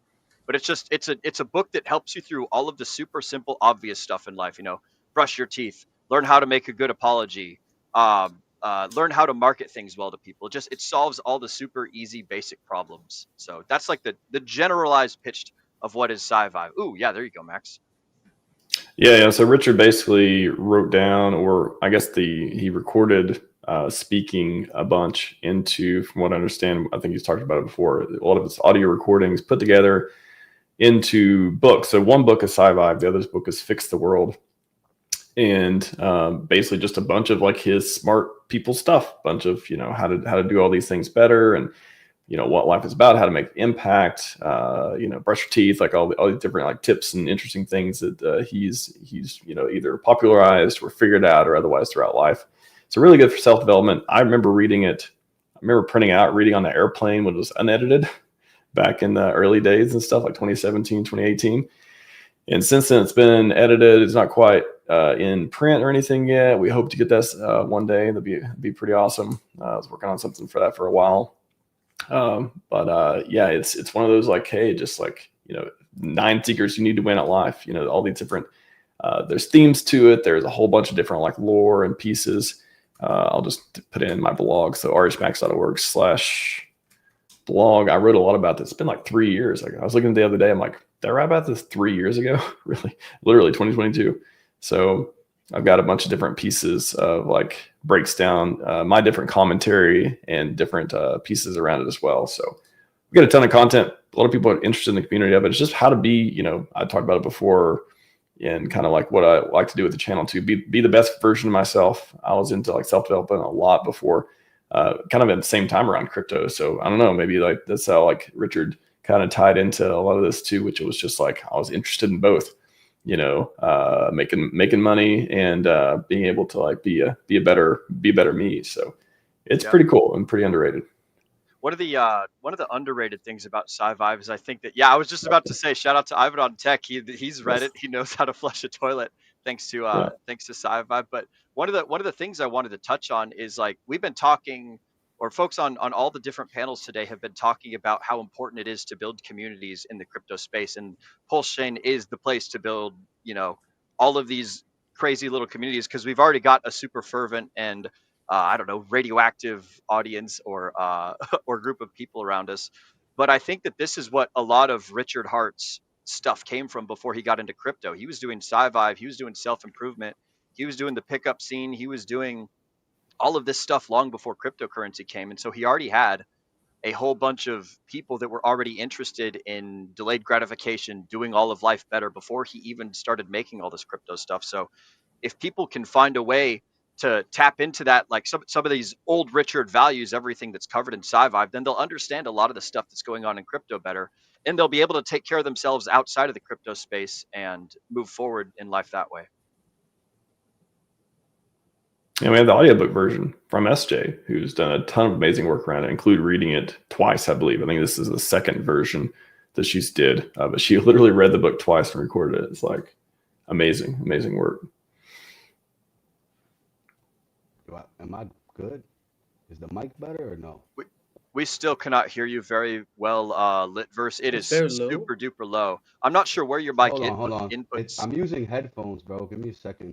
I just ordered a mic right now. I literally just bought a mic. Is it better? Gotcha. Not better? Oh yeah, that's Better? pretty clear now, I think. That's a Right. little bit better. I'm It's a lot trying. I'm quieter. turning the mic up. I'm turning the mic up as high as I could.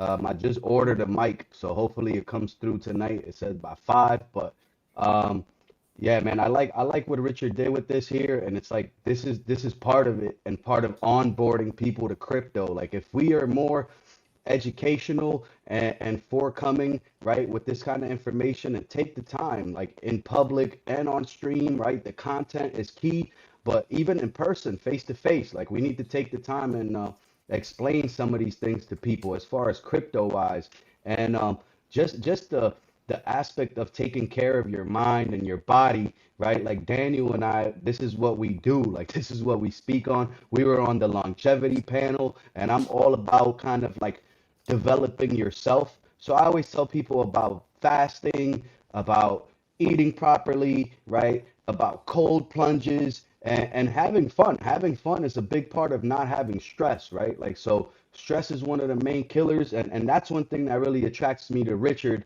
is he's all about developing people and helping you develop yourself. And like, you rarely get that, right? Like, the beautiful thing about Twitter and all of this crypto stuff is how often can you really relate to a founder? Like, when are you going to call Nike up and say, yo, I want to speak to the owner? They're going to tell you, dog, sit down. Like, you know, what are you talking about? So the fact that we could even resonate and feel what Richard's doing and saying, not only through the book, but through his streams and everything, it's really impressive, man. And I hope I came across better than before, because these headphones are shit. Don't get Samsung headphones, guys, please. We are locked in. We are locked in. We hear every word you're saying. You may be clipping from time to time, but we know how hard it is to say it, to get it out there. So we appreciate it, man. I just want to say too that I worked on a little mini project throughout the years. Do little mini project stuff too. One was getting a ton of quotes and stuff on Goodreads and helping out doing stuff. I think SJ might have, I think she might have did some of that too, or otherwise. But I've been adding a ton of quotes on SciVive. So if you've read the book and like to leave a rating, feel free. It's got a pretty good rating so far, 4.34 stars, 54 ratings, 14 reviews. And I added a ton of quotes, and these are different quotes from, actually, let me find the quotes. Different quotes from SciVive. And where can I click on the quotes? Why am I not seeing this? Let's see, quotes, maybe they're at the bottom. But I added a ton, there we go, 242 quotes, there we go. So I added a ton of these, so people, if you're searching for the different quotes or the greatest hits or things Richard's talked about or in SciVive and all that too, that these are, you know, searchable, discoverable, and they are attributed to SciVive and people know where they came from. So I thought that was important. And so if you want to check that out, that's pretty cool. There's a ton of different quotes and stuff attributed to SciVive now on a book website. We've also got, I don't know if you see in the production chat, Max, but we have SJ has joined us as well. She's ready to be brought up on screen. Oh, good. Yeah. StreamYard is not helping me with seeing people in the green room with the layout. It's got, thank you for the heads up. SJ. Yeah, bro. Wonderful. Hey. SJ. She's here. Yo, everybody. I couldn't miss it. I'm not feeling tip top today, but I was like, man, how can the SciVive queen not show up to the SciVive panel? We're talking SciVive and you were summoned through energy, I guess. Absolutely. Just enough to get my stuff up here. So yeah. Totally awesome. I was talking about Goodreads, and I don't think a lot of people have seen this or know about it either. But Goodreads, remember a while back, I think I was talking to you about adding the quotes and just having the review. And I think even had to go in there and be like, hey, can you add this book about this person and the thumb and all that stuff too. But just getting that out there to make it easily searchable and stuff. I think just the little things like that, I think hopefully help people come across it. Yeah, thanks for doing that work. I mean, the more eyes we get on this, the better. Again, in my opinion, this is the end game for Richard, right? Crypto is a stepping stone, in my opinion, for us to be able to SciVive and to learn what that means and to, be able to contribute financially to that cause. Clean. Yeah, we got 12 minutes left, but what is there what should people have heard SciVive for the first time, don't want to read a book, don't want to listen to a book, like why should they be interested in this? Whoever wants to take it, why should they be interested in SciVive? What are the most meaningful parts to you all that you came across, and just what is compelling about this? Richard's one of Richard's books. I mean, I think it's just it's got a little bit of something for everyone, to be honest with you. It's not one of those books you have to read, cover to cover, right? You can pick it up and pick a chapter and just check it out. I'm hopeful that we do get a some kind of either PDF or more printable version of this, Max, like you were talking about, right? We both kind of done work on the editing end of it, making sure it flows better. And I have to kind of circle back and find out where we're at with that. And what the last thing I remember, the last conversation I had about it was it may be a good idea to throw what we've got, the edited version so far, into chat, into a chat GPT or something, and see what it kind of spits out on the other end in terms of clearing up the language, making sure all the I's are dotted and T's are crossed, and periods and commas exist where they need to. Because both of us did a whole lot of work in terms of taking it from the current version it is in the SciVive Telegram, right? It's a PDF. It's if you guys are looking at that at any point in time. I was going to say, Max, I did the same thing. I printed it out the first couple chapters, and that was I was going to read that on a plane, and then I was just like, man, even just in the intro, I thought this deserves more than what we're seeing right here. So that's kind of why I sat down and did the audio version. I thought, man, there's something in, even if I'm not going to agree with everything in the book, which, there are bits and pieces that I'm like, don't really necessarily agree with that. But, there was so much in it. And, it honestly changed my life. There were at least a couple sections in there that really made me rethink the decisions I had made prior to that point in my life. And, it encouraged me to move forward in a totally different way. And I really have become the woman that I am today, thanks to some of the knowledge in that book, 100%. Here's the quick thing that I'll tell everybody at home, and you guys already all know this to be true, but you're not your best self. You're not who you could be. There's a better version of you every time you look into the mirror that looks back at you and is like, aha, I'm getting all the girls, I'm making all the money, I have a whole bunch of kids, I've bought the best cars, I've done whatever the metrics are, I've traveled to the most countries, I've found the most beautiful places, done the best experiences. The version of you that exists or that could exist out there doesn't exist because you're being held up by super simple, small little problems that you're not paying attention to. What this book does is this book identifies those tiny little problems, and it shows you your processes and the things that you're doing wrong, so that way you can fix the super easy, simple things. Everyone's going through all these things in life, trying to find the big huge problems, or the quick fast easy way to lose weight, and they're not identifying the easy stuff, and they're not focusing on the small simple things. This book just shows you guys all of the small things. The biggest thing that I got out of SciVive is how to give a proper apology. That's the thing that I keep falling back on. It's how to say you're sorry to someone when you've done something wrong. It's you validate their feelings, you describe the thing that you did that was wrong, and then you talk about how you're not going to do that thing in the future. Whenever somebody's whenever something bad happens and somebody's like, oh my God, I'm so sorry, and they just leave it at that, it's like that doesn't make the person being apologized to feel any different. There's nothing that changes in that person's life as a result of hearing that. But when you hear oh, I'm sorry that I burned down your tomato plants, you're valid for feeling bad that I burned down your tomato plants. I won't burn down your tomato plants in the futures because this, that, or the other thing is what I'm going to do differently. Then it's a whole different scene. So this book, it hones in on a whole bunch of little tiny things that everybody already knows, but it just reminds you all the great things that you need to be doing better. That's the super simple way that I would describe this book. And I think everyone should read it. Yeah. Amazing piece. Hopefully we'll see it in print one day as well. Yeah, go ahead, Daniel. Yeah, sure. And again, if you're not really a book type person, I mean, we are in the age, right, where many people not really, maybe it's too slow for them, right? Or it needs to be more interactive. So like a while SJ said, put in ChatGPT or something, interact with the book, so it becomes more conversation. even though you can read the book for free or listen to the book by a Wild HJ, also for free on YouTube, like you can see on the screen. But again, if you wanted to be more interactive and it becomes more in chunk size, even though that's the entire book's format as well, that's a way to do it as well. Because again, you can also overload yourself with a lot of information. Like you said, Will, it's a lot of things that you maybe already have heard, but you maybe forgot and you surely didn't integrate it yet. So maybe start with less and then start there, you know? That's So an real quick. apology is a great way to start. Value already gotten, I can hear. And then there's a lot of other stuff. But taking your own pace, I will still say that's very key. But you were saying something, SGA? Oh, I was, and then I lost it. Oh, yes, there's a point in the book where he actually says, you know, if you haven't changed your life in one way by after reading this book, read it again.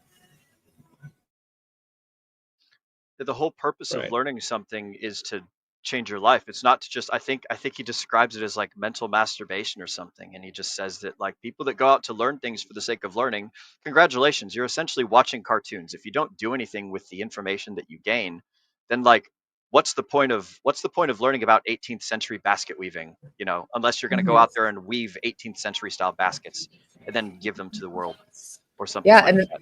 that's one of the main points in SciVive too, right? Is this is not just for you to think about, right? Like these are all calls to action, right? Like thinking is so good in that it moves you to action. So if you're not taking action after reading this book, you got to read it again and figure out where you can take action in your life to become an even better person. Or again, don't read the entire book, start small, and then make a tiny action. Because as it also says in the book, actually, you don't need to be perfect, just consistent. So I think Tony Robbins also talks about this, that many people overestimate the value of doing something big, but not many times, and undervalue the opposite, right? Doing small things, but doing consistently, the value of that, you know? Yeah, So, that's been huge. That's huge for me. Like it really inspired me to one of the quotes, and I can't think of the exact quote off the top of my head, but he talks about doing the hard thing first, you know? So that has really got me. Yeah, that's got me to just, you know, every morning when I wake up and I don't want to do the hard thing, I'm like, nope, do the hard thing first, you know, go to the gym.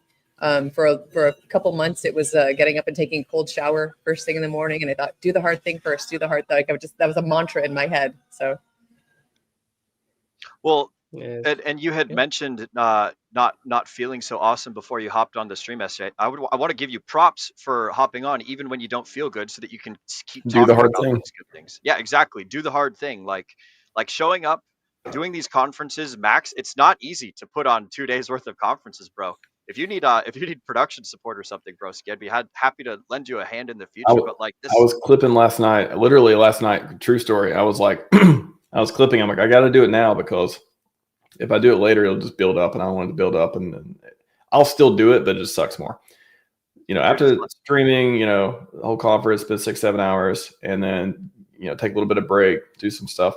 And I'm like, I got to clip. I got to finish this week. I got to post something tonight before I go to bed.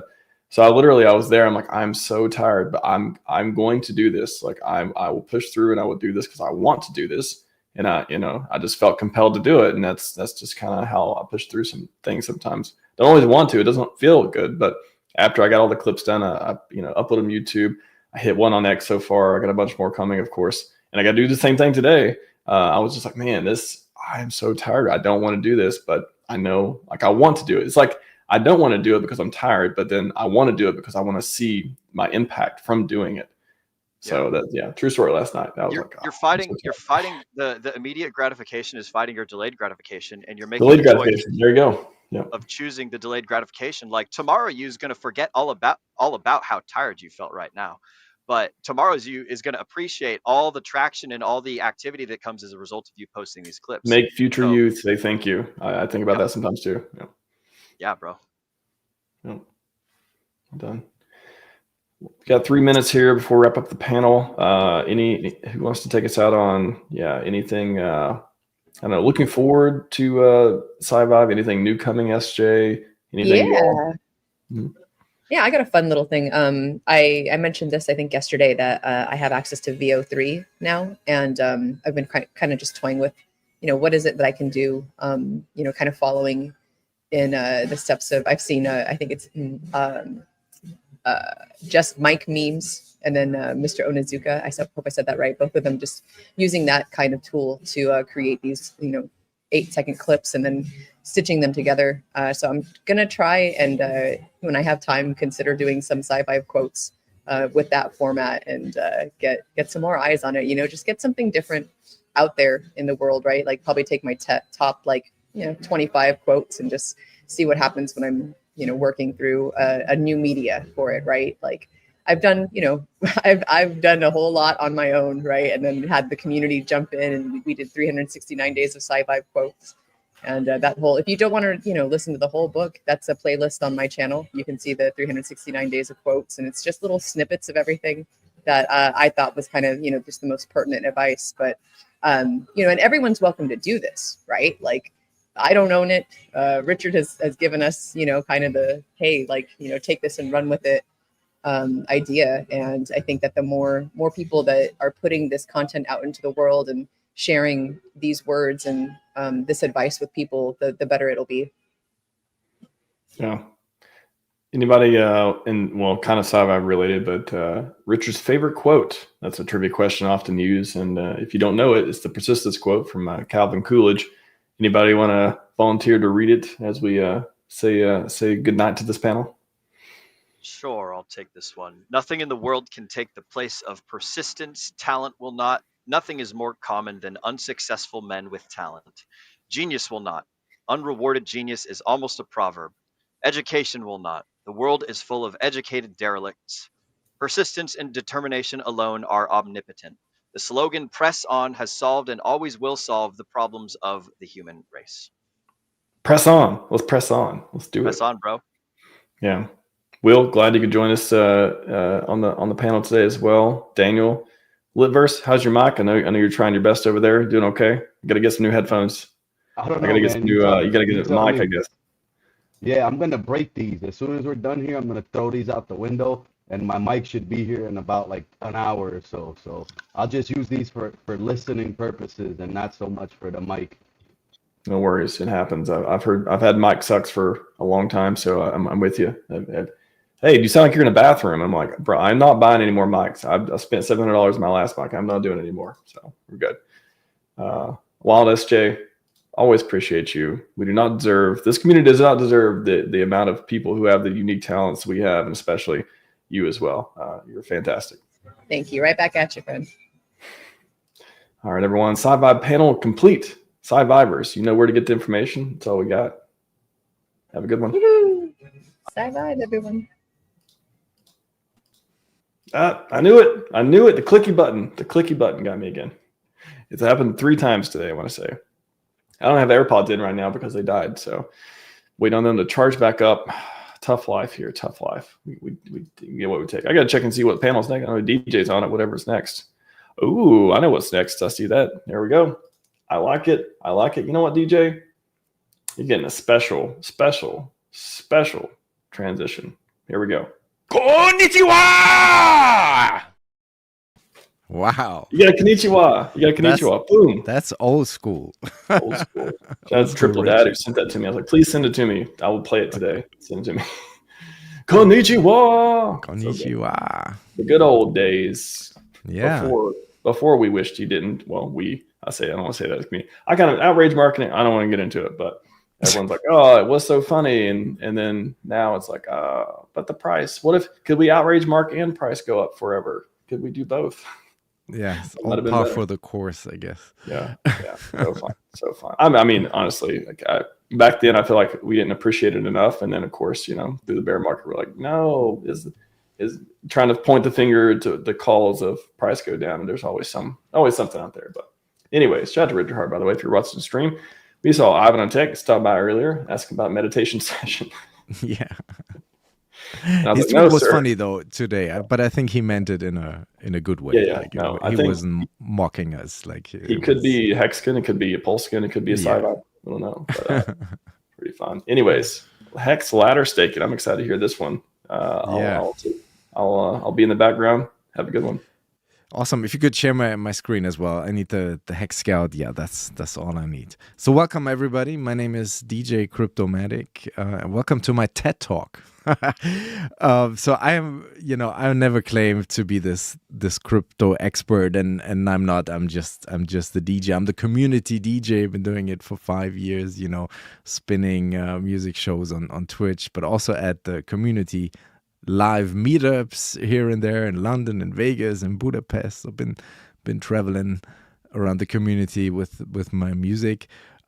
Maybe what I do bring to the table is some broadcasting experience, because back in my days of my DJ career, when I played club gigs and festival gigs and stuff, I also had my own radio show on an actual radio station. So, putting on a show, interviewing people, live streaming, that just comes, I guess, naturally to a DJ. So that's maybe a skill that I can bring to the table. But I do know my hacks and I understand T-shares. So RHMax asked me to talk about HEX staking and staking ladders today. This is very basic though, so maybe it's for people who just are joining us new, who are finding out about the stream. We got about 10,000 people watching at the moment, which is incredible. So thank you for tuning in. Follow RHMax's channel on YouTube. That's very important. And so you see here, this is the chart of HEX. It's a lock chart. It's not that bad, actually. Like, people always say, oh, we're forever down. It's forever down.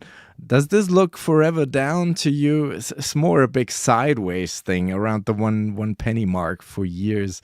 I mean, let's also not sugarcoat it. I mean, when you bought up here in the top of 21, of course you experienced nothing but 4 years of a downtrend.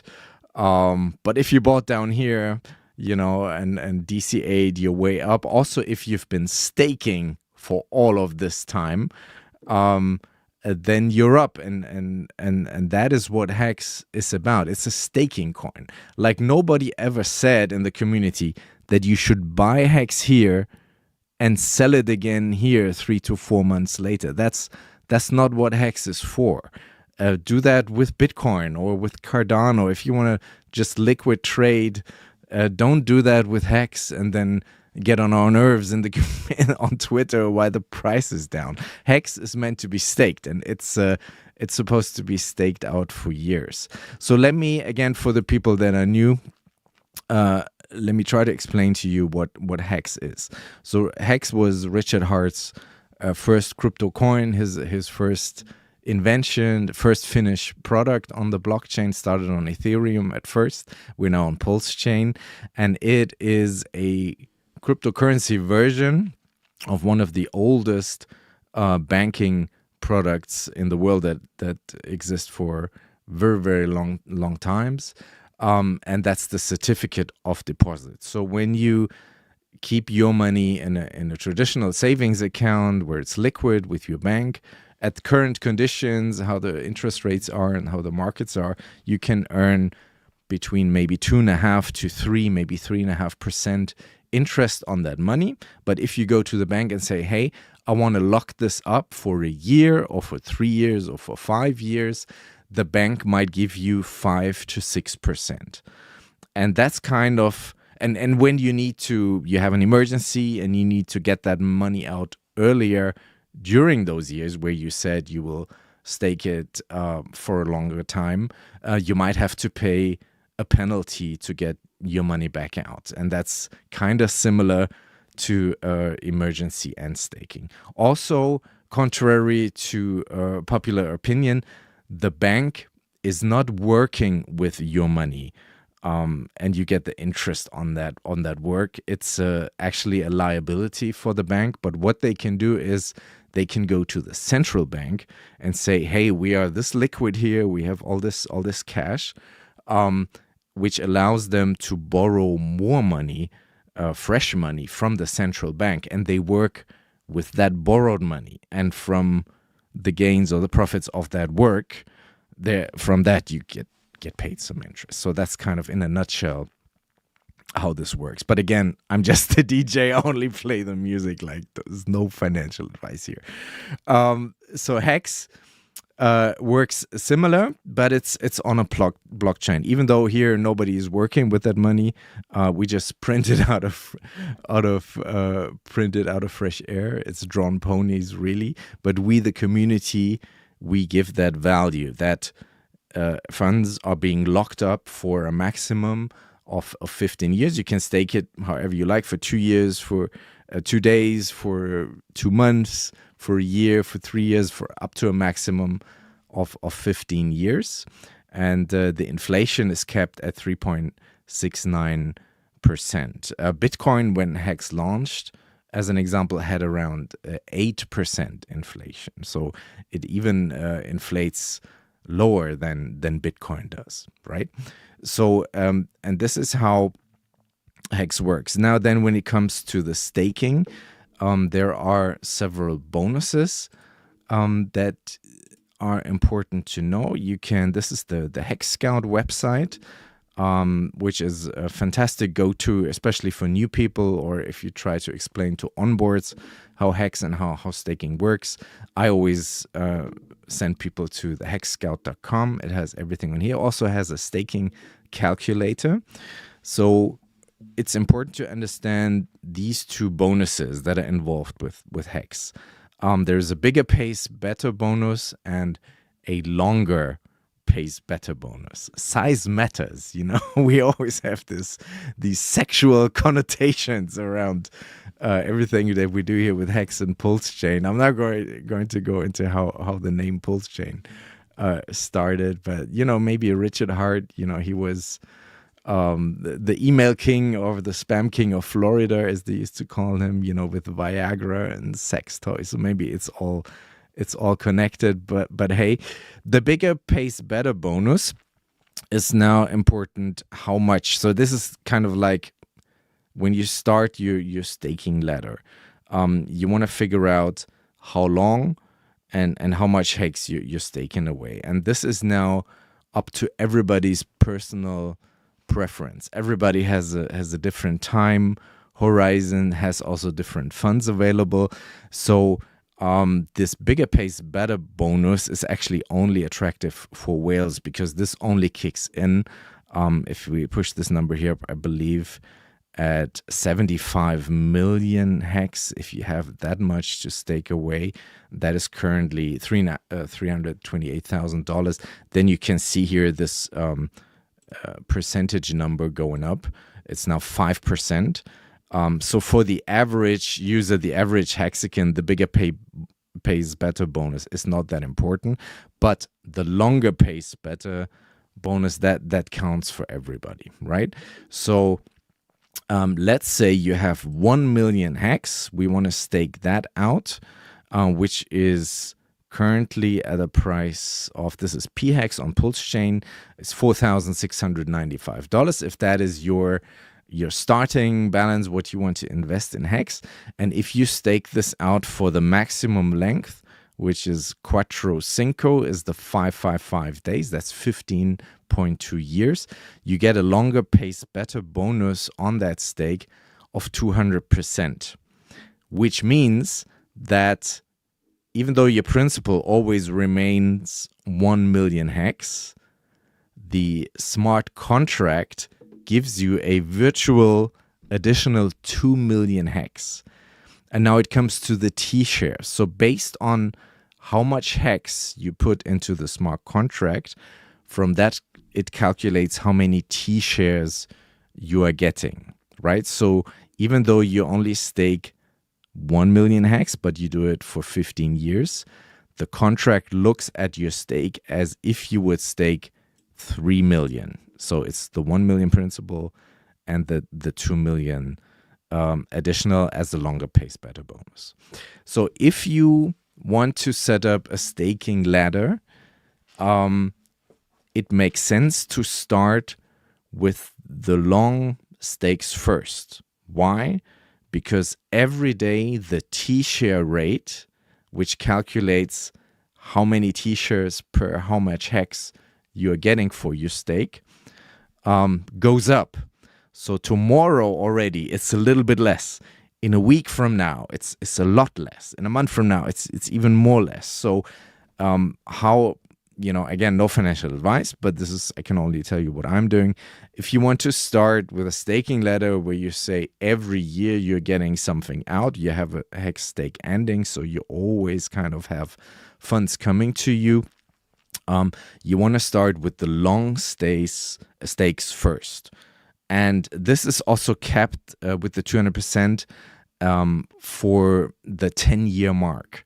So if we see, if I'm pulling this back to just 10, 11 years, it's also 200%. So there's no difference between anything above 10 years up to the 15 years. The longer pays better bonus stays at 200%. It's only in the years lower than 10 years where this goes down and you get less bonus, right? So you want to start with those stakes that are above 10 years first, because right now you get the best possible T-share rate, and that is a graph that is forever just going upwards. It's these built-in pumpermentals. That's what we mean by that, is that the T-share rate continues to go up every day. So if you have the plan to set up a 15-year staking ladder and have something coming out every year, I have a yearly staking ladder, so that means once a year. It's like my little payday. I have a stake ending, and then it's 15 years, and then you want to go back 14, 13, 12, 10, 11. It's not advisable to do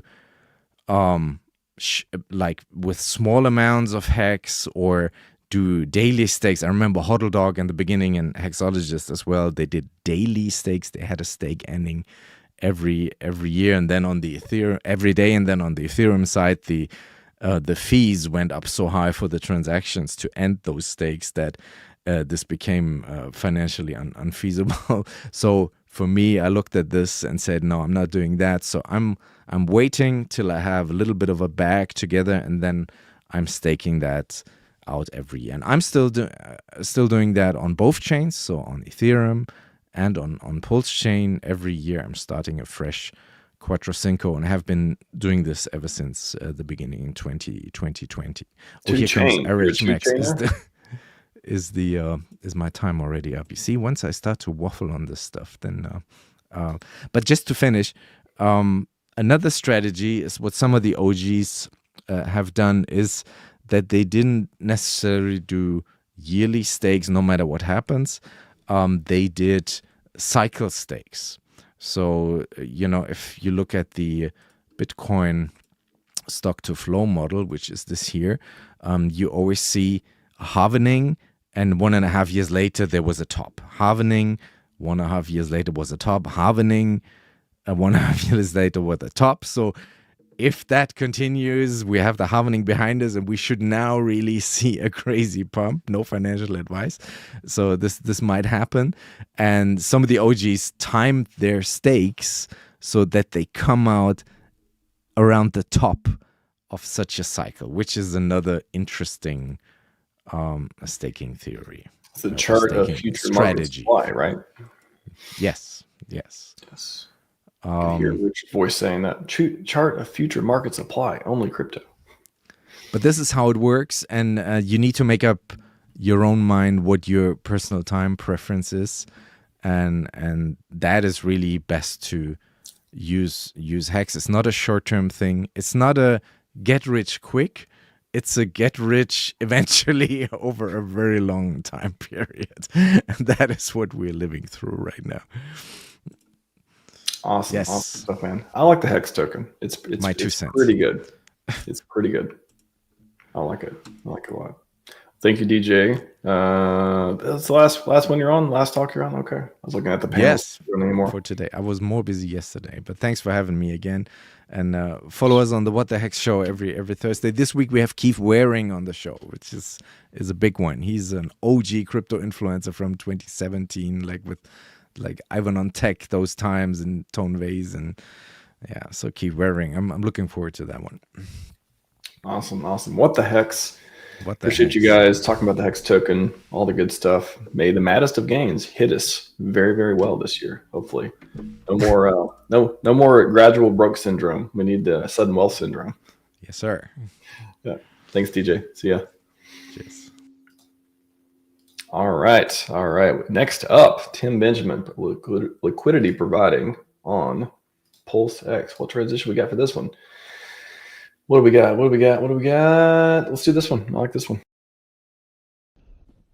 This is the greatest thing I have ever seen in my life.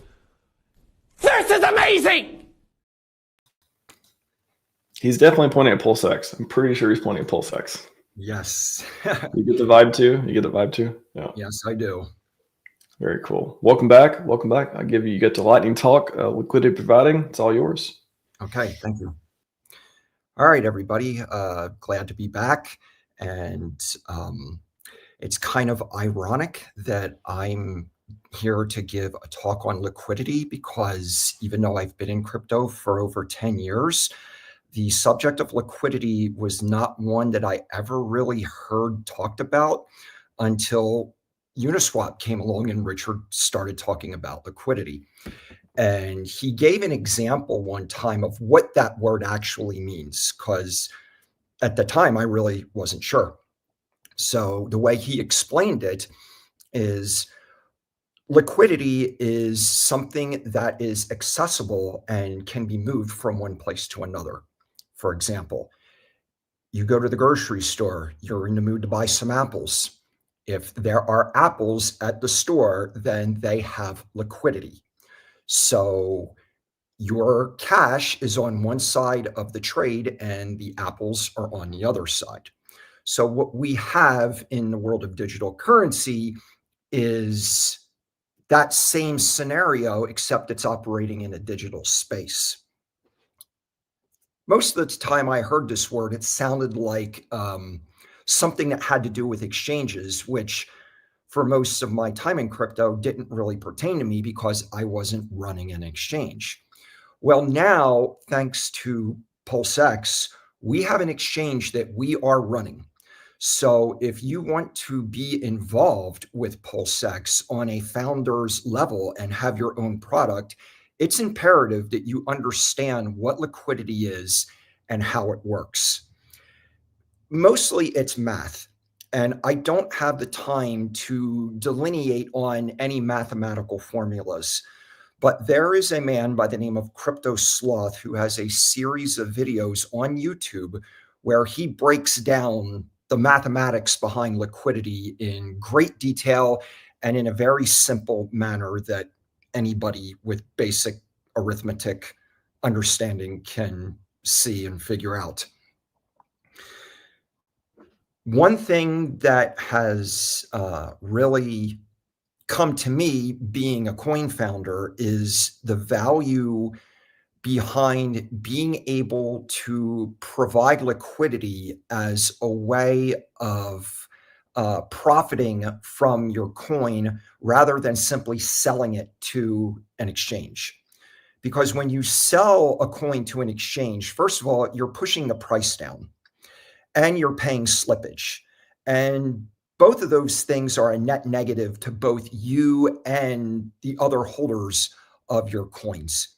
And as Bitfinesse just said, math schmath, hold the coins, only sell VIA LP, price go up. That's exactly the point that I'm making at. That is the alternative method of getting a profit from your asset, is simply by using that to be part of a liquidity pair where new buyers push the price up rather than you pushing the price down through selling.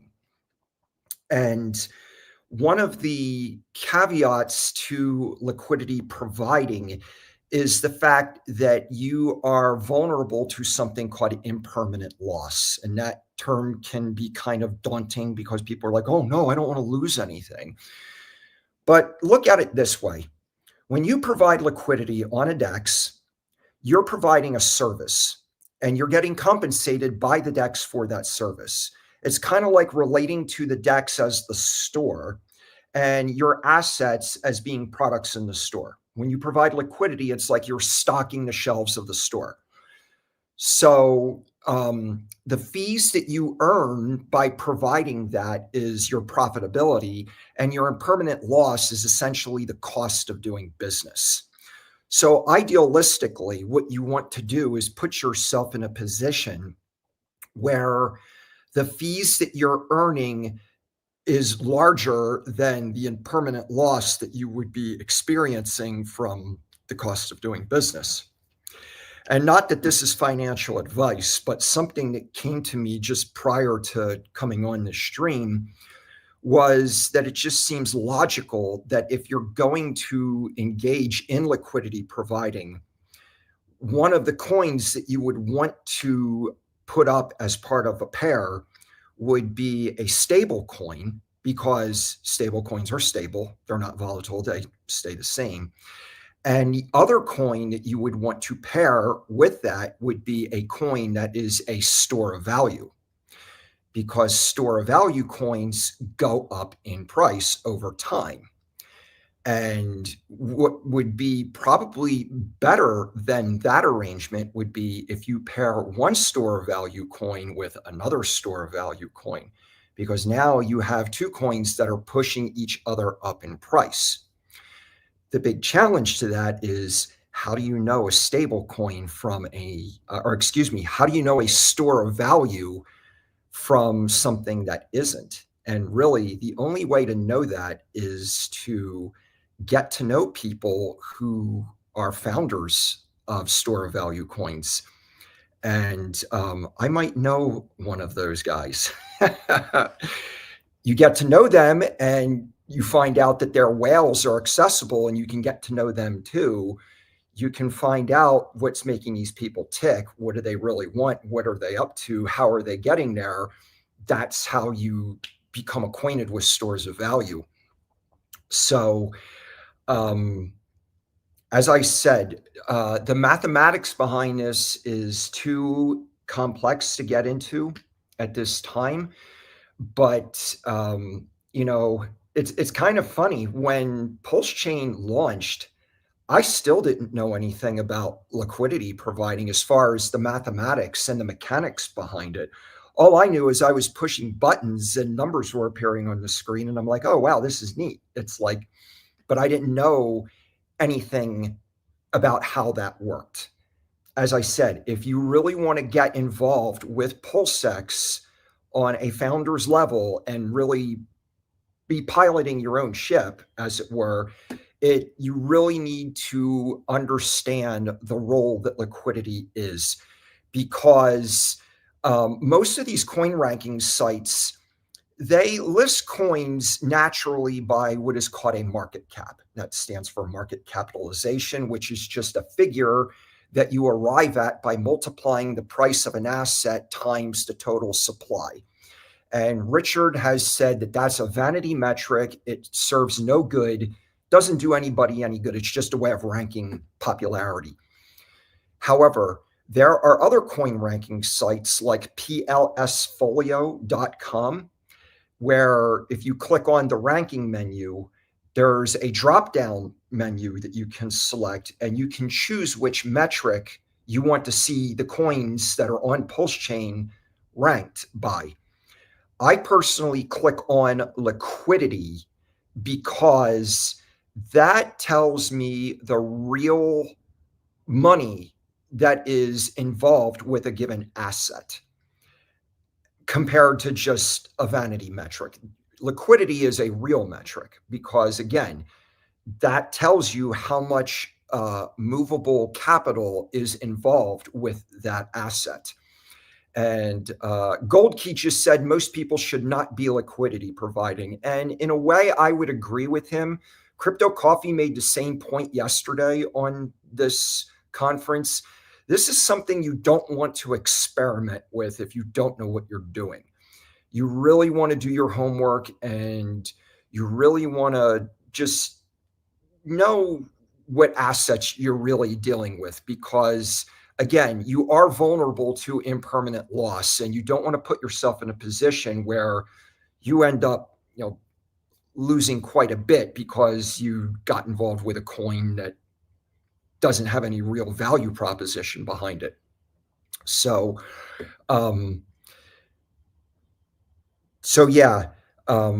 looking at coins ranked by their liquidity is more substantial than pretty much any of the other metrics out there, because it gives you a more solid understanding of what real value is behind any given asset.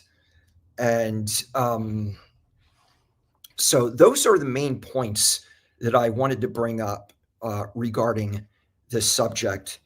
Again, once you understand how all this works and the optionality it brings into this space and how you can tap into it, we really have a lot of power at our disposal. It's just a matter of harnessing it in a way that is beneficial to the system, beneficial to the holders, and just, is mutually beneficial to everybody involved, because that's what brings more liquidity into the system, more eyeballs, which is what we need, more participation, which is more prosperity for everyone. So we got the power to liquidity provide and harvest fees, as well as the ink token with farming. So there you go. Yeah, I was listening. I'm like, is there a code in this message? Yes. You get it. Tim, what is liquidity providing? Yeah, there's a ton of tutorials. Coffee's did a bunch. I've had people on the show talking about it as well. Sounds like you've got experience with it.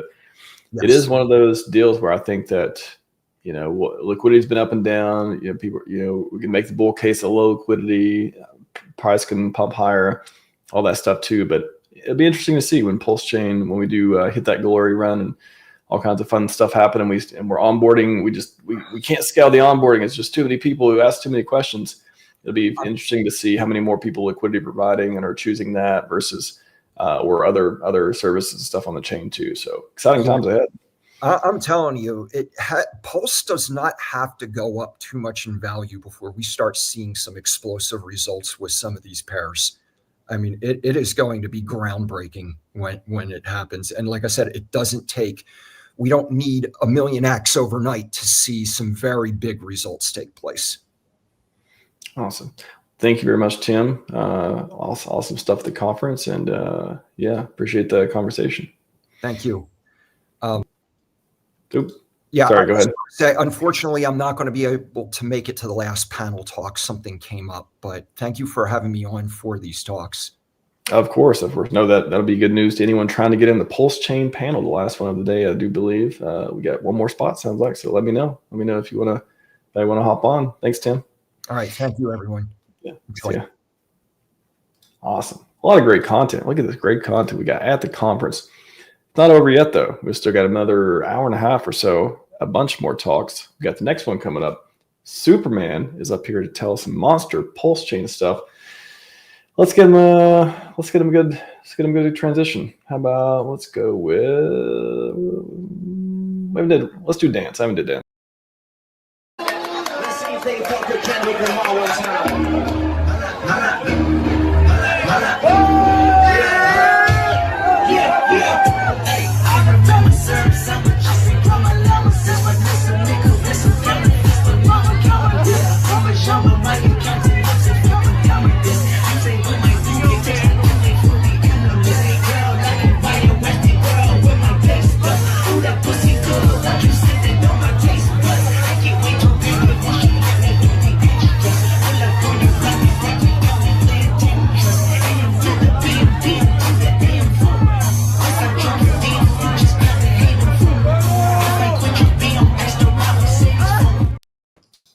Oh, that last one, just when he hits it, so good, so good. How's it going? How you going, Max? Good to see you. And man, I think that dance transition was perfect since I used to be a professional dancer. So, whoa, you did. That's so cool. Wow, you and RH got something in common there. There you go. High school ballet, but it was certainly pretty awesome. Yeah, I love that video of Richard. It is so cool. It's so fun. It's I found the long form version of it, and I'm like, oh, this is so good. It's such a powerful, like fun, playful, just like confidence. Just there's so much into it, and it's just in one piece. So I always remember Hexo streams when I think he had one of the intros or something. He had it playing on repeat, And I was like, you know what? There's only a few things you can play on repeat, and that's the one that just hits each time. I could watch that about 100 times or so, or 555 times, one of those. I'm sure that's the most played. I'm sure of it. So good. All right. Well, lightning talk, take it away. PulseChain, get us bullish, man. Get us bullish. Nice to meet you as well. Thank you very much. You too. Hey, everybody. Welcome. Today we're going to be talking about the monster thread, which is really, it's all about you guys. So it's going to be pretty cool. As you guys know, I'm the host of the Crypto Night Show. We have a professional team, and this is one of the publications that we put out. Our promotional lead is MVS Crypto. Many of you may have seen him out there on the X sphere and on Telegram. He is pretty much everywhere. And he's the editor-in-chief of the PulseChain Weekly Monster Thread. And you can see number 10 here. This is edition number 10. And this is a professional publication. And like I say, it's all about everybody out in PulseChain, which is amazing. So it's anybody could be on this monster thread, and it will give you an update of all the hottest news over the last week, which is pretty awesome. And man, we have got some really cool people doing some really cool things around PulseChain, no matter what the topic. So the monster thread, as you can see in front of you, it covers everything from DeFi through to GameFi. It just is pretty much everything, all the latest things that are happening in that space. It also covers all the project teams. And so everyone gets awareness of a lot of cool things that are happening with the project teams. But probably even more important is it covers all the people doing different things. We have people, as I said earlier, I used to dance, but we have people that are doing singing, that are doing artwork, that are doing DJing. I mean, it is incredible space out there with the culture that's developing on PulseChain with all the different people. And there's something for everybody. It is really amazing. So that is kind of the overview, is that it's really about you guys out there, and it covers the last week. Now, the thing I like about this is that if you are wanting to see what's happening in PulseChain, is there anything happening, then you can come to the monster thread here, and you can get all the latest, hottest PulseChain news. So basically, you're going to find out what events we're on and what projects are doing what is the hottest thing that's really trending on PulseChain. It is really, really special, and we've got lots of different people in here. Now, a lot of stories often have Richard Hart in it, of course, the founder of PulseChain and HEX, and all the cool things that he's encouraging, his leadership, which is pretty awesome. So there's a lot of things like that. So let's just go through. This is the 10th edition. So this has been going for 2.5 months. So pretty much since the end of April. And here we are. And there's going to be many, many more editions in the future. And you might just find yourself on there if you've been doing something in the public. And so, yeah, it is pretty exciting. So let's just go through just this one thread. Now you can go back and watch the other, read through the other 9 weekly threads. And so we're just going to go and have a look at the kind of things that are actually in the threads. So you've got a little news summary at the bottom. So this one here has Richard's house, Mo's painting, PulseChain meetup, and much more. And this happens to be the 10th edition. So there's actually is a $50 Surf token giveaway. So Surf is from the Crypto Paradise team. They're a professional team on PulseChain, and they've been doing amazing stuff. So you got a chance to win $50 worth of Surf there just by retweeting, following, and tagging 3 friends. So that's the first time there's been a giveaway, just as a celebration of the 10th edition, which is pretty amazing. So get in on that, and you might never know, get yourself entry on that. You can see at the top there, we've got Richard's helping hand, which just covers the fact that Richard was talking about the PulseChain website. We know that Richard's been out and about doing a lot of great leadership on the PulseChain, talking about the website, talking about digital deliveries and promotions, and many, many other things, new products and things like that. So Richard's really been doing great, and so it leads up with that. We also have people out there like Mo. Mo is an artist, and he's got a painting that is in progress here of Richard Hart, and you can see that is pretty amazing. So you can check that out. But I just think that, this is sort of people that we have in PulseChain, and just giving us this really, really nice work. And it's all about you guys. That's what I love about this. And as you guys know, I do a daily show on PulseChain and HEX, have been doing so for 6 years on different YouTube channels. And it's just been a privilege to be able to meet all people online, of course, and see all the cool things that people are doing. So this feels a real privilege to be part of a team along with MVS Crypto. And we have other people in support as well that are helping bring this to the frontier. So it's very, very cool. We obviously got stories like our Richard Hart's SEC milestone, which is pretty cool. We've got things about a HEX Scout helping Richard's promotions by setting up charities in the EU to get those promotions of digital products out. So pretty cool with the marketing. and next level website. So you got, cool teams like this doing cool things along PulseChain. If you were busy in your week, because everyone gets busy, you can come to this monster thread and you can quickly get a catch up. What happened last week? It's so beautiful. I think that's so good. And if you're actually wanting to onboard people, you can just share the monster thread, and you can share all of them if you wanted to. Say, hey, this is what's been going on PulseChain in the last 2 months. There's a lot of stuff happening, and you'll be really surprised at all the things. We often have to leave things out in each week because there's so much stuff. So it's pretty crazy. You got Gerardo and Paradise. So we got one of the themes that we're seeing across PulseChain, and that's what you'll see in the monster thread, is different themes happening in PulseChain as people are doing different things. So Gerardo on a Crypto Paradise show is just showing that, influencers going on other influencers shows, collaborations are a big thing that's happening right now between influencers. But more importantly, I think it's happening between the community. We're seeing so many of the community people get up onto collab shows where there's a big panel of like 6 to 10 people. It is really wonderful, and these are people just from the community that are getting up and expressing what they think about PulseChain, crypto, life, and everything else. So it was really cool to see that. We got PulseChain. We got, talked about we're having musicians and singers, where we've got horse riders as well. And of course, Crypto 7, obviously a big influence in the UK, has got his daughters and friend, Ailish and Abby. They've been working and winning in horse racing there for Liquid Loans, and of course a big team on PulseChain along with PulseChain as well. And I just love this because look at that. I mean, you just got the young people on PulseChain, and we'd like to see more of this, celebrating and getting involved into crypto, of course, into PulseChain in particular, and doing great things for PulseChain. So I just really love this. I think it's really cool to see stuff like this. And we've got more and more people. So yeah, across the generations, the PulseChain monster thread is covering.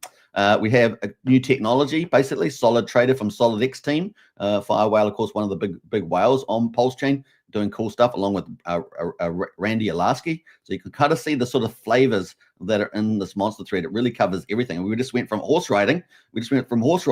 To trading on Telegram on PulseChain. So that's how much variety there is in the monster thread. We also got Liberty Swap. Obviously, a big boom at the moment is happening in the bridging on PulseChain. If you haven't been able to be around, you'll be quickly find out that we got all these bridges doing cool things. We got Liberty Swap. We got on-ramps coming on. We got BanksX. We got Ramp Now. It is really a beautiful thing. What's happening on PulseChain right now. So yeah, if you think the market price might be down because we've got whales selling and things like that, you've got all this bullish money coming in through the bridges. So it really is cool moving forward. So very exciting there. We got big shout outs, big influencers outside of PulseChain are shouting out people in our community because they're so talented, like Brother KG from Internet Money. So really is exciting. Look, now we've just jumped from horse races and DeFi into the racing. So we've got car races going out there with HEX branding on them. And so you get to find out about stuff like that. It is really cool. So here we got pro driver drift Joachim winning there with the old HEX branded Toyota. So pretty awesome stuff going on in the monster thread. So like I said, there's pretty much everyone's getting covered. If you're doing something that can get into the newsletter, it might just be anything, but holding a gathering, it could end up in the monster thread. So we got also PulseChain getting shout outs from Space Auctions there with Scott Malka with 1 million followers. So, there are big influencers hearing about PulseChain and saying good things about it as well. And then we, of course, have got people going on to new platforms, not just X and YouTube, but going on to TikTok, which I think are pretty amazing. So we got really cool stuff happening there. Tiger Crypto God's getting onto TikTok. He's now got a following of 12,000 on there. And we're getting more and more people going onto new platforms, spreading the word about PulseChain. So really, it's got a bit of everything in it.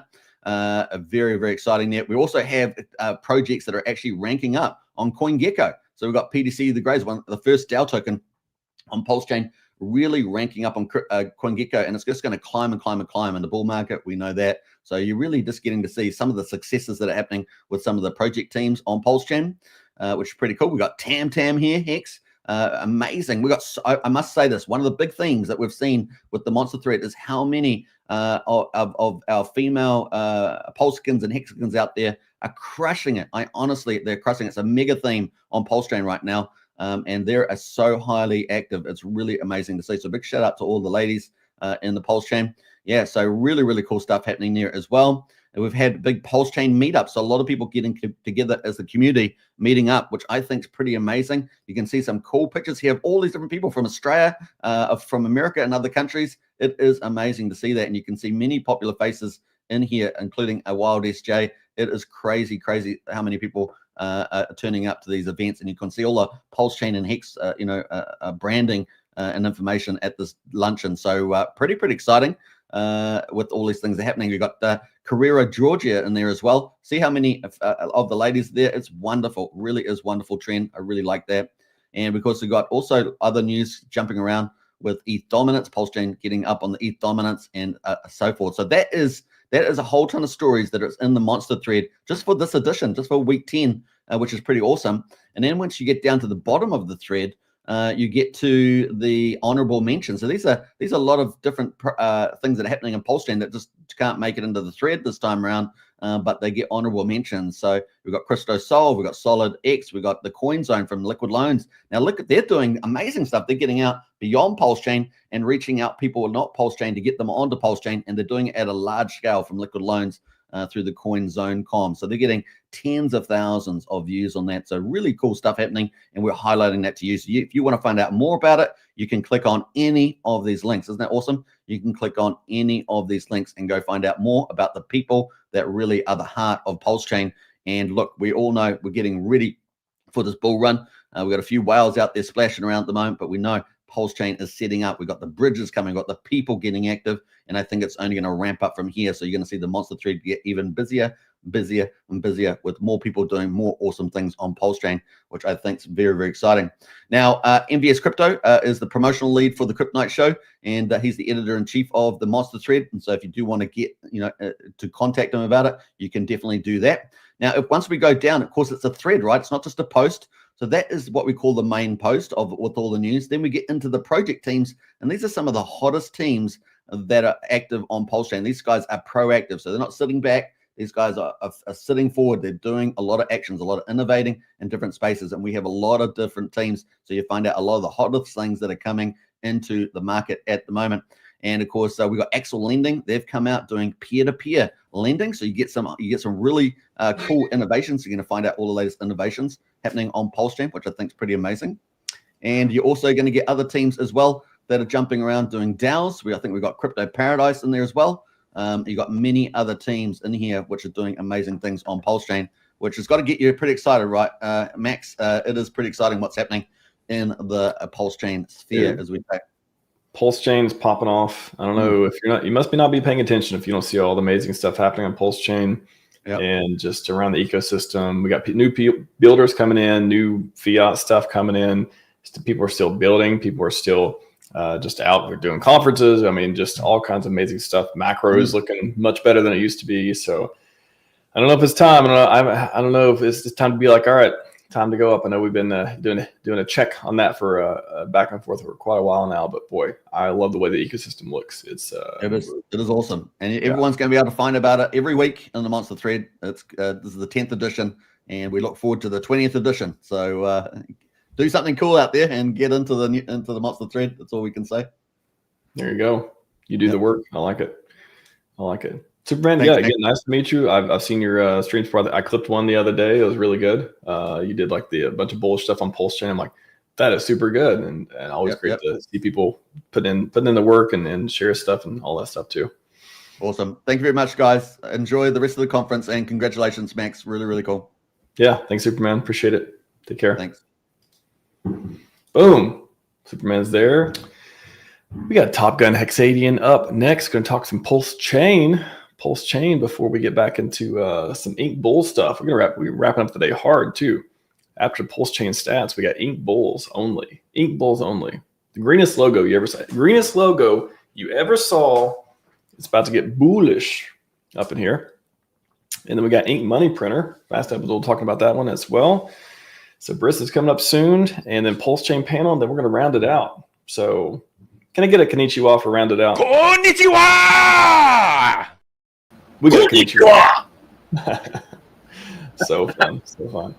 Thank you, Triple Dap, for sending that to me. Now I can use it. It's great. So good. All right, Top Gun Hexadian. Let me know if you need anything to share. Otherwise, the screen is yours. Thank you so much, Max. Always a pleasure. So back again for day 2, this time, bullish PulseChain stats. What's got me excited about this chain? The fact that it's not a ghost chain. Everyone wants to say it is. Yeah, the price is pretty horrifying. Probably scarier than any Alfred Hitchcock movie. We're working on it.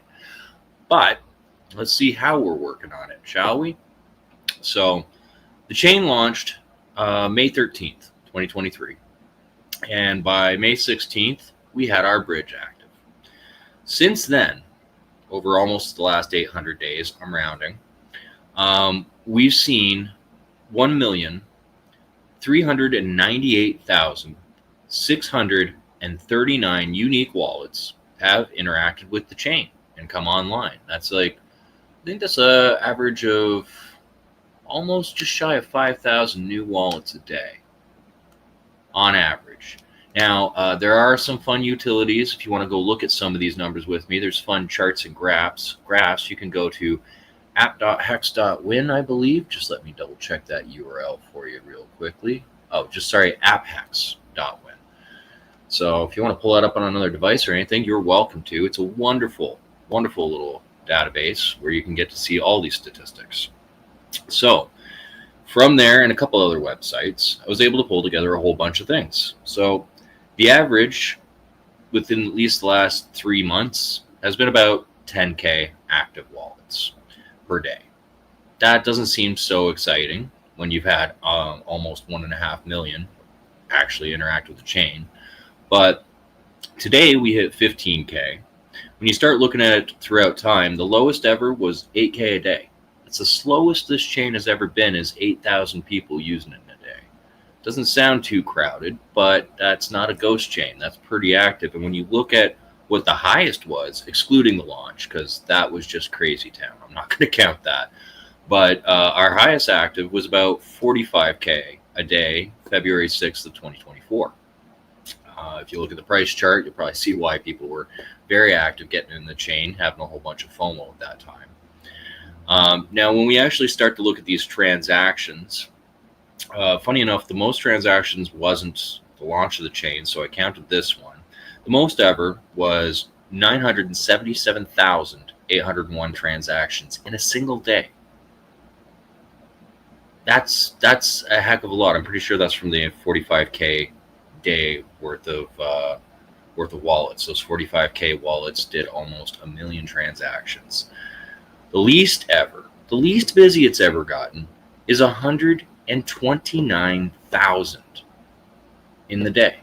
That's still a lot of transactions. It's a lot of sends, receives, swaps, contact calls. Like, that is a highly active chain, guys.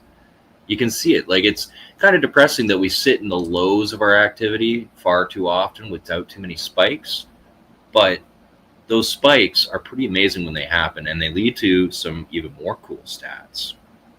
Now, just to talk about the spikes a little more, just in this last year, since January 1st, the most ever transactions we've seen in the year is 711,000 in a day, and the least 231,000.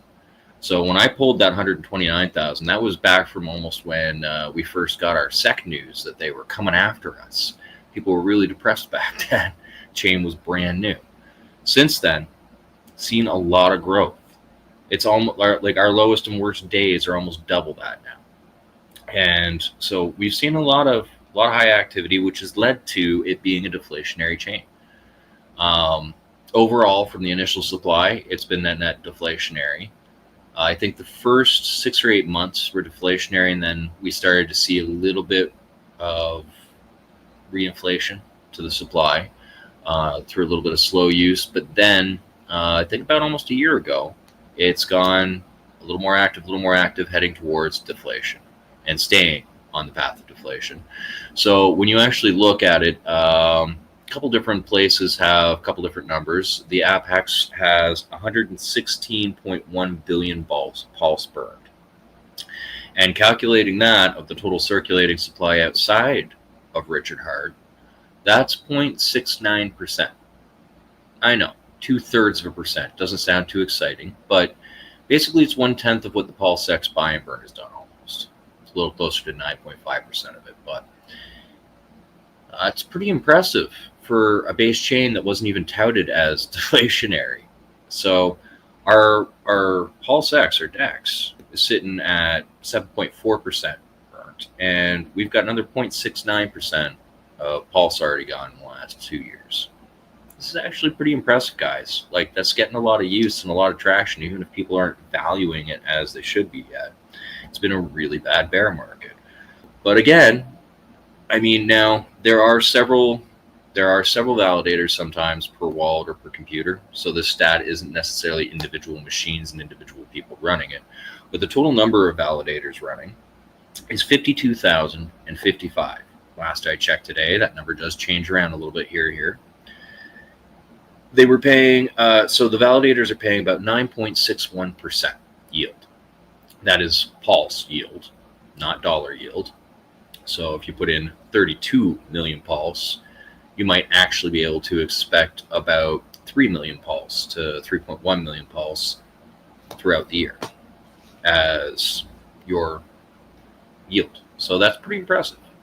That really is pretty impressive. There's pretty good yield there, and if people actually start valuing PulseChain as they should, as I believe they will, that's going to be significantly more.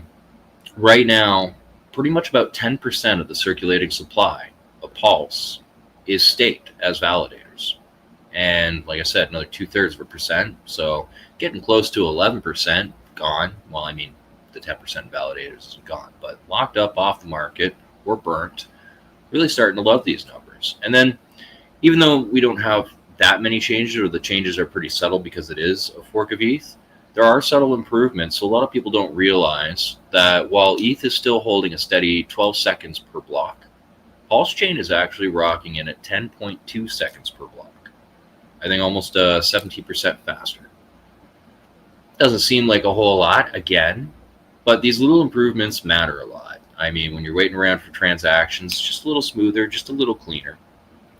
And right now, like, again, this chain isn't even being fully utilized yet. Even with all of this activity, the average block usage is only about 50%.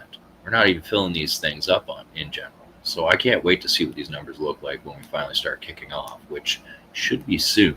I mean, I've been eyeing up the Bitcoin price just like everyone else has, and extra bullish stats on PulseChain. I'm not sure if it counts as a bullish stat, but Jim Cramer did come out bearish on ETH, since we're directly related to ETH. I'm hoping that means that's bullish for us. So yeah, and then yeah, I get into some of the more obscure things of how much this chain is used. Like, fun facts, there's 183 million smart contracts on this chain. Now some of these are copied over from Ethereum. And now, out of that, though, the Wild Wild West, right? Only 43,000 out of 183 million are actually verified contracts. So that's a little sketchy. You always got to be careful what you want to connect your wallet to. Unverified contracts can have any amount of code in them. You can't verify the code, so you could be running anything when you connect with an unverified contract. Now, with PulseChain, we've had some issues with people trying to figure out how to get things validated. So we have had some contracts later be validated that weren't to start. There's a process to go through and make sure all your hashing is correct. I am not aware of it because I am not a dev. All right, I don't know what this process is, but does exist. This chain is popping off. We have all sorts of apps and bridges that are forming for it. I mean, we've got Liberty Swap Finance, we've got Coast, we've got the PulseChain bridge. More fun facts is that there's actually about $1.5 million of liquidity between Pulse and PulseX that are actually bridged out, providing liquidity over on the Ethereum side, which makes a nice little connection there. So we all seem to be in stasis, holding mode, probably disbelief mode, waiting for that pump. But this chain is active every single day, and through the SEC, through Interpol, through every imaginable bit of FUD you can really have over the last 2 years, it's still never gone under 129,000 transactions in a day, never less than 8,000 wallets using it in a day. This is real organic grassroots activity, not a bot army. This isn't like the chains where you've got 10 VCs and 100 bots running around making all the transactions and all the market making. This is an actual organic chain. Sometimes there's various arguments about whether it was a little over large or oversaturated for its initial supply, but with a deflationary product, that is changing. It's taking a while, but it is changing. And it's fun watching these stats and seeing them actually expand. So I think we're finally at that point of year where I'm finally going to get some really interesting data and see what it looks like when we finally have our bull cycle. See how much these stats peak, see where the burn rates get to. Because it would be really interesting to see if we just suddenly, by the end of the bull market, have jumped to 2 or 3% of the entire supply burn because of the transaction overload. As far as I'm concerned, this is a bullish chain. Did I hear bullish? Very bullish. Bullish. So good. So good. Top Gun Hexadian. Oh, PulseX, DEX. Best in crypto, or the best in crypto, or the best of the best of the best in crypto? What do you think? The best of the best of the best. 3x. There are very few products, unless they followed what Richard Hart does, that actually use the fees they generate and send it back to the users. Fight for the users. Fight for the users. What's the hack the planet? What's the all that fun stuff. Cool, man. Internet Money. Shout out to Internet Money, by the way. Shout out to KG and the wallet team out there. I saw the shirt. Got it. They're out there building hard on the Pulse chain too. Yeah, they are making sure they've integrated Coast so that you can buy directly through the wallet and on-ramp directly to the chain. They've made sure it's the default product for it. And their best yield is on Pulse chain. It's definitely a Pulse product, even though it's an encompassing product for many chains. It's done a lot for our onboarding. I really do like it. Thank you. I was trying not to do a hard shill for them or anything. I was just keeping it to the t-shirt. You're prompting it like this, like, is that an Internet Money prompt? Okay, let's do it. A lot of great builders out there. Top Gun Hexadian, appreciate that. Getting bull. We're getting the great segue into the bull stuff that's coming up next with Fast and Brisk. Should be fun. So tune in, stay in the chat. Hope to see you around, man. Thanks for getting this bullish. Be back in half an hour. Yep. Thanks, Top Gun. All right. Are you properly bullish? Caffeinated? Are you feeling up for some? We're going to do 10,000x going in this one. Access dot is complete. Project not complete. They're not the same thing. Promise returns and go build something. How much X is Bitcoin up now? 1,000x over a penny. Who's designed to replace fiat currency? Back to the 10,000x. Smart fucker I am. Everyone else cries and whines like a little bitch. 1,000x over a penny. Who's designed to replace fiat currency? Back to the 10,000x. Smart fucker I am. Well, then it was fucking designed. 10,000x, it's impossible. How can he do that? Listen, you stupid fucks. Everything else is up higher. Bitcoin to 2 million X. $1,500 fucking dollars.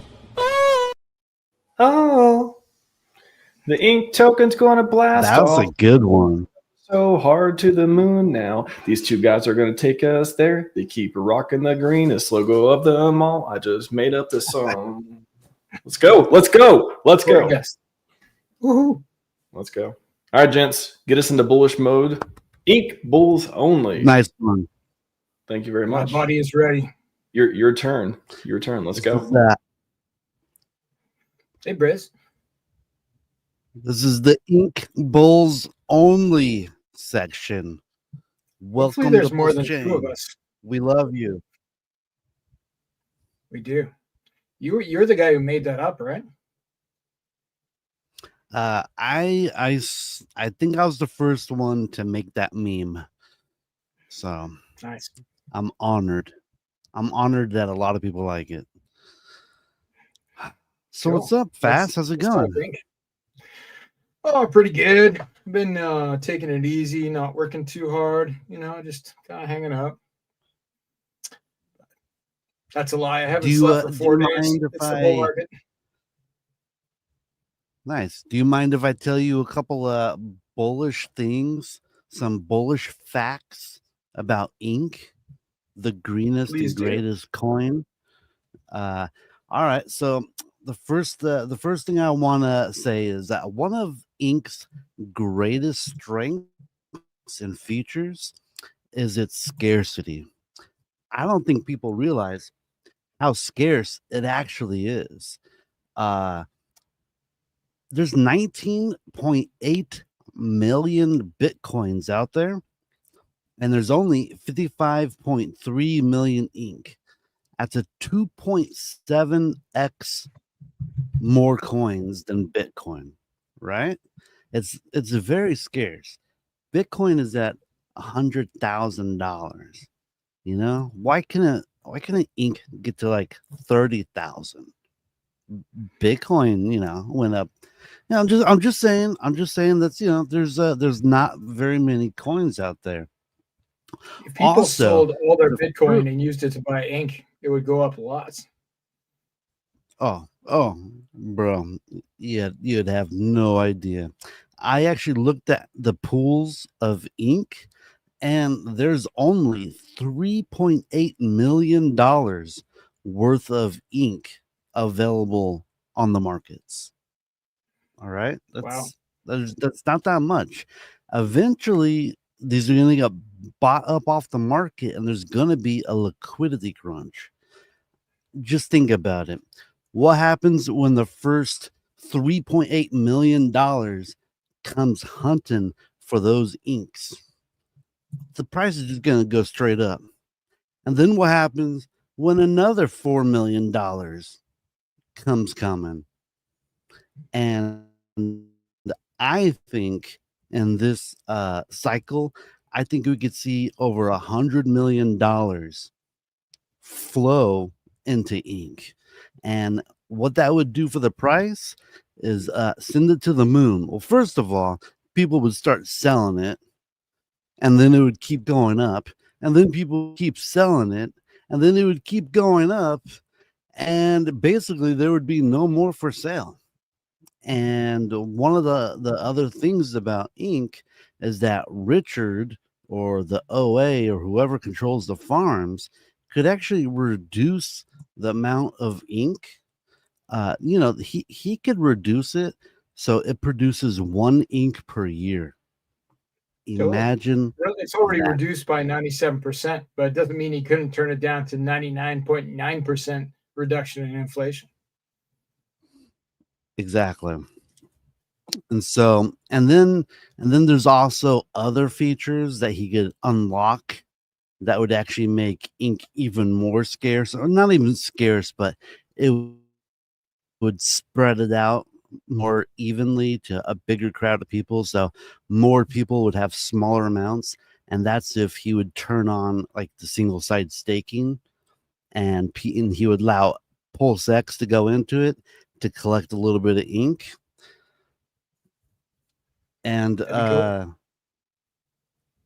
and so those are just kind of like some of my ideas. I think ink could go and do incredible numbers this cycle.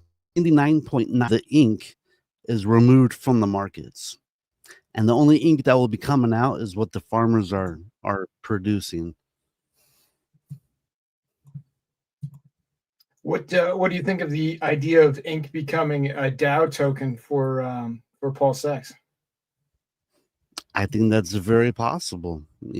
Allow user generated farms to be on PulseX and have people be able to vote each one in, and they'd have to have enough ink to have the voting power. There's another reason to hold ink. Yeah, I think and it's maybe going you have to to do lock numbers. your ink or stake your ink to do that. Something that where it's locked up for a period of time so you can vote. Maybe locking it up or staking it, a single-sided staking option where you earn something else. That could be cool too. Very much so.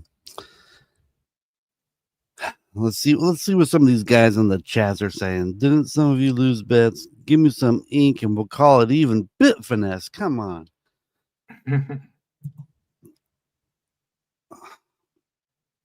I pretty much shot my shot on why I think ink is freaking awesome.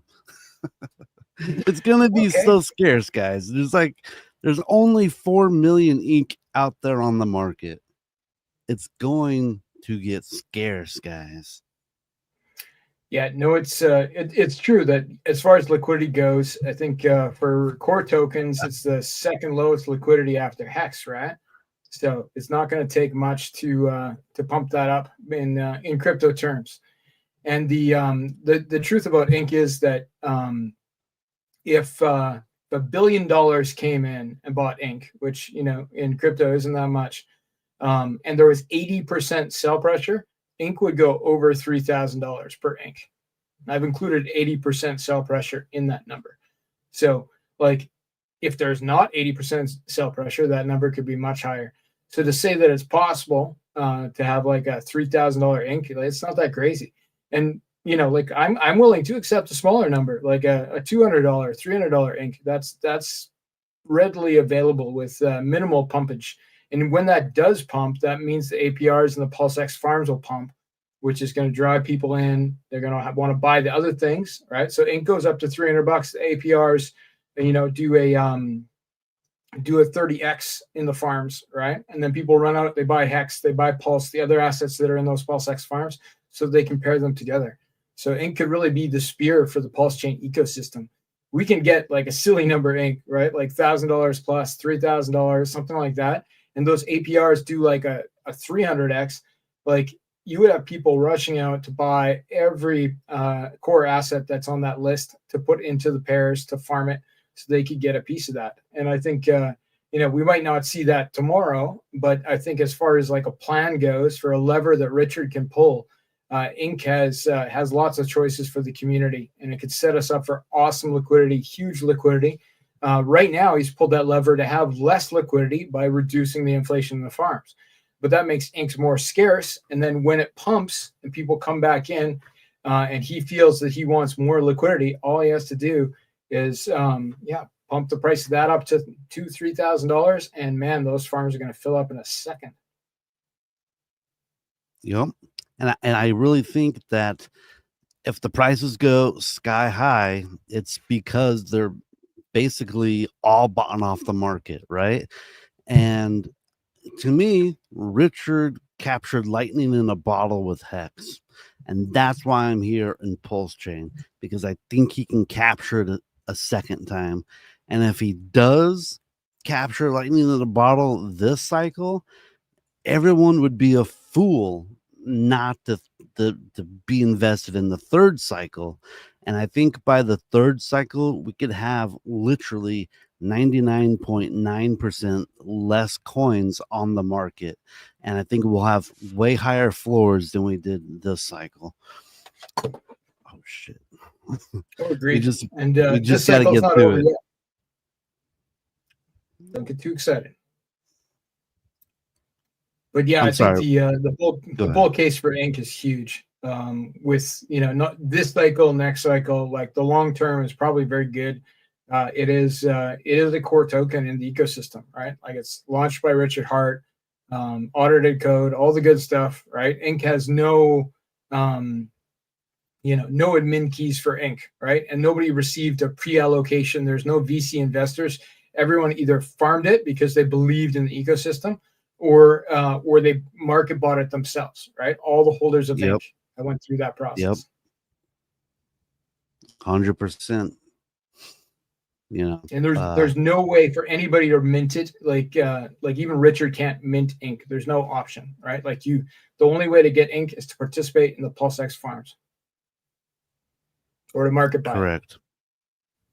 Correct. I honestly believe the people who farmed Ink are probably some of the best pulse chainers out there. you know, because they're like, they really believe in the system. They're putting their money in there. They're letting people buy and sell their coins. They're earning a little bit of ink, but you know, those are the guys that are the guys, right? The guys that farmed and are still holding in particular, right? So if you farmed ink and you saw it go up to $80 and then down to $1.35, like, and you still have ink, like, then you're a true believer in the Richard Hart ecosystem. So yeah, I think as far as like looking at a coin, looking at the holder group, and there's lots of whales in ink. There's guys with big bags that are holding, and they've been holding for a long time. A lot of them got it for free, and they still chose not to sell it, right? So, you know, I think that's something that as an investor, I would look at who holds this coin, how long have they been holding it for, and why have they been holding for so long? And yeah, I think it's because they're true believers. Is this the ink debate? Did I show up at the ink debate? I think we're He both came to debating the on ink the same glaze. side. The ink bulls only. Oh, that was the ink debate. I was gonna be like, is there any greener logo? I'm like, no, that's the greenest. There's not. It's the greenest. There is no greener logo. There is no greener logo. It's the ink token. It's the PulseX ink token. It's the best. Shout out to Michael Taylor, by the way. Could be a Hexagon. I don't know. Probably. Thank you for having me on, RHMax. Boom. You're gonna come back. For next. We got a Hex week coming up. You guys like the Hex token? Got a Hex week coming up in a little bit. I've heard of this Hex token. Yeah. If you like to get Hexy, might be doing that Hex? a little bit later on. Tell me more. It's the 10,000X token. Check out the website, hex.com. I heard about that. It's pretty good. All right, gents. That's ink bulls only. We got ink money printer next. Briz. Good to see you, man. I'm gonna drop you off. Aren't you guys excited? Thank you. Yeah. Oh, and okay. There was a delay, and I wanted to hear what he had to say, but he's like, oh, there we go. Briz will come back. Excited. Briz, you want to come back at PulseChain Panel? Somebody dropped. Tim dropped from PulseChain Panel. So Briz, if you're listening, come back fast. You're welcome as well. I don't see you on there, so feel free if you want to hang out. I'll probably extend it too because yeah, PulseChain Panel may get extended 45 minutes. So FYI, scheduling. There you go. Almost done. Almost done. Is Richard coming on for the last 45? Is that why you're extending it? Oh, you know what? I have not got a telephone call, a smoke signal. I've not got a blockchain message. He did at RHMax yesterday, which is the first time I've literally ever seen him do that. So it's been he shared it on Twitter, and it got huge hits. And this one as well today. He shared the stream as well today. So nice. Shout out to Richard. Appreciate that, man. Appreciate it. Thank you. All you take it away. Ink money. Okay, so I'm going to talk about Ink Printer, the website being inkprinter.com. I'm going to drop it in the chat so you guys can follow it along. It's a fork of Liquidity on the Pulse chain that uses ink as collateral to mint a stablecoin. I'm going to share a screen here, and we'll do a little walkthrough. And you guys can shout out some questions if we have time, but I'm going to show you how it works. Just consulting my tech team here on how to share the page. There we go. Okay, so this is inkprinter.com. You can deposit ink, borrow against it, and receive ink dollars with the ticker INCD, INCD, which is a stable coin pegged to $1 on the Pulse chain. It's a native stable coin. There's no bridge risk. It's redeemable on the Pulse chain. You can redeem $1 worth of INCD for $1 worth of, or one INCD, which is pegged to $1 for $1 worth of ink. So let's explore the webpage a little bit here. We have here, we'll come back to that. We have on the right hand side, there's lots of data. All right, so we can see the current price of the stable coin, 0.9912 cents. Anything between 0.97 and $1.01 is pretty commonplace. Stable coins go up and down. They are just tokens like everything else. With the price of the print token, which is the protocol token, right? So it's a staking token for the protocol. And then, of course, the very important price of ink. This may vary very slightly from the price that you see on the DEX or on DEX Screener from time to time. That's because it's using an oracle to have the price just be a little bit behind what's on the DEX so that people can't game the system. It's a very important part. So what we're going to do here is we're going to open a vault and we're going to borrow some ink dollars. So in this test wallet, I have a little bit of ink, 10,000, and I'm going to borrow some ink D. We can see here there's a liquidation reserve of $50. So that's a $50 deposit for if the vault gets liquidated. We'll go into that in a moment. You get that back when you close the vault. Nobody's taking your $50. The only fee the protocol charges is a one-time borrowing fee. At this second, it's set at 0.64%. The base is 0.5%, and it goes up and down depending on how many redemptions are in the system. But often you see it in that range between 0.5 and sort of 0.7 would be quite common. So it's like a one-time fee for borrowing instead of paying interest. So there's zero interest on the day-to-day. You just pay the one-time fee and you're off. So in this case, I'm putting 10,000 ink as collateral, right? And we can see here it sets to borrow. It says borrow 450 INCD. It's actually 500 because I had $50 in the liquidation reserve. 500 is the minimum that you can borrow, right? Whereas some protocols have higher minimums, like 2,000, but we've set it at 500, which I think is quite reasonable. The amount you can borrow is up to you. You want to take a look at your collateral ratio, which is right here. A higher collateral ratio, this is super high at 2,600% here, means that you're very, very safe. A lower collateral ratio means you're less safe. The liquidation point when the protocol is running in its standard condition is 110% collateral ratio. So the goal for most people, I think, should be to be well above that. I would recommend myself, I'd prefer to be above 150% because the protocol in theory can go into a recovery mode where liquidations happen at 150%. That's never happened with Ink Printer, nor any of the other liquidity forks on PulseChain, of which we have 4 right now, to my knowledge. So I'm going to press this risky vaults button up on the top. This shows us the collateral ratios of all the vaults in the system, right? So we can see the lowest guy, he's walking the edge here. He's at 114%, but most people are well above 300%. And the protocol average right now is 466% and change, right? So there's 2 issues here that you want to navigate. First off, you don't want to get liquidated. It's not the worst thing in the world. You end up losing about 10% as a general rule. You lose the $50 and basically your vault gets closed, but you get to keep whatever you borrow, right? So if you did borrow to the 150% line, and then you got liquidated, like literally you just lost 10%, assuming that ink doesn't, double in price the day after and so on and so forth. So for example, here, I could borrow $10,000 against my 13,000 and change worth of ink. I'd be in a pretty low collateralization ratio. And then if the price went down, I might be at risk. And we have lots of prompts here. It's telling you that above 150 is a good choice and so on and so forth. But today we're gonna go a little bit higher collateral ratio than that, but we won't go super low. So we're gonna borrow $4,000 against our 10,000 ink. All right. So it's just a matter of like typing that number in. Literally, I want to take out $4,000. I'm signing a transaction here. Now I'm doing this on just a normal wallet for demo purposes only today.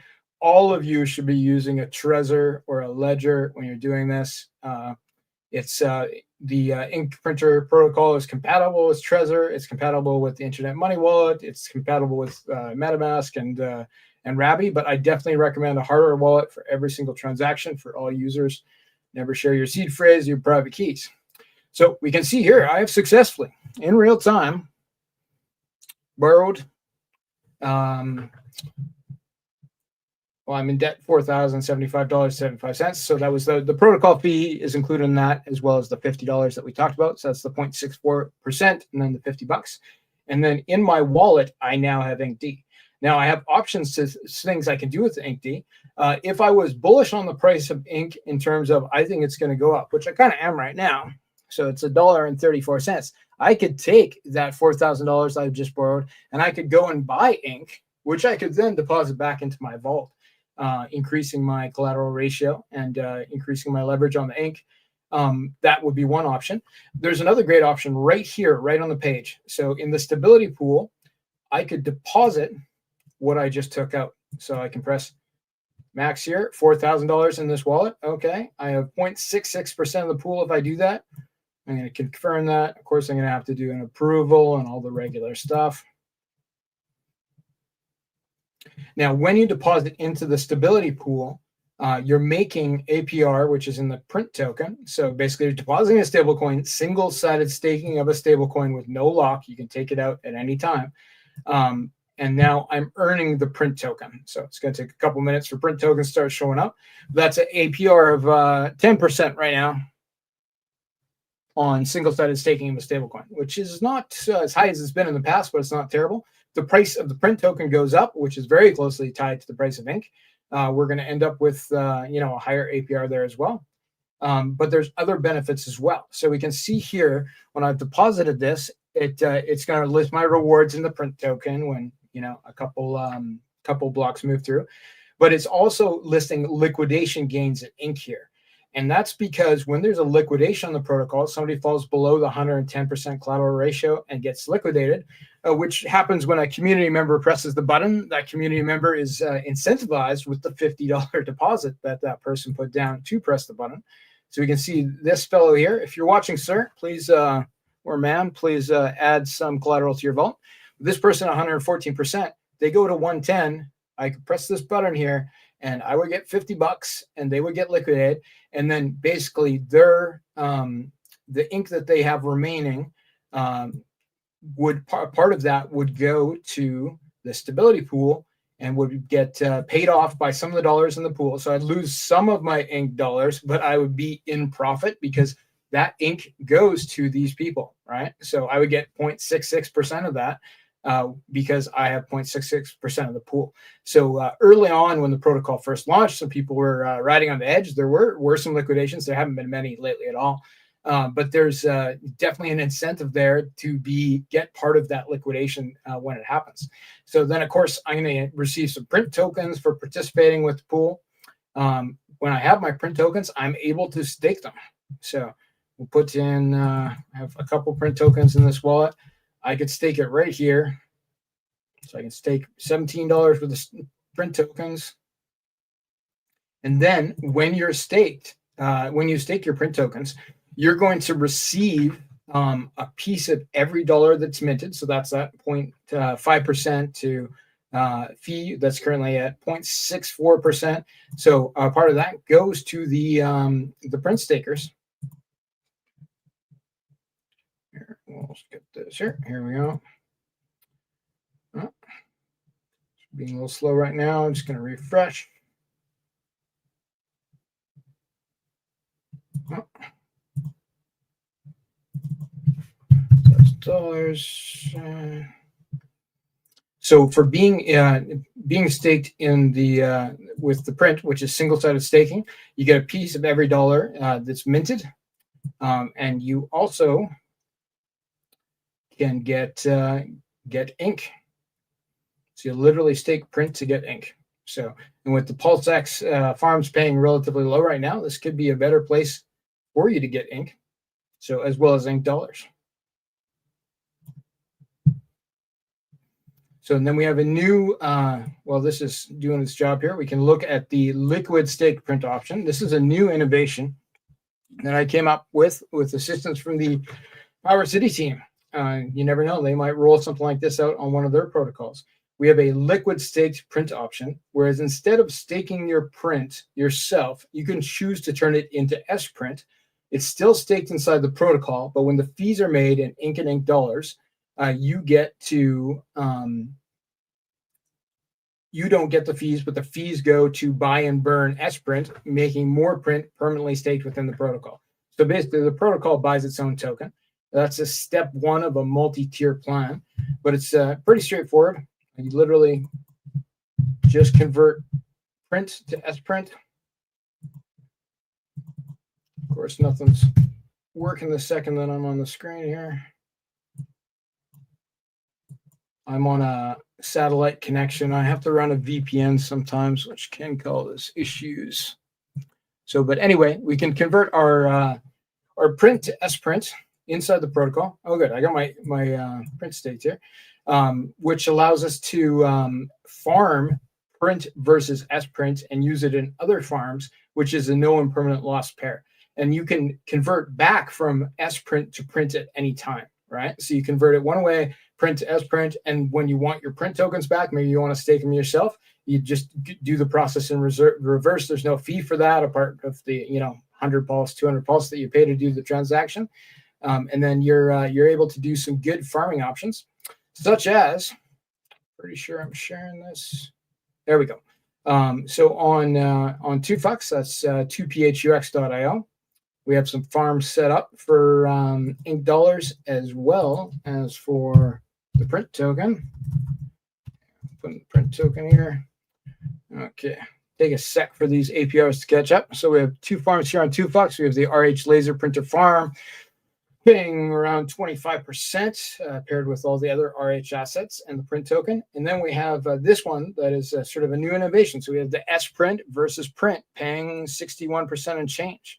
And this isn't the only place you can farm with S print, with print, as well as with ink dollars. So we'll take a quick look at ink dollars here while we're here. So we have the RH stable stack with all the Liquidity fork tokens. So it's HEXDC, PXDC, USDL, as well as ink dollars paired with DAI on the FUX exchange. You can deposit the LP token on 2FUX to get this. And we're at 18% APR and change there. That's been higher in the past. It'll probably be lower once the volume goes much higher than this. But 18% on stablecoins is nothing to scoff at, to be sure. So then we can take a look at, we're going to look at the Hocus Pocus Farming Wizard. It's sort of an aggregator that can pull up farms all over the Pulse chain. We can see here that it shows your ink printer as well as the emit farms. So that's emit.farms, where they've set up some farms for us as well. So we have ink dollars here, 244% APR against the emit token. So that is not a no impermanent loss pool because you're against the reward token and other protocol. But we also have ink dollars against USDC with 10% APR. So you have multiple places where you can earn 10 to 18% APR on ink dollars right now. And then if we take a look at the print token, so again, here we have options for S print to print, paying around 37%.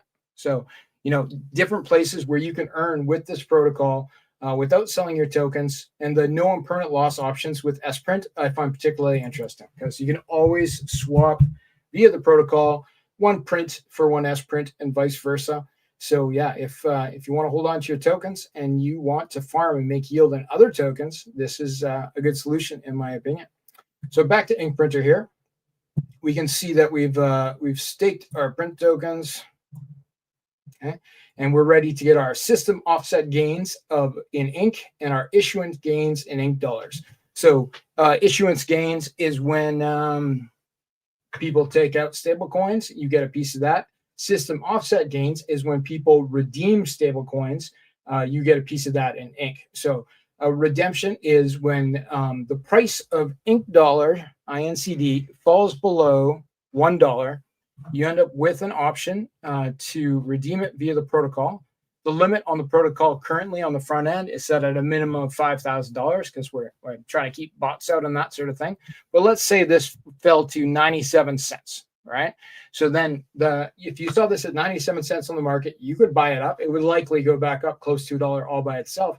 But if it didn't, you could redeem $5,000 worth of $5,000 of ink D units for $5,000 worth of ink at whatever that day's market price of ink was. So the benefit there is huge to the stable coin. This is one of the main things that keeps the peg on Liquidity forks. So, and it works very, very well. I haven't seen a better system. So when that happens and you redeem via the protocol, you end up with the issuance gain, the system offset gain goes over here to the people who are staking their print tokens. So that ends up, filling up. So you're getting paid in ink dollars as well as ink to stake your print tokens. And you can get your print tokens for free simply by putting ink into the protocol, borrowing stable coins, and then you can single side stake those stable coins if you choose this option. I showed you some other yield options too that are also good. But you don't have to buy your print tokens. You can get them for free. All you need is ink to use this. Now, redemption that I just talked about. Oh, hey, Max. I've heard single side staking and my ears perked up. This It's been a huge thing in the PulseX. Wanting that for years on the DEX. Yeah.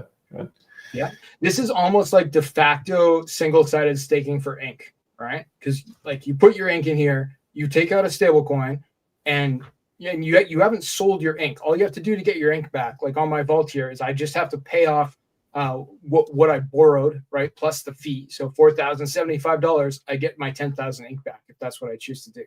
So in that way, it's very much like single-sided staking for ink, because I get the ink dollar that I can then single-sided stake without selling my ink tokens. All right. Ink dollar. Is it so? It's ink printer. I was thinking it was ink money printer. Ink money printer sounds good too. I like it too though. Yeah, inkprinter.com is the website on this one. Inkprinter.com. All right. We got barred against stable coins on HEX, Ink, Pulse, and PulseX now. We got those four coins. Yeah. Will I have anything launched on Ethereum for HEX on Ethereum dollar coin yet? Not yet. I wouldn't be shocked to see that. I won't reveal any confidences, but yeah, I wouldn't be surprised. Very cool. Very cool. Well, did you go through the demo? You got anything else to final words on the ink printer before we go to PulseChain Panel? Yeah, I would just ask everybody to do due diligence before participating. Read the white paper, check out the audits. I know you guys see me around, but in crypto, it pays to do your homework, right? So there's more than what I explained today as far as the details that I will want you to know. Hit me up on Telegram in the Ink Printer Telegram if you have any questions.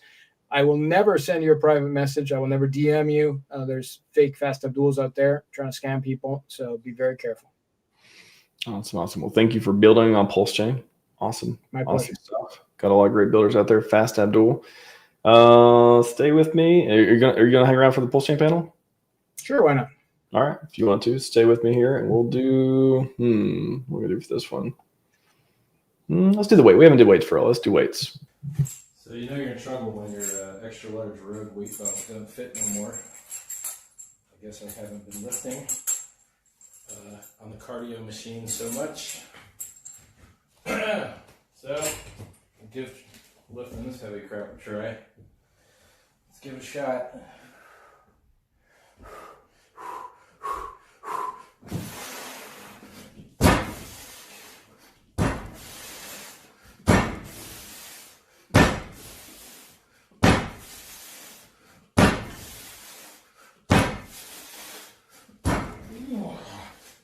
Yeah, baby.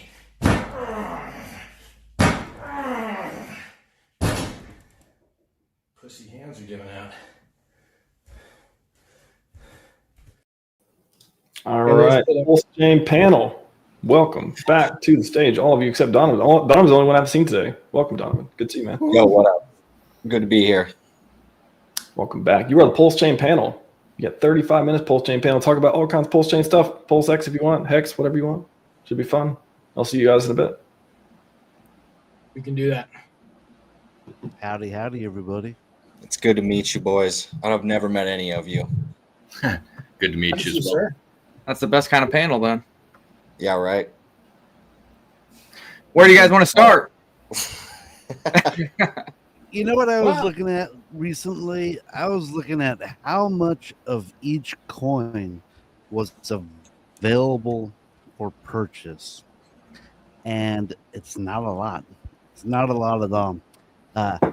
Ink, I just talked to Ink. There's only $3.8 million worth of ink for sale. I'm looking at HEX. I'm just going through DEX Screener, and I'm just looking at ish.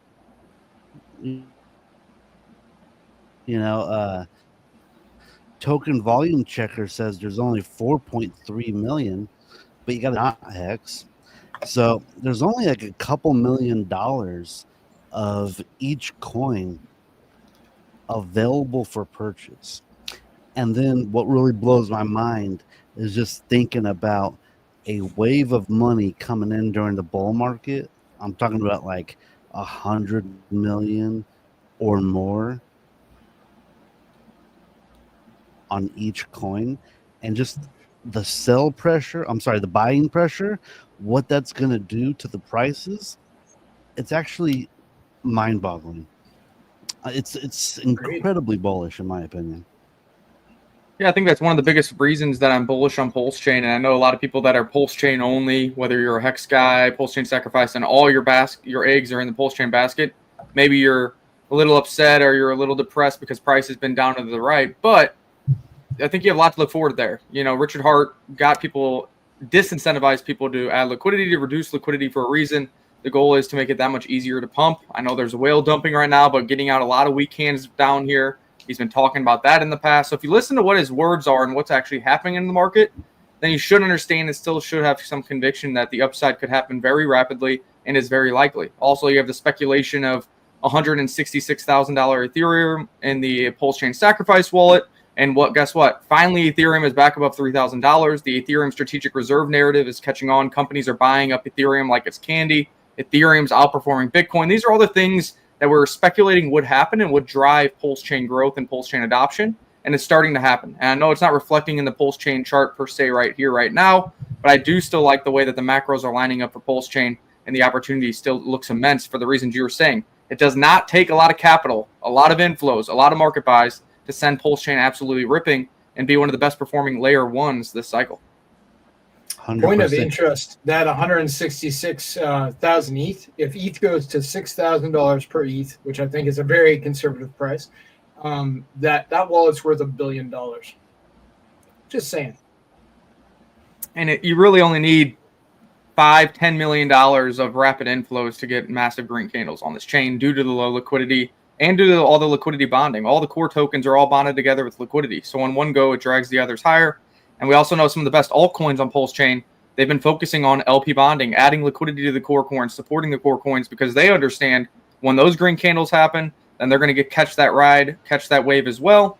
And when that happens, that's when you onboard more users, because green candles will bring people over to PulseChain. Well, That's the truthfully, theory, when and we we'll see what talk about happens. all of the altcoins that are coming on scene, in my opinion, the PulseChain community knows more about liquidity giving and understands more about bonding than any other community that I've been a part of. I've traded on all the other chains, and truthfully, this community over here is far advanced when it comes to being kind of positioned at where you want to be at the beginning of a cycle. And they understand more about how to actually trade on chain and how to participate in all of the money making opportunities. So realistically, when you're talking about all of the cards are set, everybody's in position to profit. The institutions have already been here, have been getting accumulated over the last year. So now when we have all of this paired with real retail adoption, you know, we kind of have the perfect storm where it reminds me of 2017, but 2017 was so small in comparison to what's actually going along for adoption this cycle. So it's a lot more money, a lot more liquidity. And when you're talking about something like PulseChain that's easy to move in price, all of those other altcoins being bonded in the same liquidity, it's really just a matter of time before this entire ecosystem explodes. And then when you know, talking about the green candle selling everybody, that's when retail is going to flock over, in my opinion. Yeah, I think you're spot on there. And, you know, a lot of people speculate that Richard Hart could do that himself, or the sacrifice wallet could do it yourself. And that's great for speculation. And I do think Richard Hart probably steps in. Those sacrifice funds are used in one way or another to benefit PulseChain on-chain, whether that's bringing in funds directly, producing passive income with those and bring them in, or doing some kind of debt and leverage scenario. But regardless, I think that there's a lot of opportunity here. And I think what's interesting is it's nice to see all the builders come into PulseChain. A lot of DeFi protocols being built out, a lot of new projects being launched, and a lot of new memes are being launched. Not to say all of them are going to do well, but all that economic activity, for PulseChain at least, is very benevolent to the chain, meaning the way that PulseChain was structured is that there's buybacks and burns that are built in on-chain with all the different platforms, whether it's PulseX, whether it's having a separate reward token and the INC token, so you don't have sell pressure on the native blue chips, and of course PulseChain itself, circulating supplies out there, it's deflationary, even with very low on-chain metrics. It might be a little inflationary right now. I haven't checked with this recent sell-off, but I just think that the LayerNet 1 network token economics of PulseChain is set up much better than many other chains, and I think that's going to really help bolster its price appreciation as well, because you don't even need as much user adoption as some of these other chains do to sustain a good run and good momentum. There is no VCs. There is no pre-salers. Everything's already out there. The sacrifice already happened years ago. If they wanted out, they could have got out. And now the token economics are structured for deflationary token supply on assets that hopefully become more desirable in the near-term future. And having all these wells exit right now, it's kind of dragging morale down with the community. In my opinion, this is the lowest I've seen the community. And it's encouraging because I've been through, this is my third cycle. So I've kind of been able to see what it's like going through these altcoin bear markets. And in my opinion, this cycle has been really trying across altcoins, specifically in PulseChain, because I think people expected that everything would be up so much higher versus where it's at right now. But every time that I followed through these cycles, it always follows a similar path. And where we're at right now reminds me so much of, prior cycles right before all of this new liquidity, all of the new money came in. And where morale's at right now, I just think that anybody that's willing to hold on just that much longer, because we're already starting to see, Bitcoin's in new all-time highs, all of the global adoption we've had there, Ethereum, having the sacrifice wallet, like you said at the beginning, hold so many of that, the Ethereum, you're talking about institutionalized investment bank right there, a corporation, and it's not even talking about what type of growth long term that they can actually do with this. So when you're talking about being early to something, if you could hold on just that much longer, the amount of upside potential that you're looking at right here for being early to one of the biggest opportunities in the entire world, you really have to do your due diligence, and what you have if you're still here, but just hanging on just that much more is going to be so much sweeter talking a year from now when things are really up and we're talking 2017, 2021 type gains all over again. And that's really where the life-changing opportunities come and why you waited around the whole time. About deflationary, Crypto Hitman, you were mentioning, I was wondering if Top Gun could jump in with some information about deflation. Yeah, certainly. I mean, I went over it already day one and day two, a little bit with statistics. But yeah, currently PulseChain since December of last year has been consistently deflationary. The only thing that's changed is the rate of deflation. So we've gone through at least 0.2% of the Pulse supply just gone. That's not as impressive as the 7.4% of the PulseX supply that's gone, but yeah, we've been net deflationary since at least December, so we're going on almost 8 months where the chain has just been steadily down, at least in supply terms. I mean, pretty much like the chain was deflationary for the first 6 months, and then we saw a slight bit of inflation that lasted about 11 months or about 13 months. Into that December of last year.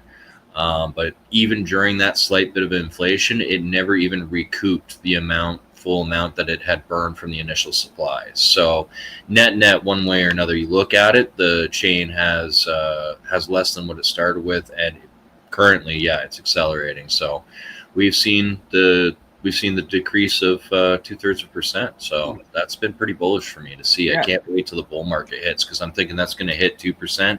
Maybe even 3%, but I'm probably just getting over bullish now. 1.5 would still be amazing. If we have Pump.Tires that burns Pulse as well, right? I'm not sure how that math is going to work out, but it's not a bad thing. Yeah, I was going to say, as far as percentage-wise, it's not as impressive as PulseX, but it is quite impressive that PulseChain is deflationary, even while price has been down and to the right. And really, user expansion hasn't really happened. We're kind of in an echo chamber right now. Oak season hasn't happened. Ethereum, until a week ago, was down and to the right. So there just wasn't much retail adoption of layer 1 or layer 2 activity. And the reason that that's still impressive to be net negative, meaning it was deflationary during that period, is because they're incentivizing validators to secure the network by paying out new created PLS. So, I think that's really impressive. That we have been overall deflationary even under the conditions that we've been in. And I think you're selling yourself short, because if and when PulseChain does catch up with some of these other chains, I'm not going to say it's going to be BSC or Solana overnight, but it could be Sui, it could catch up with Sonic, some of the other networks out there on new user growth and onboarding new people and price performance. I think it's going to rapidly burn tokens. I think Pump.Tires becomes more popular. I think Richard Hart or the Dev or Godwell or whoever you want to call it releases new products and protocols that they created, and everything they create is super benevolent and will also burn PLS moving forward. I think there's some more cards up his sleeves, and we're going to be seeing some new stuff launching that's going to be rapidly burning more PLS.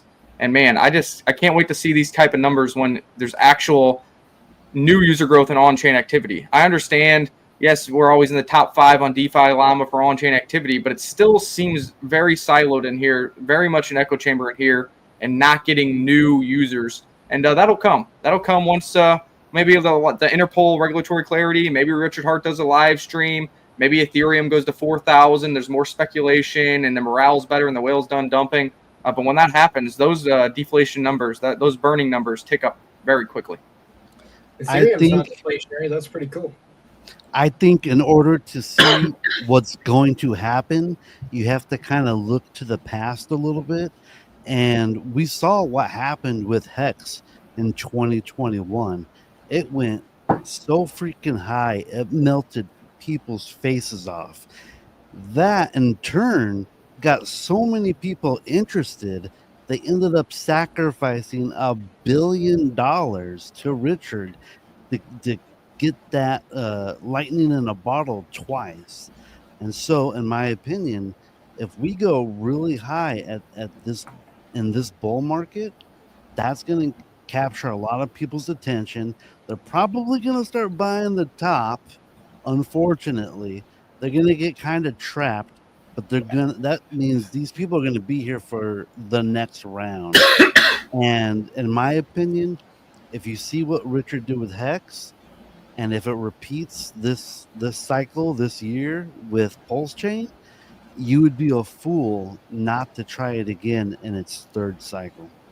Yeah, well said. Well, I mean, I missed out on HEX, and I watched it the whole last cycle. I knew who Richard Hart was all the way back in 2018 in the bear market when he only had a few thousand followers. And so I remember watching this guy and then seeing his crazy videos that he would do on YouTube in his top hat. And then I honestly just thought he was a scammer, because that was kind of like the common thought process back then, that this dude was just going to come and steal your money. Then he raised all of the money for HEX and angered the Bitcoin crowd by calling it better than Bitcoin. So then I especially just kind of like got hardened and thinking this guy's for sure a scammer. So then I, obviously missed out on it. But the whole last cycle, I had this weird bias about not even trading it at all, not even just being willing to buy some for the trade, aside from staking and all of that. And I just watched it do all of its outperformances, go up 100x and then do it again, just thinking how much of an opportunity I missed out on it. And so going into this cycle, in my opinion, Richard Hart has only gotten better at being able to create an ecosystem that's going to perform really, really well. He understands what the good parts of HEX were. He understands the bad parts of it. And in my opinion, what we can do with PulseChain and PulseX and all of the above, it is kind of a playground for the whole community to build on. So that's the beauty of the whole thing, is it's all bonded together. So when we have all of this new liquidity coming in my eyes, Richard Hart's perfectly kind of crafted this ecosystem that is, you could go buy the SUI, you could go buy the C or the whatever chain, Arbitrum. You could go over there and trade altcoins, and there's liquidity and opportunity. But when you're talking about an ecosystem that's perfectly engineered to see gains and have abundance of opportunity across multiple pairs, in my opinion, there's very few better opportunities out there, which is the whole reason why it was like, I obviously screwed up on missing out on HEX the first time, but PulseX, PulseChain, Inc., all of the above, you really shouldn't miss out on that twice, because this is a huge opportunity in my eyes. The biggest, real quick, the biggest thing I just want to stress is go look for yourself. Look how much Inc., HEX, PulseX, and PLS is out there for sale. And then just realize there's potentially hundreds of millions of dollars that can flow into this chain. And if you're not bullish off of that, then I don't know what to tell you guys. And I just wanted to correct my numbers a little more bullish. So when I was giving you that 0.2%, basically that's been burnt, that's just from the validators. Like you guys pointed out, Pump.Tires has been burning, and there are other burn sources. So when that's tallied together, we're actually at almost a full % of the supply going. So I just wanted to chime that in there. Nice. One thing I want to mention that may not be important today, but I think it is long term, is PulseChain is a fork of Ethereum. Ethereum was essentially PulseChain's testnet, as far as I'm concerned, and that means that any upgrade that happens on Ethereum can happen on PulseChain. So I believe there's been 4 updates on Ethereum that have not been pushed to PulseChain. They could be pushed to PulseChain in the future. Right, it could be done all at once or one at a time. I believe it would have to be done in order, the same order it was done on Ethereum. So we have like an upgradable chain, right? That's really cheap, way cheaper than Ethereum. That's faster than Ethereum. That can absorb all the technology of Ethereum as it comes to pass. So as far as the amount of money that's spent on researching the upgrades on Ethereum, it's big numbers, right? Like millions of dollars. They're paying devs to figure out how to do sharding and all this fancy stuff on Ethereum. We could have all of it. It would probably take a little bit of time and be a little bit of work, but it's on the table. So I am bullish on the long term of PulseChain because I'm bullish on the long term of Ethereum. And I think right now you should be more bullish on Ethereum than ever. For a while there, people were complaining about Ethereum, the underperformance, kind of the soy boy mentality, the leaders over there. But, you got Joe Lubin, the co-founder of Ethereum, really stepping up with SharpLink Gaming. They now hold more Ethereum than any other entity, more than the Ethereum Foundation.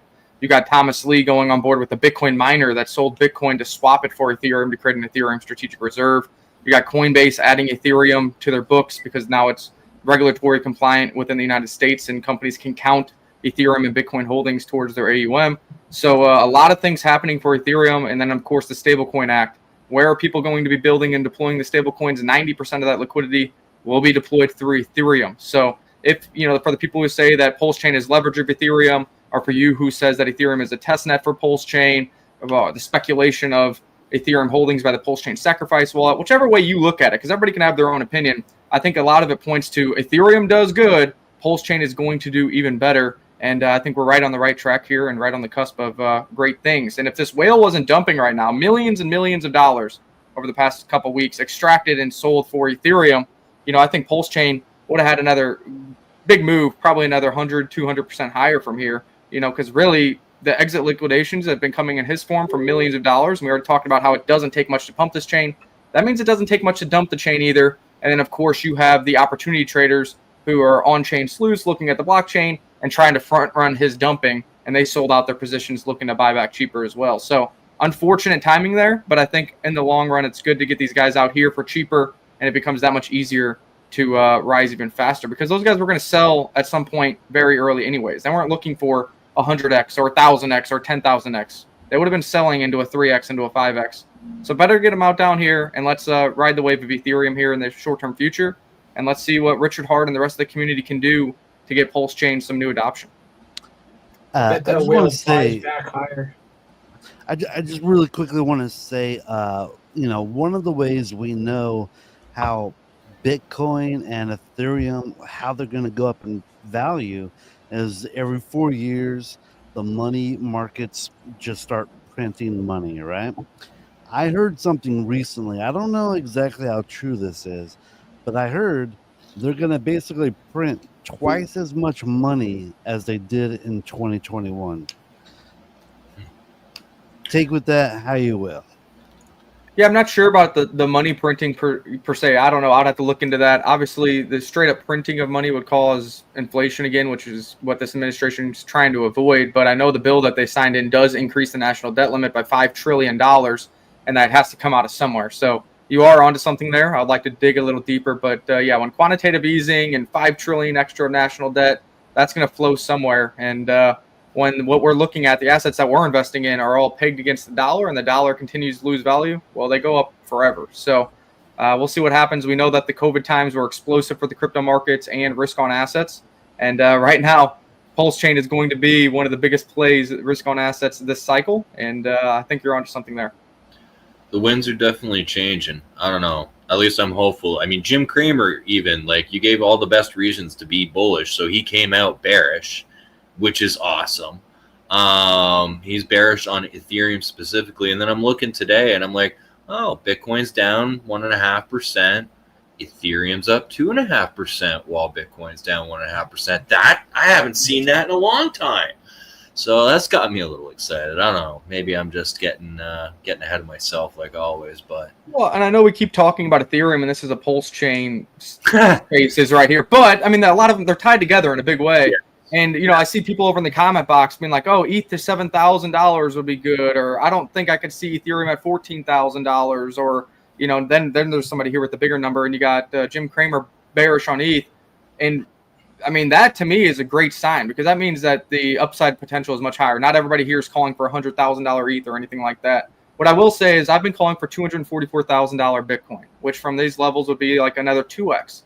And if historically the Ethereum ratio goes up to where it was and gets to like a 5-to-1, another 500% increase from the level it's at now, that means that Ethereum would do a 5x of what Bitcoin does for the remainder of the cycle. That would be a 10x in Ethereum, which would be a $30,000 ETH. Now, I need to dig in more data. I'm not going to call that right here, but the reason that I do think that's possible is the Ethereum strategic reserve narrative that's going on. And these companies are literally trying to get more Ethereum, stake to earn Ethereum, and hoard Ethereum to get a bigger ratio of Ethereum per share for shareholders.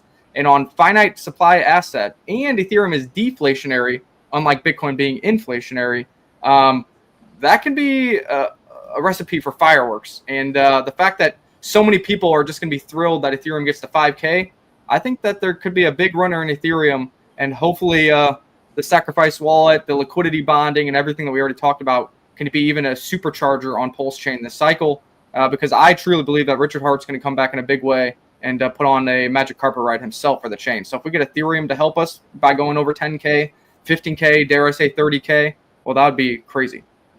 In my 30K opinion, makes a sack bag worth $5 billion. in my opinion, ETH has basically just as much scarcity as Bitcoin. There's only about 5x more coins, 21 million versus about 106 million. That's not that much.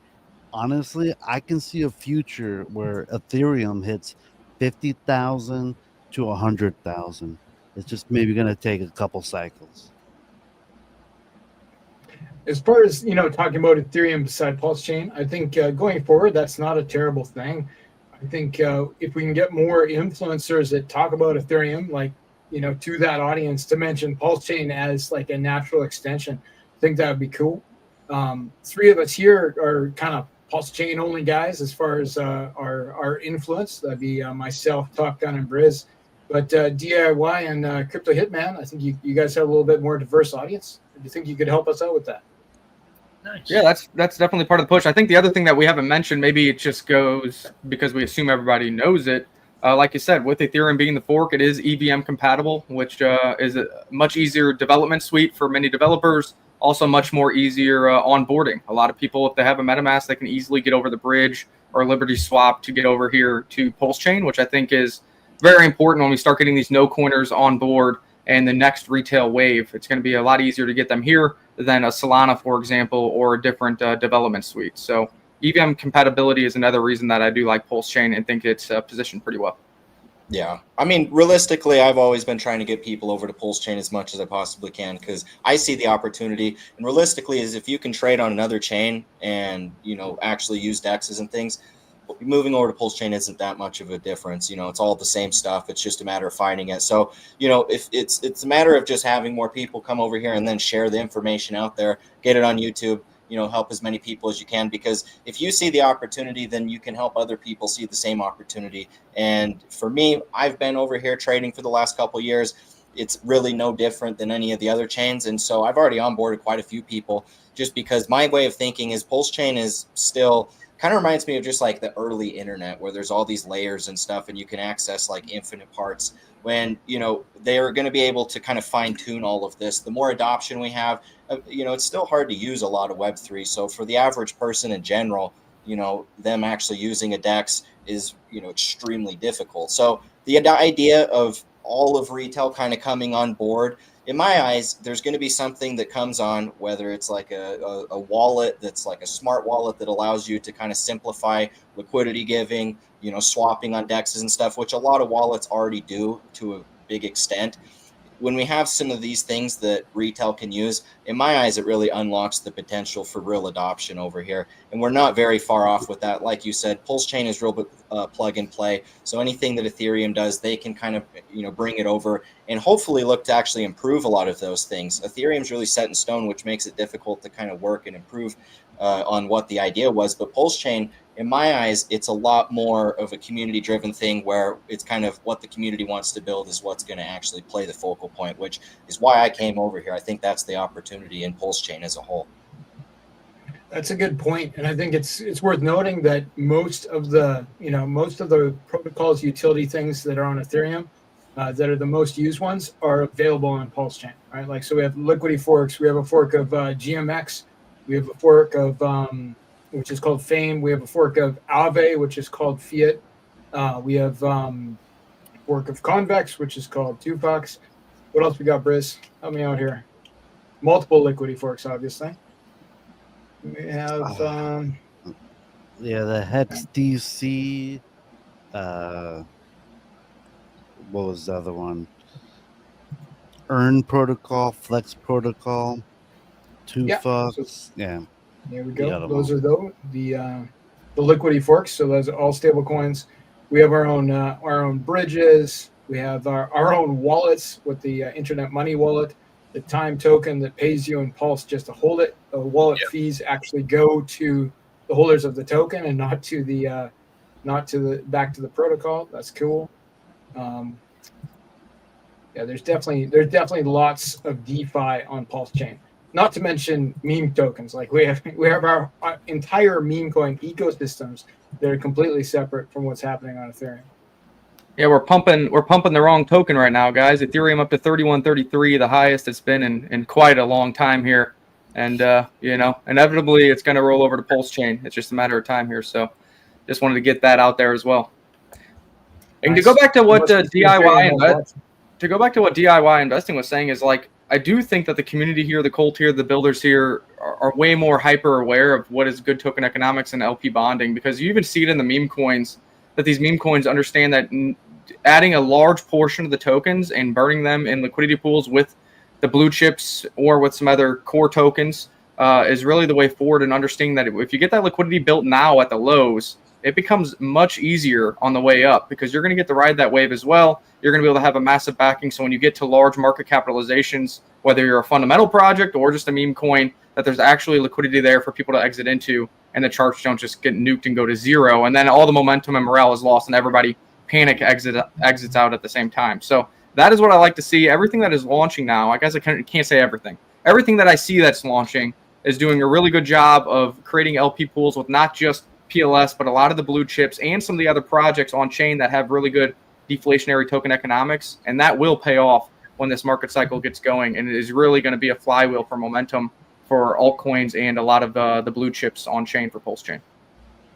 Definitely. I remember the other protocols that were I was missing. There are 3 liquid staking forks on PulseChain. So like forks of like Rocket Pool, Staffy, and then one custom fork with the UPLS, VPLS, and STPLS. So it's Project Pi, I want to say Validator X, and the Vouch protocol. So there's liquid staking on PulseChain. Instead of running a validator, you can just participate with those. That's huge business on Ethereum. I think it'll be huge business on PulseChain too. So we got all the best stuff. It's just cheaper. Huge. Yeah. Orange Man says PulseChain good. Maybe sometime. We'll see. This is crypto week. Come on, Orange Man. Please say. Don Jr. loves Richard Hart. Shout out to Don Jr. Come on the show sometime. Come on, join the panel. I'll give my closing remarks time. Let's do it. Come on in. The water's fine. Come on in. Get a 10,000x. Look at the website. It'll tell you all you need to know. Seriously.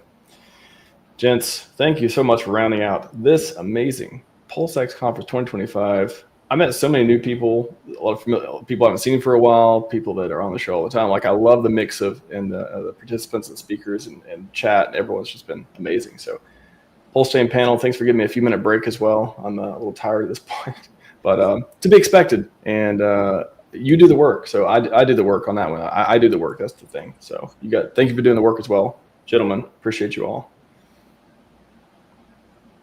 Let's go. Like literally, let's go. On the cusp. Let's do it. Let's go. Goodbye. Let's go. No, almost did it. Oh, goodbye. See you, Nick. There we go. Goodbye. Let's go. See, I only clicked the wrong button 3 times today. Much better than yesterday, I think. And Mike doesn't suck today, right? Mike good. Mike okay. Mike good. Oh man, it's been a great one. Great past couple days. I'm definitely I'm okay. We're going almost 6.5 hours. It's not like I've been streaming for 6.5 hours myself. I've actually talked very little compared to everyone else. I did one. There's so many great talks, so many great submissions. I only gave myself one 15-minute lightning talk. I'm like, I got to do the security one. I got to do the security and privacy one. So I'm so glad that worked out. And yeah, it's, I mean, there could have been somebody, I'm sure next time, like there was a lot of people who spoke at the last one, didn't speak at this one for, you know, some people are working or busy or just couldn't make for whatever reason, or schedule conflicts and all that stuff too. And totally understand, no worries. And then, yeah, I myself made some scheduling mistakes as well. That it's just hard, you know, balancing all this stuff. Chat, you got 5 different chats going on, and I'm looking at the chat, I'm balancing, going back and forth with speakers, introducing. A lot goes into it. I'm just trying to give you an idea of, like, you know, try to do the best we can, try to do the best I can here, putting on these events. And I really am, like, just super thankful that the community wants to participate. Again, there's no conference, there's no events, there's not just, you know, I guess I could do some solo, but I don't think I wouldn't want to do that. And I don't think anyone else would enjoy it nearly as much either. And I'm not expert on everything. And just so happy we could get everyone together and to do this. And yeah, I'm excited to do events. I started doing the Pulse Conference 2055, and that went really well. And then PulseX Conference 2025, and also went super well. Very happy with that. Did the best we can on that one. And then HEX Week, just want to drop this in let me drop the poll in the chat, by the way. If you've been onboarded by this conference, please let me know. Please, honest answers only. I dropped the link in the chat. Click on that poll. Vote if you're on the X platform. Always curious to see effectiveness. Again, these are like rough numbers. They may be like 3 people who say yes on there, and we could have onboarded 300, or it could be vice versa and the internet and stuff too. But always curious to see, you know, how effective these things are, what we're doing as far as I mean, this is part marketing, right? This is part community. This is part onboarding. This is part, you know, again, channeling the community, channeling our energy, putting all our stuff together, putting a lot of our best content, our best ideas, a lot of our, you know, the builders, and so many things came together for this. I mean, we had AI, we had something for everyone. So again, theme PulseX, best DEX, awesome DEX, love the PulseX. I mean, just so many great things going in the community. It may be hard to see from time to time. You may, you know, try not to get fudded out. You know, there's plenty of reasons to be bullish and optimistic, though, if you're looking for them. I'm certainly looking for them. You know, pretty much every day at this point. You know, you see me posting, and no expectations I can stop at any moment. But yeah, at least for now, I feel, and I guess for the last three years since I've been streaming, I don't feel like I've been pretty consistent as far as I just didn't want to take that much time off. I didn't want to spend a lot of time on other things. This was the most important thing, I think, that to do, you know, and make a contribution and make an impact, and, you know, keep us bullish and bring good information. And, you know, you can talk about the self-development stuff with SciVive and all that, being the best version of yourself. And the community has changed. We've added people, subtracted, you know, all these things over time. But I hope everyone out there, I mean, the one thing that I like to always get, you know, joy from too, is being a force multiplier, and really, again, multiplying the positive voices, multiplying the education, multiplying, you know, helping other people, inspiring other people to do the same. And, you know, my brand is different than other people's brands, and we have one of everyone, and we have 5 of everyone, and not everyone has to be the same either. So there's people out there that are doing things and talking about stuff and pushing different directions that, you know, I'm not as interested in, and it's probably vice versa as well. So I'm glad that we could all, you know, hopefully this will be a great summer for us, put all our strengths together, put our positive voices, put on the positivity, you know, fade the noise, you know, connect with the signal type of deal, and help, you know, what I've talked about with Richard, what I think he likes, you know, maybe one thing he wants to do too is make more people like him, in the sense of make an impact in the world.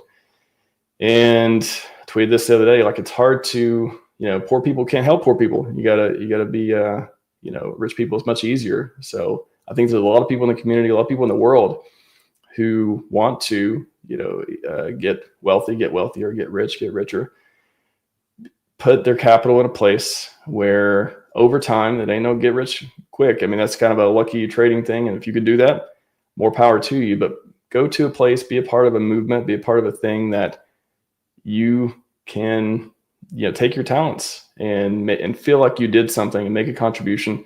And again, make a bunch of money and go fund longevity research, make a bunch of money and go live your best life, make a bunch of money, sit on the beach, whatever you want to do. I believe very much in self-sovereignty, and everyone, whatever they earn, whatever they're able to do, whatever they're able to put together, and to do what they want with it. So see people out there dumping, whatever, that's your coin to do what you want with them. You're out there buying a DCA, and I wish you the maddest of gains.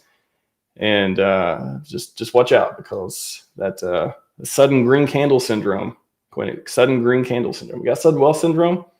We could see sudden green candle syndrome. Could come at you fast.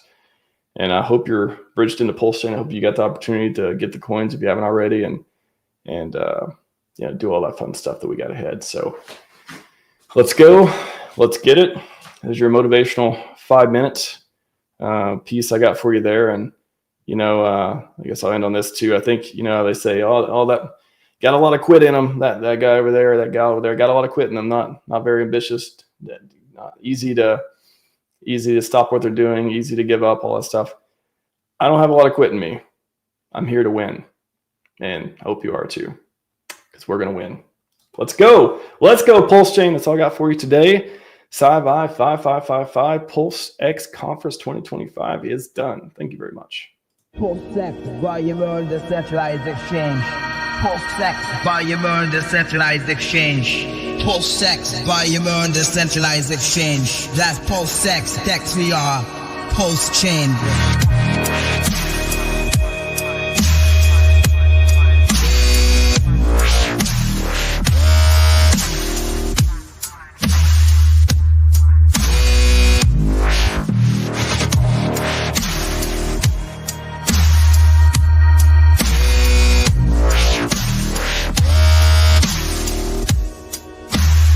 PulseX, volume decentralized exchange.